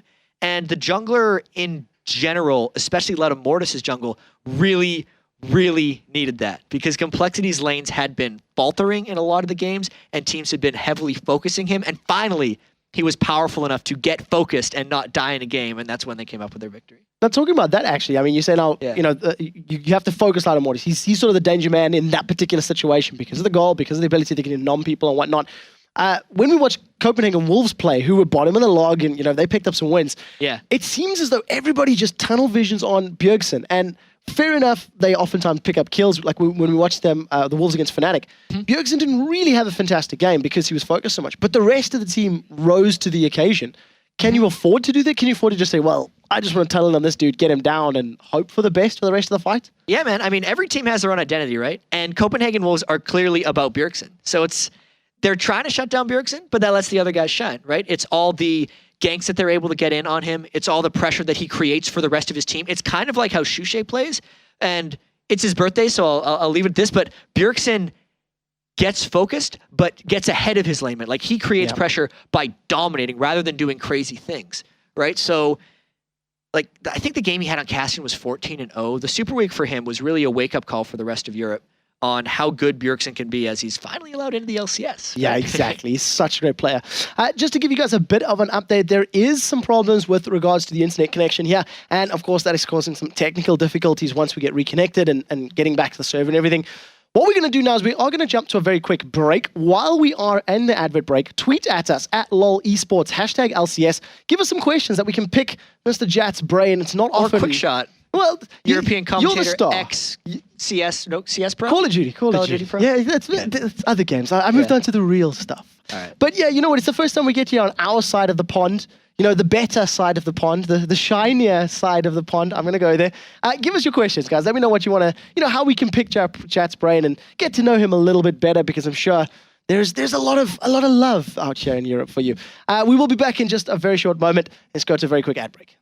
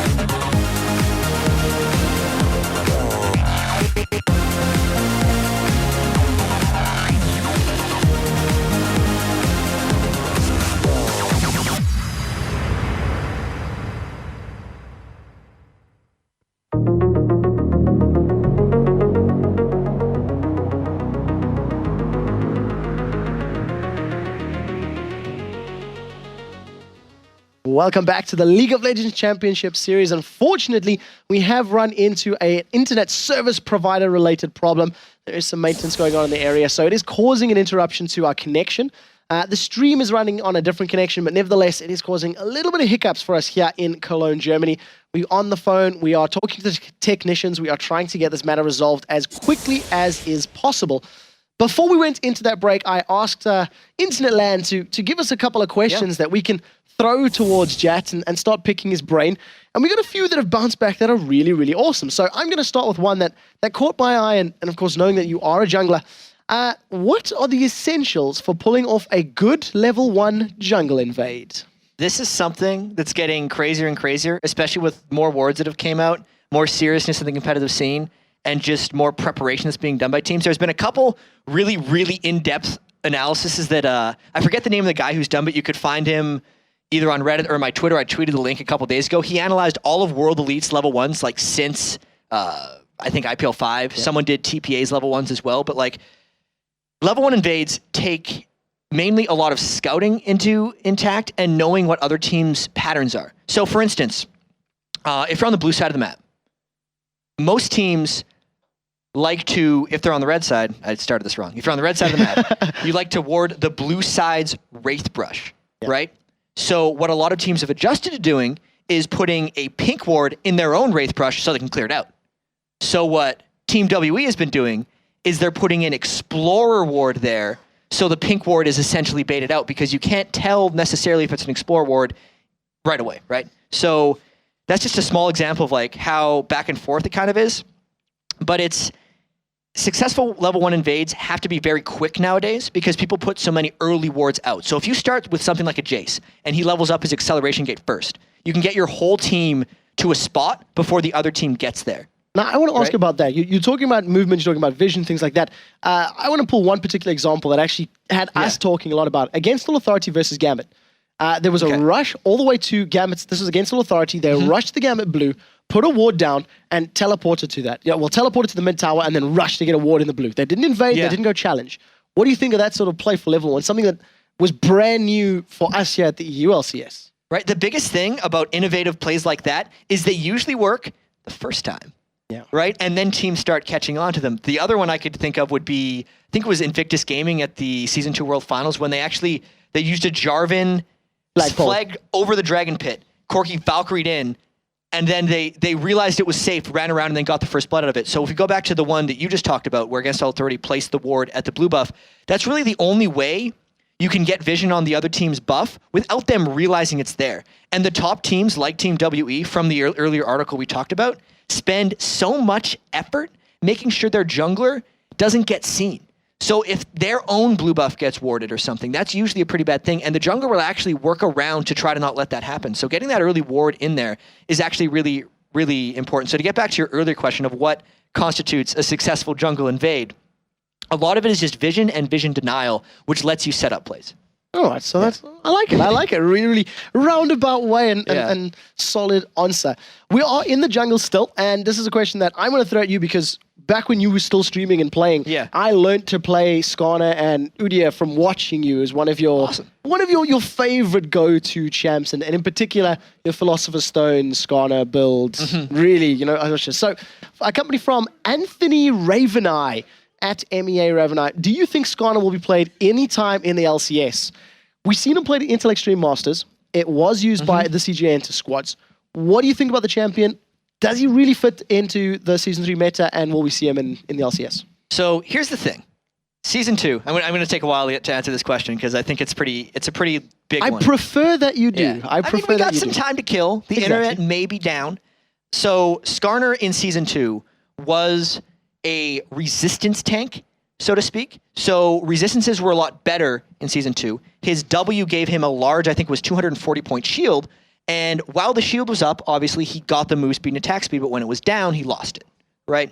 So one of the things so there's been a multitude of things that have hurt him. The first is the fact that people are building health instead of resistances. So if Skarner wants to get tanky, he builds health, which means if they can break his shield, he loses his move speed, right? The second big thing that has hurt Skarner is the break range on his ultimate. It has about a half-second cast time. It's either half-second or quarter-second. I can't remember off the top of my head. That used to track as long as you had vision. So if he started the cast, someone flashed away, it would pull him back, right? That's been now, removed. Yeah. if you break the distance tether, he'll get his cooldown back, but it won't pull them back, and the guy will just kind of run away. So now, Will Delete got around one of those weaknesses, that lack of movement speed, by pairing him with a Lulu. Right. Threw the Lulu on him, gave him that extra shield, that extra movement speed. But you don't seem convinced. You still, I feel like there's going to be a negative answer. No, there's a good answer. Okay. So at the end of my story, I'm going to say, yes, I think we'll see a Skarner, but we have to get there first. Right? So the Lulu was one thing that can help you create that, because a giant Skarner is another huge thing. Another thing that's actually hurting Skarner, I got to finish tearing him down before I build him back up again. Skarner has, I just had it. What are you talking about? Movement speed? No. Well, we'll get back. He has permaslow, right? Yes. He has a permaslow. With his Crystal Slash. An incredibly powerful permaslow. He's Q. And a lot of other people can do that nowadays with a Frozen Fist or the Iceborne Gauntlets, right? Which is another thing that hurt him. But the thing that's going to let him be played again is if more people start bringing Ghost, less people can break his ultimate, and you can perma-slow through a Ghost. So both his slows will become more powerful, and his ultimate tether won't be able to be broken. So if he's playing against Moscow, if he's playing against Gambit Gaming, and he's playing against AD carries who bring Ghost, you can bring a Skarner to shut that down. So you can play him against Nasus, you can play him against the junglers who bring Ghost, and you can play him against AD carries who bring Ghost. You heard it, Jeff. First thing that's going to beat Gambit Gaming will be Skarner. There you go. So I like it. Yeah, and we're seeing a lot more Ghost being picked up and played in a number of different roles. We talked about Lulu. We talked about how Lulu can make Skarner viable by helping him with the shield, the wild growth, the movement speed, etc. Question from Dan Chapman. That's at Dan Chapman AV. Would you guys like to see more strange supports? Crepo just ran elite support in the bottom lane. We've seen a number of different champions, and then if so, what other strange supports could we see? I know Jason brought up support Vigar against double AP comps. If someone picks a double AP comp, you could take it. That Event Horizon, that AoE stun, very powerful. It's not something we've seen often, but we're theory crafting here. What strange supports could we see, would you like to see? I got two that I might like to see. The most powerful of the two, I think, would be a support Nasus. Demon's waving a banana at me in the background. It's like, Soraka's not an uncommon support. I do have to touch this. You brought up the banana. Okay, now, a few moments ago, while the internet is down, we're finding ways to think, well, what can we do? How can we entertain ourselves? And Mr. JCap decides the best thing to do is give everyone a massage. So he has turned into the studio masseuse. He is charging, I think, €5 per hour. So well played there. He's pretty good at massages. So let's get back to that. Yeah. Nasus support is what we're talking about. I'll give you the response while you get exfoliated. So Nasus support would be good for the same reason that Nunu support is really good. Also because there's, against any auto attack heavy AD carry, and with the range increase on the Wither cast time, he's good at that.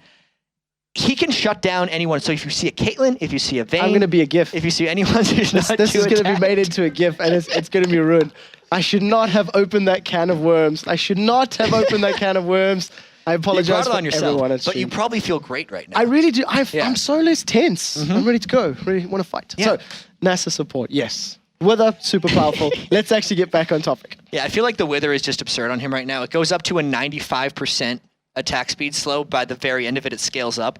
It can essentially take an AD carry out of the game, which is one of the big strengths of Nasus in the jungle or in top lane. But and if the you can cooldown's get that, very low as well. Yeah, if you can get that as support, why not, right? You can brawl and beat any of the auto attack reliant AD carries in the lane, and then supports get enough defensive itemization and cooldown reduction that they can pull that off in the lane. Now, that Wither as well, we were talking about it, the cooldown and whatnot. I believe at max rank it's around about 6 seconds. In the current state of the game where a lot of people are stacking HP, getting just surviving for significantly longer, getting 2 or 3 Withers off in a team fight is not completely unheard of. Yeah, I think it's going to be a thing that we're seeing another time. We're going to see Ghost, we're going to see Wither, and we might see support Maokai, but that one's not a song. Well, we'll get back to support Maokai. We're going to keep everybody waiting on bated breath. We do have another interview lined up. If I'm hearing correctly, I believe Maluno is ready to be chatted to, and Shox will be the one throwing the questions at him. So Shox, let's see what he has to say. Yes, I'm here with Maluno, of course, the jungler for Dragonborns. Now, Maluno, I was here with Spontax before. What, in your perspective, went wrong in the game versus EG? I don't know. It was a lot of stuff. We had a really bad first fight. It was like 0-0 for a long time. Then the first fight went horrible. I think we went 1 for 4, and they got the first blood, so it was pretty bad. And then they got a bunch of towers. Then everyone just got caught out 1 by 1 pretty much, and just kept dying, so we could never group up and do anything. But then we had a really good team fight, and managed to come back a bit and got Baron, but then we had a bad team fight again at bot lane, and then they kind of just won the game. Yeah, you say that you got caught a couple of times. What people say is very strong about your team is that you're very innovative. You try new things, but on the other hand, you sometimes go too deep, too all in. Is that anything you will work on for your next matchup? Yeah, probably. Like they just kind of run all over the place. I can't even keep track of my own team sometimes because they just do too much stuff all the time. But yeah, we try to talk a bit more. Okay, how have you been doing in the team? You of course came in when Broken Shard left. How is the synergy between you and the rest of the teammates? He didn't leave. He's a... excuse me, when you stepped in. Okay, yeah. Well, it's pretty good, I'd say. I don't know, I feel pretty good in the team. It's working out pretty good. But we haven't... The last 2 weeks we haven't been able to practice that much though, which is kind of annoying, but I still think we can do pretty okay against SK. Of course, we had the World Championships, so you had a week off. Have you been able to catch any of that? And is there anything that you thought was extremely special about that, or maybe about the performance of the EU LCS teams over there? I didn't really see that many of the games, but I was kind of surprised at how poorly the LCS teams did. They all, one... Gambit went through. Yeah, Gambit were the only ones who did well, but... I don't know, I expected Gambit to do well, but I thought EG and Fnatic would do better. Talking about Fnatic and EG, they are ready to go into their match here. What is your thought on that matchup? Who has the edge? It's kind of hard. It's usually pretty even between them. This game, I like Fnatic's team comp more, because I think it's going to be pretty tough for EG to actually get something going, because they pretty much only have Elise and Anivia to set up stuff. So, I don't know. Okay. You're a very experienced jungler, of course, and we've seen Tarek jungle here for the first time. What do you think he brings to your team? Would you try it yourself, or...? I played it a bit in solo queue, but not that much. He's pretty strong. They're nerfing him again soon, though, so I'm not sure if I'll be playing him that much. He didn't do anything special from what I saw, but it's a pretty good pick. Okay, so you guys are going to be installing in your gaming house here. That's going to be good for practice. I believe it was Wicked who said that solo queue is very important to keep your personal skill level up. So what's your thought about that? I don't really play much solo queue. I prefer to play as many team games as possible. I don't know. It's mostly for people who want to brag about ELO. Mostly for people who want to brag about ELO. What's your ELO? Well, what's your... I think I'm Diamond 1, but... Diamond 1. Good stuff.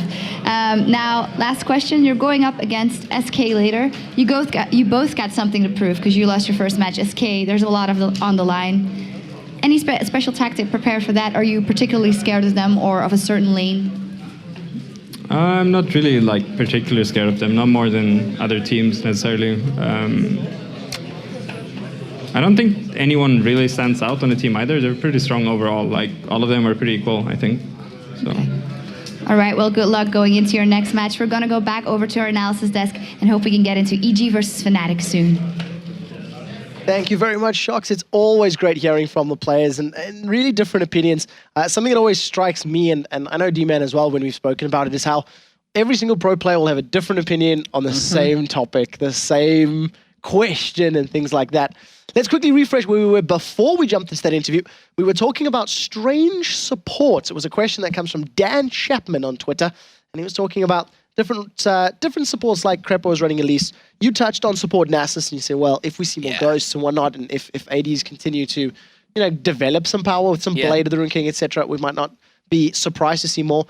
You touched on support Maokai. Why have we not seen it, and why do you think it's awesome? So support Maokai is much less likely to be seen than support Nasus. Nasus, yeah. Nasus. Now stop second guessing yourself. You get it right the first time, and then it's the doubt that you let seep through that questions it. Yeah. So Maokai would be good in kill lanes, right? His closing and the amount of DPS he puts in a gank, if he maxes his Q, is actually really, really high. I only say this because I run this with a friend, and we do Maokai Vi bottom lane. It's actually pretty successful because you max your Q on Vi, Vault Two people are going to do this. You max your Vault Breaker on Vi, and it's 340 damage when you max it. But it's really hard to land. But if Maokai just roots them with Twisted Advance, which is really easy to get on people, and not many people know the range of it because they're just used to getting ganked with it, so they're not used to having to get zoned by it in the lane. It's much longer range than something like a Dazzle that Taric would throw out at you. So you land it every time, and you essentially just burst them down from level 5 onto the rest of the game and get super fed on Vi. It does work, but it's kind of hard to pull off. I like it. It's effectively the Jarvan Pantheons that we tended to see those kill lanes from Season 2, you know, an upgrade to that. How or when would you pick this lane? Would you pick it very early on in the pick ban phase? Would you pick into it once you knew what the bottom lane of a team was going to be like? Surely you wouldn't pick that into a Taric or a Blitzcrank. Yeah, you can pick it almost never. You're not allowed to pick it into things like Zyra's.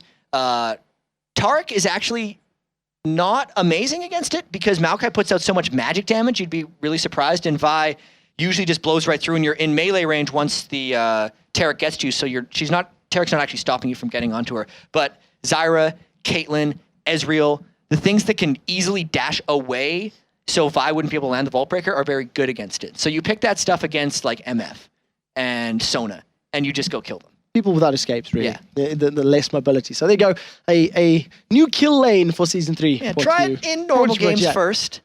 Don't go into ranked and be like, you're a support, I'm picking Vi. And be like, well, let's take a look. We talked about some of the other ones. We've seen support Elise. It's not exactly uncommon. No, uncommon is actually the best word for it. It's not common. It's not super rare. We see it a couple of times. It has popped up in a number of different places. More predominantly, I think, over the Korean servers, over in the East. It's slowly filtering in because we have seen a little bit in some of the solo queue matches. We have seen it now just from Crepo. Do you like Elise as a support outside of the obvious, the percentage damage on a queue, the repel? What else makes her so good?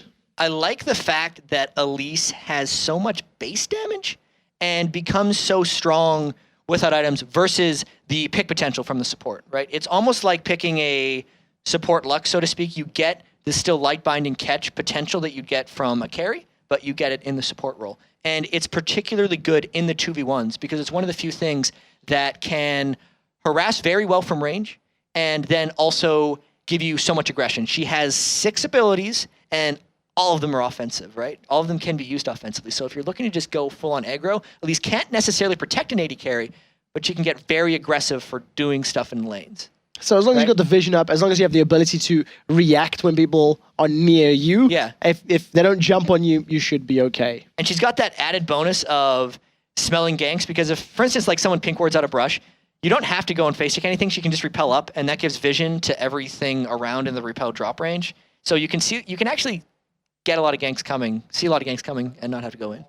Interesting use of repel. It's one that I personally haven't thought of, but then again, I don't really play Elise, so it's one of those things. We have another very, very good question, which I quite liked, and I think is quite a lot of talking points on it from Martin Deenan at that's at lol Avientiaro. There's too many vowels in there. He says he's wondering if you could give us a prediction or your thoughts on the North American teams and how you think they would do in the EU scene. Now we've had a lot of stuff that we can actually draw from. We've had a lot of LCS matches, both EU and NA. We've got the Intel Extreme Masters where we can see some non-LCS teams as well as some Korean teams. And just last night we have one show match. Now it's not exactly telling for everything, but we do have a little bit of information to draw from. So how do you match up the NA teams in comparison to EU right now? So I would say that the EU, I got to be careful with this question because I'm the unbiased caster, No, right? of course. So I'm just going to go back over some of the facts that have happened so far. The Gambit Gaming versus Dignitas game was the 2-0 for Gambit Gaming. But I have to say that game actually swung on a couple very crucial moments. The first game was a almost misplay at the Dragon fight by Dignitas. So obviously they did deserve to miss it, but it was a very interesting 4v3 that got turned around because Darian picked up Genja picked up a couple kills with Misfortune. And the second game was 2 very close fights that ended up giving Diamond Prox 4 kills on Volibear, right? So that game was a good showing for Gambit Gaming, but that was the very best of Europe, which could be very best by a very wide margin, versus Dignitas, who was a team who just reached first and then ended up losing to Complexity, who's another team in the North American scene. So it's difficult because yesterday in particular, Dignitas didn't exactly look like they were on their A game. From what we have been seeing them out of the past couple of weeks, and we of course do watch pretty much every single matchup. I was a bit disappointed by their showing because they were making very small mistakes, and they were overstepping their bounds a little bit, specifically as well in the matchup against Complexity. It wasn't the same coordinated team that we're used to seeing. So it is a little unfair, but nevertheless, when you have to play, you have to bring your A game every day. There's a chance that because of the way Dignitas lost to Complexity, getting a little over-aggressive and giving up 2 double kills to Latimortis via counter ganks, that curbed their aggression that they'd been doing so well with in the North American scene against Gambit. And the last thing you want to do against Gambit Gaming is let them get aggressive on you, because they will just dominate. If we look at the rest of the scenes, though, I'd say there's actually more experience on the European side and more fresh teams on the North American side. Because teams like Marn, Falcon, even Complexity weren't really teams before the LCS started happening. But you look over in Europe, and some of the teams that didn't even make it in, like Millennium and Team Alternate, were actually somewhat established before it even started. So I'd say the depth in Europe is definitely greater. But the North American teams, as they've always kind of tried to coin themselves on, have the potential, but they just don't have the synergy that some of the European teams show. Well, that's a really good talking point, because you just touched on the synergy of the teams and things like that. I want to quickly paint a picture. We've got 2 distinctly different competitive environments. Over in the States, you've got a number of teams, but a very similar culture and way of thinking for the most part when you go West Coast to East Coast. Okay. When you go west of Europe to East Europe, you have tons of different languages, different mindsets, different approaches, different cultures, which affects everybody's different gameplay. I've had the fortune of playing a number of different games here, and there's these trends that you pick up when you play against specific nationality teams. So you learn to figure out, well, if it's this nationality team, I have to be more defensive. Against these guys, you can play more aggressive, right? So then what is it for some of the European teams? What about Russians, for instance? Well, it's going to depend very much on the game, but Russians in particular, very, very aggressive. When you think about every competitive game that they have played, and I have watched many competitive titles over the last 10 years, they are always in your face. They are always an aggressive team, and early aggression. Early aggression is normally what dominates it. German teams are generally extremely well coordinated. They tend to be the most practiced. Swedish teams in certain FPS titles tend to be pretty much the best individual skill. Like one-on-one, that tends to produce some of the best FPS players. Now, that allows, of course, the smorgasbord, the competitive scene, to develop in different ways. Do you think having, and the word is going to be terrible, but that limited culture in that it's just American can affect it? Do you think, a similar mindset? Is it something you've ever thought of? I haven't really thought of that. I've always thought of how European teams were put at the disadvantage because they couldn't pull from necessarily the full pot of players since they had the language barrier to worry about, right? So I have to be honest, the language barrier for me as well, it is one, don't get me wrong, but the basics of the game translate in any language. Everybody understands that's true. Everyone can play the game. Everybody understands flow of maps, pushing lane, defending towers. So communicating at a higher level is key.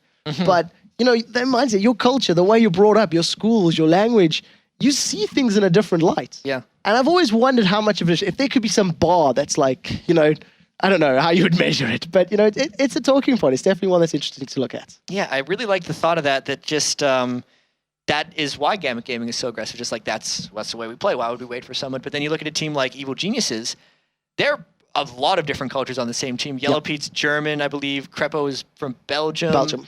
We got a Dane with Froggen, I believe, from Denmark.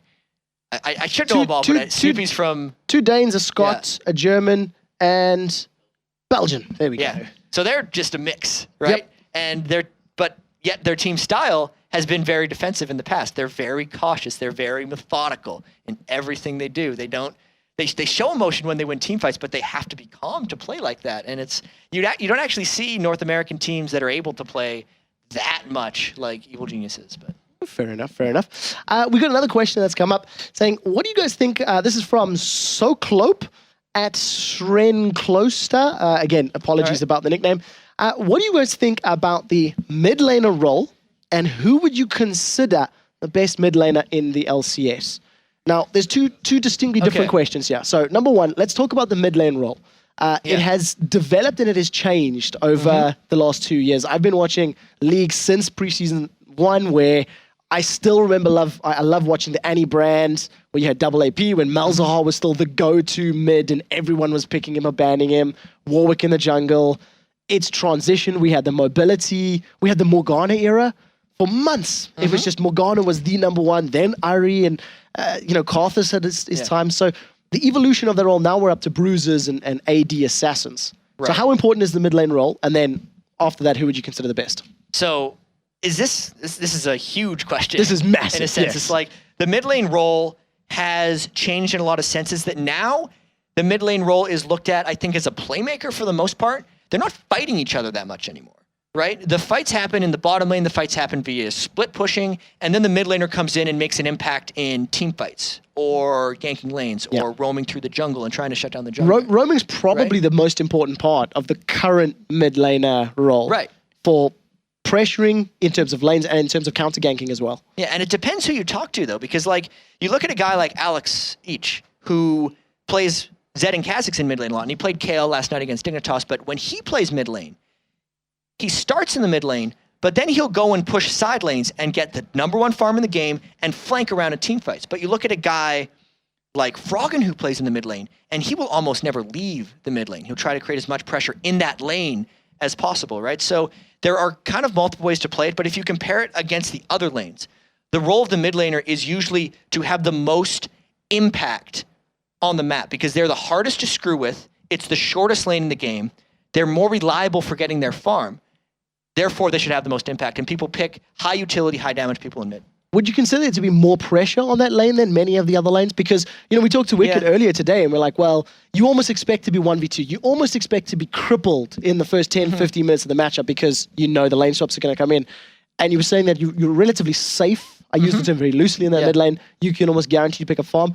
Is there more pressure on that lane then to perform, to get that CS, to make plays or ganks or, you know, however it fits your team? Yeah, I think it totally depends pressure-wise on what's expected of that mid laner, right? Like, are they expected to roam bottom or are they just expected to win the lane? Because in the sense of just the laning phase itself, it might be one of the lower stress lanes in the game, right? Because not as much is able to screw with you when it's a shorter lane. But in the larger context of the game, so much is riding on you, and a lot of the most technically complex champions in the game get played in mid lane. Yeah, so there's the pressure of executing in that regard. It's a very strange role. Well, we are going to jump to a break very, very shortly. Yeah. Just before we do, in terms of mid laners, let's break this down. Let's go NA LCS first and then EU LCS.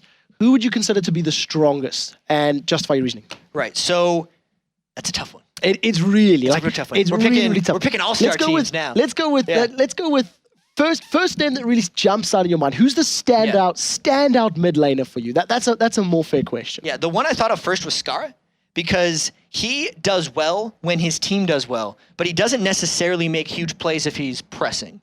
So if he's given the freedom, which if Kiwi Kid is getting focused or if I'm a Cutie Pie is going crazy, Skara goes nuts. He farms everything. He takes Wraith camps. He just dominates the game.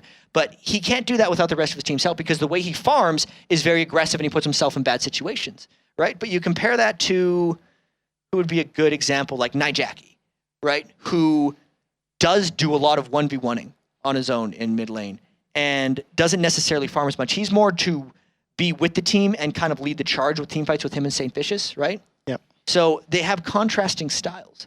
Now, what's your opinion then on somebody like Reginald, who's had very good performances, a couple of questionable decisions in game? I'm specifically thinking about his Xerath performances, where I can still remember flash over, I think, Baron Wall or Red Buff Wall to pick up kills, and super aggressive with his Xerath. He has the ability to play defensive and passive and farm, has the ability to make big plays, but isn't really a standout mid when you first think of the NA scene. Yeah, Reginald has the problem of having to run/lead the team as well as being their mid lane player, right? So he has a lot more on his mind when he's going into these games. I'd say he's the most aggressive of all the North American mid laners, but his inconsistency, I don't know how I forgot Reginald. He's actually he's crazy in the way he plays. When he goes big, he goes really big. He goes really big, but then he also has those fallback games, right? So it's a very tricky thing. And if we go over to Europe, right, we've seen many players say this, like Double Lift has said this, even Froggen. They have the best mid laners in the world. Like, most European teams are mid lane focused. You think of the stars of a lot of the teams. You think of Gambit Gaming, it's like, yeah, Alex. Evil Genius says, okay, Froggen. And it's just like the first thing comes to mind. Xpeke, Ocelot, right? A lot of the top teams are like Bjergsen, right? Bjergsen. It's like the fifth mid came up was Bjergsen, right? So Europe, Shuche from the Abyss just came into my ear. But crazy stuff. Don't think about what I just said there. It made perfect sense. Don't worry about it. Don't no worry one's about watching. it. They completely Don't worry missed that about one. it. Guys, we are still killing for time. I really, once again, do apologize about the internet-related problems. If you are still watching the stream, I hope you are having a little bit of fun with myself and Jat. Be sure to tweet at @LOLesports, #LCS. We will read it on our Twitter feeds, and we'll throw a couple more questions Jat's way. We'll see if we can get some other people on the desk. In the meantime, though, we are going to jump to a very short advert break, and we'll see you again shortly with another update.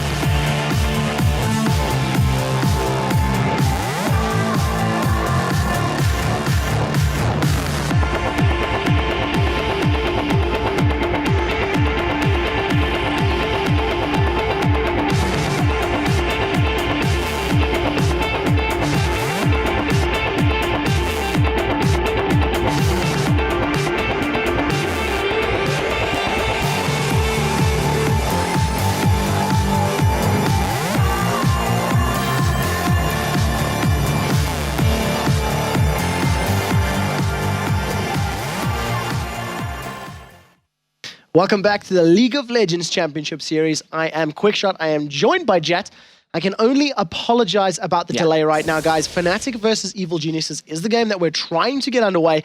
Unfortunately, we have run into some ISP-related problems.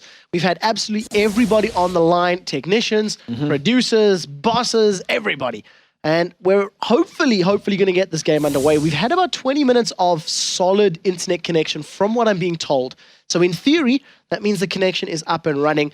We're going to chat just a little bit more until we actually get the players into the matchup and ready to go. So I hope you guys don't mind, listening to us for a little longer. Well, the Twitter questions that you guys had earlier were actually really good. I love getting Twitter questions during these delay sessions because it does our job for us. It's like, here's a topic to talk about. Now here's a topic to talk about. So, and it's really nice as well because it's something that we do very often, off air, behind the scenes. We chat about the game. We talk about champions. We talk about matchups. And it's really nice to actually get involved with the people that watch it. I mean, you guys have the same thoughts. You guys have the same questions. So we just hash it all out and get some ideas. So I'm going to jump straight into a question from Mr. Alex Miller, who's at Corn Slice.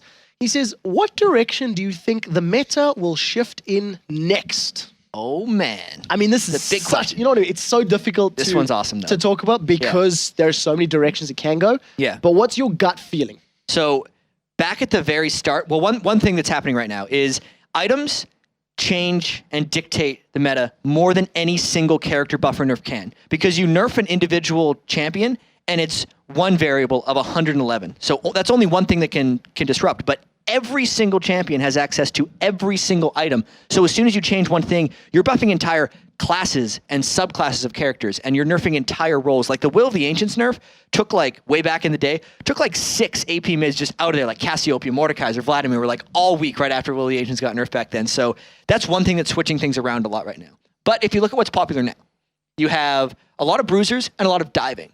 So what happened last time we saw a lot of bruisers and a lot of diving dominate is double AP, heavy AoE stuff started coming through because you can't dive through or dive into double AP with a lot of crowd control. So I think we're going to see the return of a lot more double AP, which we're already seeing. Yeah, we're seeing it already. This last couple of days, especially something you keep pointing out, when a Taric gets picked up, the opposing team often goes double AP.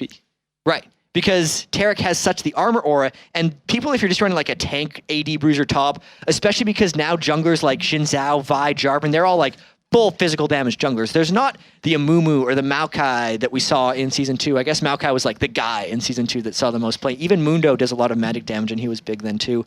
Not as much in the jungle. So the Taric armor aura and the Jarvan armor aura were even more potent. Okay, so let's say that this does happen, that the next natural step in the evolution is this rotation back to maybe something a little more double AP focused, a little more maybe CC damage focused. Yeah. Which double AP combinations are we going to see? Ooh. Because we're seeing more Karthus now of late. Yeah. He's jumping back into fray. If someone's going to dive onto you and you're going to die, you know what? Death Defied, do it in your passive, get your Requiem out, get your damage down still, even from beyond the grave. So you've got that 5.5 people to deal with. Who else could we be seeing if this trend does continue? The biggest thing that double AP compositions have to get by is surviving the side lane, right? So mid lane is open to almost anyone. Just because we don't see like Brand or Victor in the mid lane is only because people haven't learned them yet, in my opinion. Like Victor has a lot of the tools that any of the other big AP mages have, but people have just learned other mages and Victor's really complex. They haven't picked them up. But you look in the side lanes, and that's where we really see the diversity comes in. So you can do Vladimir, Rumble, with the Seeker's Arm Guard, Diana, potentially Gragas. I've seen Voivoi play Ryze, but that's probably not going to happen in real games. But stuff like that, things that can survive side lanes, so whether they have a lot of escapes or whether they're very kind of tanky or move speed increases or anything of the like, are the things you're allowed to play in a side lane. All right, so it's definitely something to keep an eye on. And once again, you heard it here first in terms of what is going to be changing. The players are back in the game, just by the way. I can see the chats going back and forth. We haven't unpaused just yet, so we're going to hold out just a little bit longer. At least on my side, we have not. But I mean, we're actually back in the game, so we should get this over to D-Man and Jason Kaplan, I believe, as soon as possible. Apparently we're back in the game, and I'm not seeing it, but here we go. Ladies and gentlemen, we do have Fnatic in that top lane, and they are keeping the pressure on towards Evil Geniuses, and you can see Snoopy having to defend off against Wicked here, and keeping them forced back. N-Rated and Yellow Star just poking back and forward. I'm kind of curious if we should just recap what's happened so far in this game, which is pretty much nothing since we're only 4 minutes in, but we do have Wicked in that solo lane expecting. I tell you what, you just say that, and Froggen catches a stun on towards Peke. You can see the damage he's already taken there. As it is, crazy, crazy damage.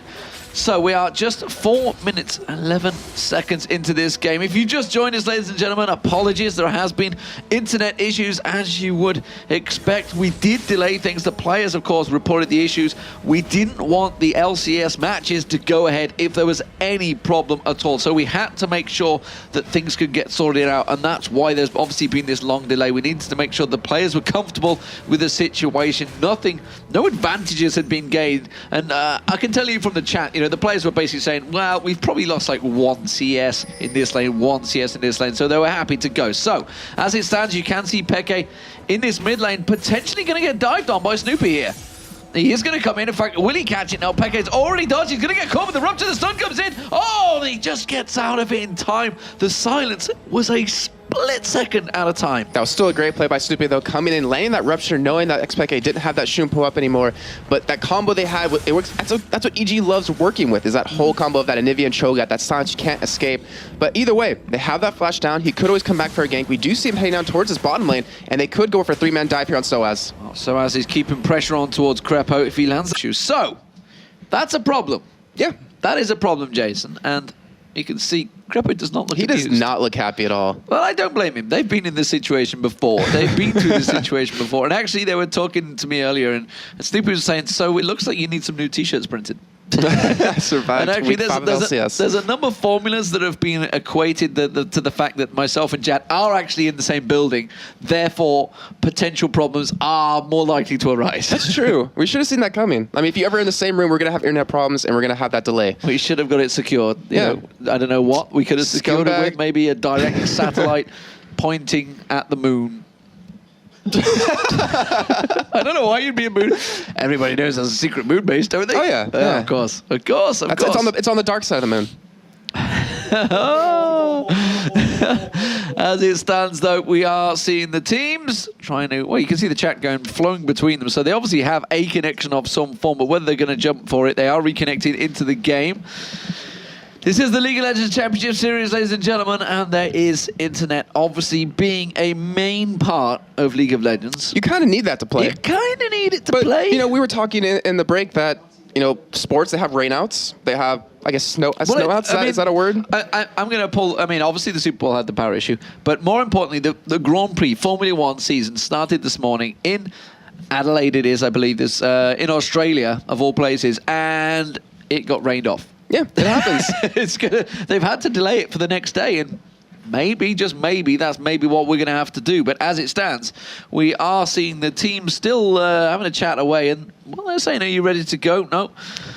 Let's get the cast. Yeah, Wicked's like, don't worry, we'll play 3 minutes at a time, let the casters get really in depth with the game and tell you everything that's about to happen, every possibility. Yeah, they're trolling us. The players are trolling us now. God damn you guys. I feel like that happens a lot more than we let know, or let everyone know. It really does happen a lot. They have that just chat this weekend. Oh, wow. Expeke. Let's not talk about that comment. No. Wow. Sorry, Jason's getting burnt by Peke in chat there. I have no comeback to that. I wish I did. Oh, well. But anyways, I mean, these long pauses, like you were at the World Finals, so you know how this happened with CLG and WE, or CLGE at the time. You could probably give us a better insight into how it really affected them as they were playing. I mean, they had a complete reset on a game, and that kind of really gives your morale. It really drops your morale. It does, and we actually saw them. I mean, you say it drops the morale. I think it was more the tired issue. All the rations are coming around from Fnatic there. This is the important sugar rush they're going to get to keep themselves on the go. And it didn't go to Peke. Peke didn't get offered them. I feel there was no love between the jungler and AP there. It just didn't get love. Poor guy. That's because he burned me, and Cynide's got my back. He's like, no gummy bears for you. You burn Jason, you lose your gummy bear privileges. Oh, man. Oh, dear, dear. Well, the headset's coming off from Yellowstar. He's just disgusted with himself, I think. Maybe it's the gummy bears he had. Maybe it's just got the sugar rush. Cyanide looks happy with his, though. And even so as it get him. Like, I just feel sorry for Peke. Peke didn't get even offered them. I wonder if they demolished that whole bag. Like, while they're sitting there over this period, and now they're like, I need to play. I got sugar high. As Crepo going for the pretzels. Crepo just went straight for the pretzels, keeping it savory rather than sweet. But speaking of sweet and savory, we're going to go over to a lovely little pair, to South African and a Canadian. It is going to be Trevor Quickshot Henry and Joshua Jatleesman. My question is, who's the sweet one and who's the savory one? I had the same question, yeah. Because I've been spending a lot of time with D-Man over the last month. We have come That's to more know a question one for another. you. Come to know one another quite intimately. Yeah. Might be an interesting... You've been rooming together for a month and a half, I think, is quite literally is the way it works, rooming together. You know, cuddle buddies. It gets cold here when the snow... Right, I'm going to stop going there. I'm going to tread into Jason Kaplan territory if I don't cut myself off here. So, we are back, and once again, I can only apologize Just about the free internet reign connection. today. He gives you massage, and that's how you I treat know. him? You know what the problem is? Joe's not here, so all of that energy of picking on him has been channeled into me. So I do apologize, but yeah, it is coming out. We are once again having internet problems. So if the stream is going out, if you are hearing this, again, we can really only apologize. If there was something we could do, we would. And I know for a fact that the technical crew here from ESL are on it. I know that the technical crew from Riot are on it. We've woken up all of North America to get on this and really try and sort this out. So please bear with us. We will try and get this sorted out. We have been talking as well backstage. If the problems persist and continue this way, we're most likely going to move these 2 games to tomorrow's stream where we can properly sort the problems out. It's not confirmed for now, though. So in the meantime, let's get back to some chat. Talking about some stuffs. Talking about we got them the Twitter stuffs. questions. We got the Twitter questions indeed. I picked another one out that I want to run by you because I actually brought this up with you yesterday. Yeah. It relates to AD carries, and it comes from Ryan Waterman, 23. Do you think Ashe fits into Season 3? If so, why or why not? Now, keep in mind, this is 3.03, so Ashe has had a minor attack speed buff along with Tristana. If I recall correct, 3-4% per level. We talked about it in depth and how it can help mitigate some of those mid-late game deficits that she has. So what's your opinion on Ashe? Does she fit in? Yes or no? So I think Ashe can fit, but she's definitely not an every game pick. So if there's a really strong closing team, Ashe is still a bad pick, right? Like if you picked Ashe against Kha'Zix Vi, you're just asking to die, right? You pick Ashe against Olaf, it's a bad idea because Olaf's going to be able to run to you, your slows aren't going to matter, and they're going to close. But if you have almost like a poke comp, but with a bit more sustained damage rather than just a poke, Ashe is really good. And another thing, I'm going to leak this even though everyone already heard the new Karma kit. I think even though Karma can go mid as well, support Karma with Ashe is actually amazing. It's very similar to the old Janna Ashe lane where you are very good at keeping people at distance and Karma can peel very well for you. So if you pick Ashe into a game where the other team can't engage on you very well, that's when Ashe comes in big. You extend fights, you annoy them, you poke at them, and if they try to initiate, you just kite them back. That's what Ashe is good at, and I actually do think she's quite strong, and we will see a little bit of her. Okay, so where would you rank Ashe in terms of power level? If you had a scouter from Dragon Ball Z and you had to look at all the AD carries in the game, there's a lot more utility in Ashe's kit than some of the other AD carries with the Frost Arrows, the Volley, and the Enchanted Crystal Arrow. She's not maybe going to put out as much damage as some of the others, but where would you rank her? Who would you consider above or below her in terms of picks? And let's try to avoid the obvious ones, the Varuses, the Misfortunes. Well, here's the one, actually. I feel like Ashe compares the most with Kog'Maw in the types of compositions you'd want to pick her in. So it's like you pick a Kog'Maw if you have the Protect the Cog, let him kill everyone, right? But you pick Ashe and Protect the Ashe, kite back and never let them fight us. Right? It depends on your playstyle and depends on how much you want to be able to initiate on the team. So if you have the coordination to protect Ashe and realize that if Ashe actually hits 5 or 6 items against a team that can't initiate on her, you are going to win because no one can close onto a 2.5 attack speed Ashe with her Frost Arrows on, which is like a 40% slow, and just come at you when you can initiate at any time with your arrow. So it's those types of compositions. I'd put her with Kog'Maw, but different. And I would say that things like Misfortune right now are just kind of outclassing, but that's about where I see Ashe. I miss Ashe. I miss seeing her as one of the go-to champions, to be honest. Udyr players do not miss seeing Ashe. Udyr players? Do we know any Udyr players? I don't know where they went. Yeah, I mean, there used to be this Canadian dude, but so been a while since we've seen Udyr in play. We did see him try it out week 1 LCS by Diamond Prox against Evil Geniuses. Didn't work. It was the Udyr moment for them, but nevertheless, See, well done, nicely done, nicely spotted. All right, we got another question here that it's something that I like talking about as well, and it's something that we like seeing. Brought up from the fact that Elise was played support, Elise can be played mid, Elise can be played top, Elise can be played jungle. There's only a few champions that have that sort of versatility. The question comes from Garrett Schrader at Ascalon, and he says, what do you think about Thresh being played as an AD carry, especially in a high CC combo, for example, with Blitzcrank or Leona? So I've expanded on the question, right? He wants to know about Thresh in particular. When he was released, there was a bit of talk. We've seen Soaz actually running him solo top, doing very well with him in solo queue, but that's a very different beast than the rest of the game. So let's touch on Thresh very quickly.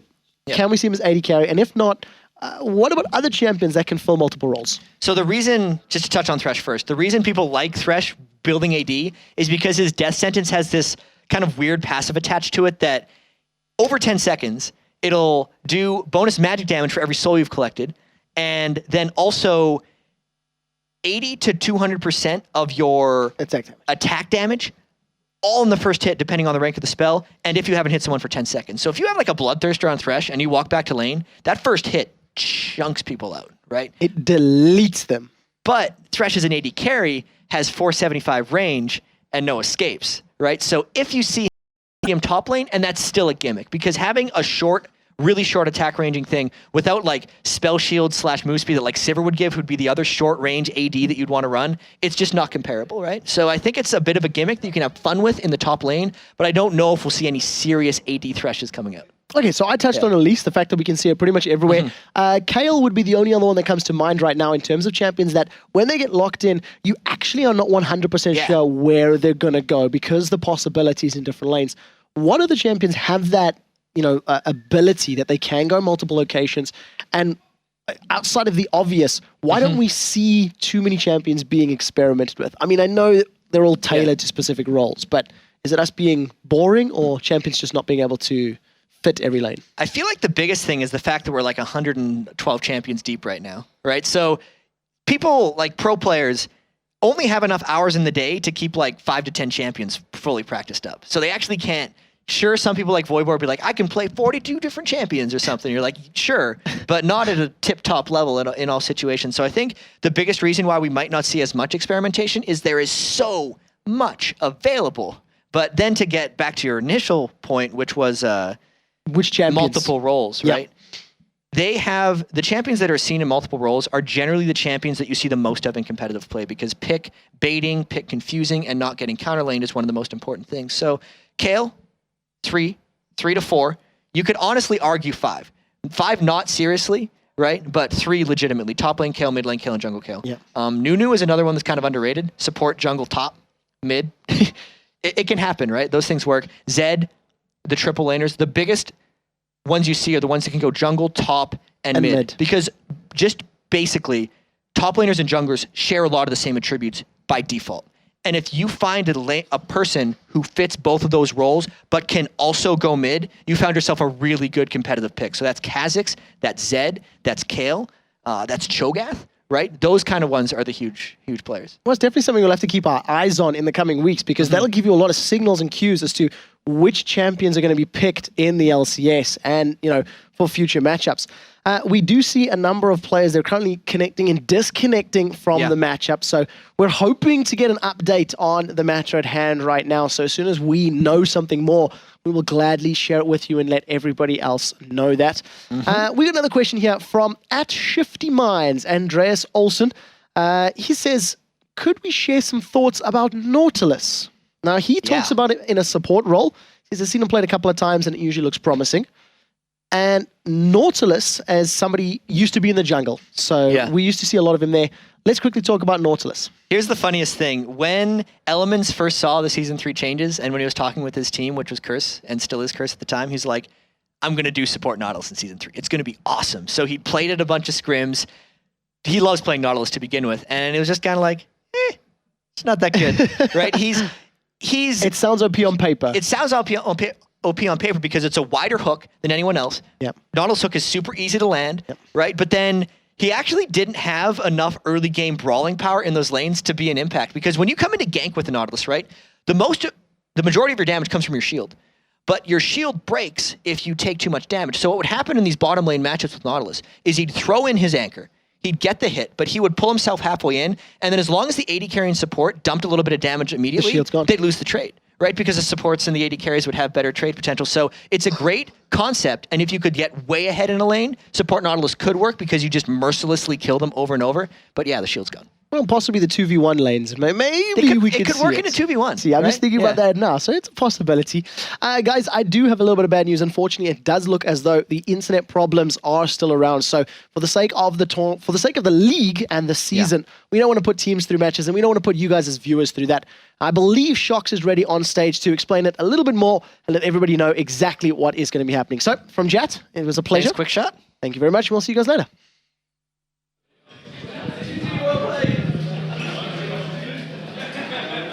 Yes, thank you guys for bearing with us here. I'd say the issue is out of our hands now. We've tried everything, and we don't want to strain the players by having to wait even more. So we're going to call it a day for today and start fresh tomorrow at 1 p.m. With our matches. Thank you very much for bearing with us. We tried everything we could, but we got to keep in mind that our players, this is a serious competition. They got to be focused. They got to be ready. So we're going to see you tomorrow at 1 p.m. Thank you very much.